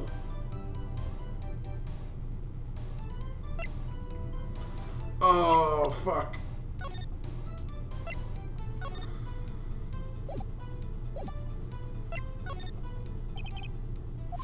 If I'm not imagining things, I say there's one problem with this evidence, a clear contradiction. The gleam in your eyes, you're still young, rookie. I'll give you the peppered fish gut now, but you couldn't take the heat, could you? Let's hear what Mr. Wright has to say. What's contradictory about the...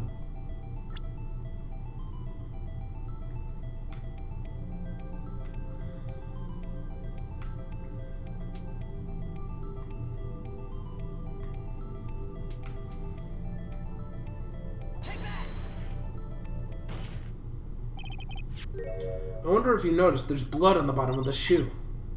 Don't mess with me, rookie, or it'll be the blood on your blood on the bottom of my shoe. Indeed, there's quite a bit of blood on the bottom of the shoe. It makes sense. The victim was stabbed with a knife. What could possibly be contradictory about the blood on the bottom of his shoe?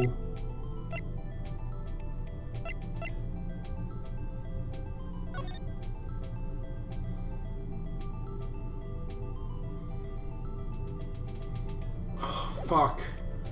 Oh, fuck. I'm skating on such thin ice right now. Blood on the bottom of his shoe.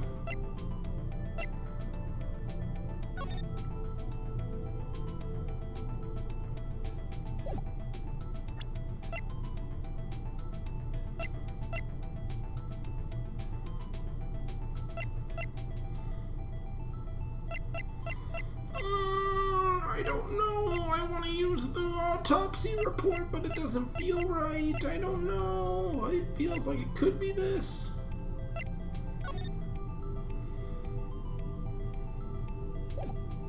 Ooh.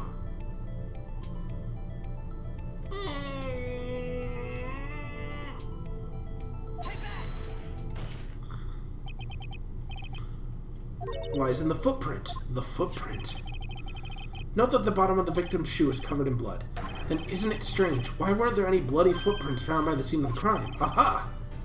As you can see, there were no traces of such footprints at the scene of the crime. That contradicts your claim about the shoe. This picture only shows part of the floor. There could have been so there could have been bloody footprints. Then where are they, Mr. Edgeworth? Because we checked the scene and found nothing of the sort. Order, order, order! Well, witness. What, huh? Great going, Mr. Wright, but is it true that the lack of a footprint... It's true the lack of a footprint is a contradiction. But then we have to ask, why wasn't a footprint? Oh, that's true! There has to be a reason why there wasn't a footprint. Think, Wright, think! Hey, I don't know why it's not there. I'm just good at finding contradictions. What?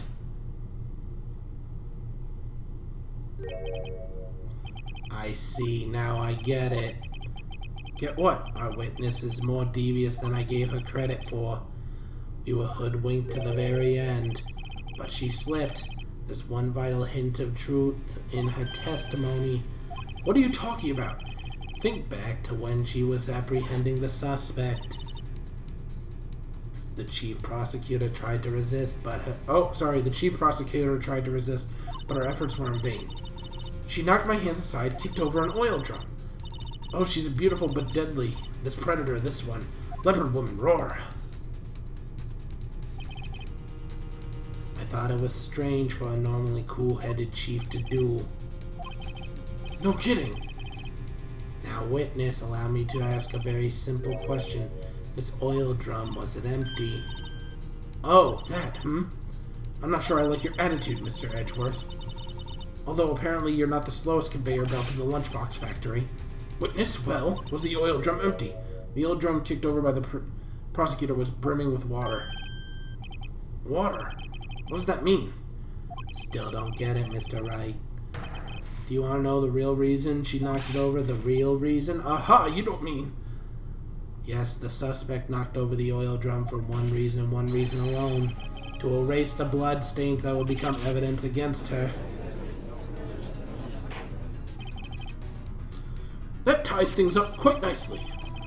The blood stains left on the victim's shoes tie her quite clearly to the murder.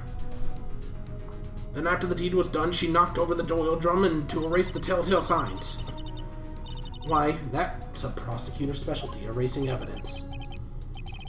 That reminds me, Miss Skye's right hand was hurt. Didn't she say she cut it when she stabbed him? Well, I see no reason to prolong the trial. Mr. Wright, do something, please. What can I do? Your sister has confessed to the crime and she tried to conceal it. But enough. There's no need for further debate. The verdict, Your Honor. Very well. But Angel Star is on the prosecution side. She could have been lying about the water. The score finds the defendant, Miss Lana Skye.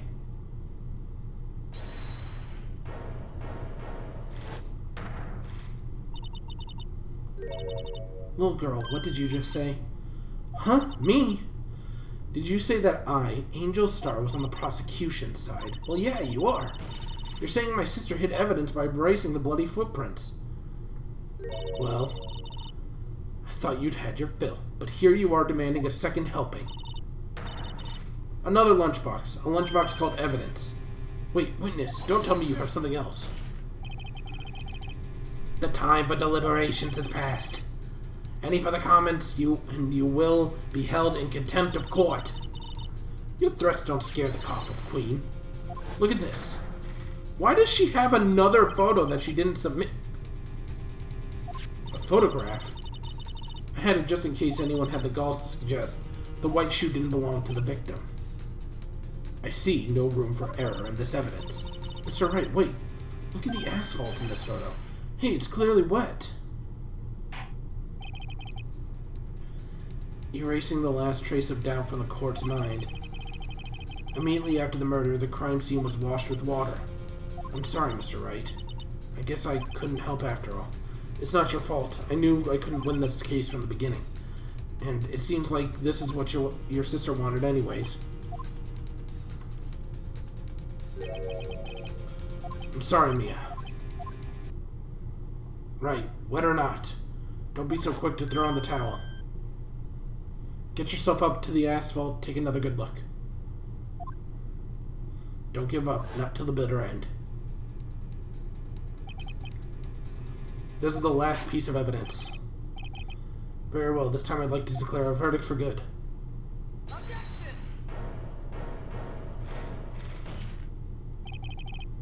Your Honor, wait! What is it with you people? Can't I hold down my verdicts in peace anymore? Whatever it is, can it wait? No, it can't. Then it will be too late. Look at this photograph, the last one submitted. The trial isn't over until we give each piece of evidence proper consideration. So, Wright. Are you saying there's a problem with the latest piece of evidence? Yeah, I'll think later. There's a problem. Right or wrong, I've got to go ahead with this. I suppose we've come this far. We should give every claim a fair shake.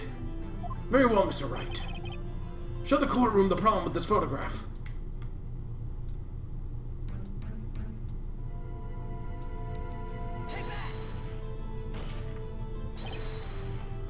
Well, I think it's probably here, don't you think?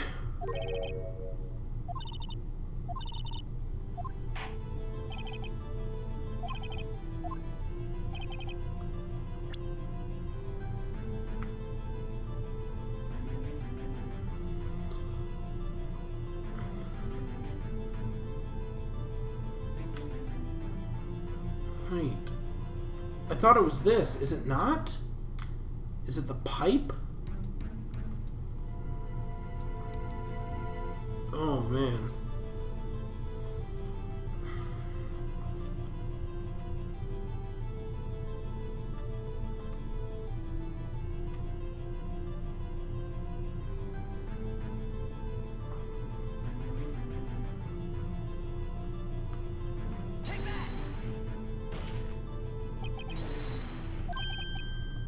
What's this?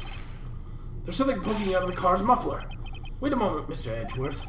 Your Honor, you just said muffler. However, I see no trace of any muffler or scarf of any kind in this photograph. A muffler is also a part of a car or motorcycle, Your Honor.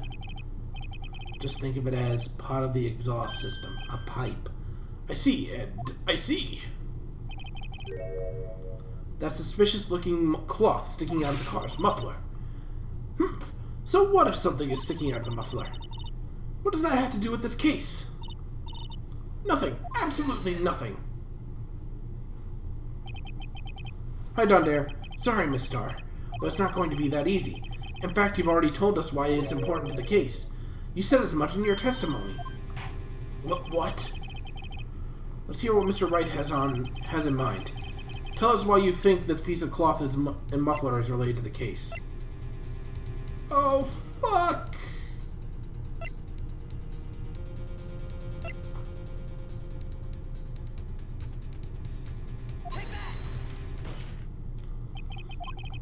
Miss Starr, recall your testimony to the court. Ah, yes. When I arrested her, she mentioned the muffler. That's what had me confused earlier in the testimony. Muffler! Ugh! Yuck! Could it be that the muffler that you had heard mentioned was actually this exhaust pipe? If so, that means a piece of cloth is vital evidence.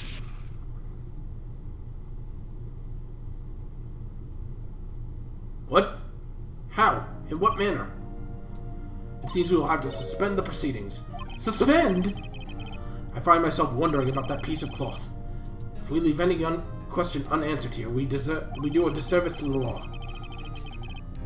Have the car at the crime scene inspected at once. Bring me that cloth. The verdict will wait until after we've seen the evidence. Agreed. I suppose so.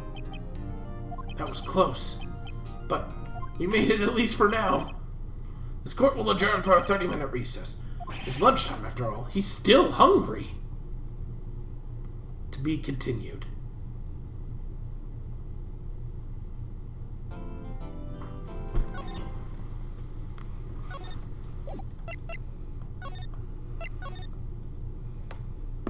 Ugh.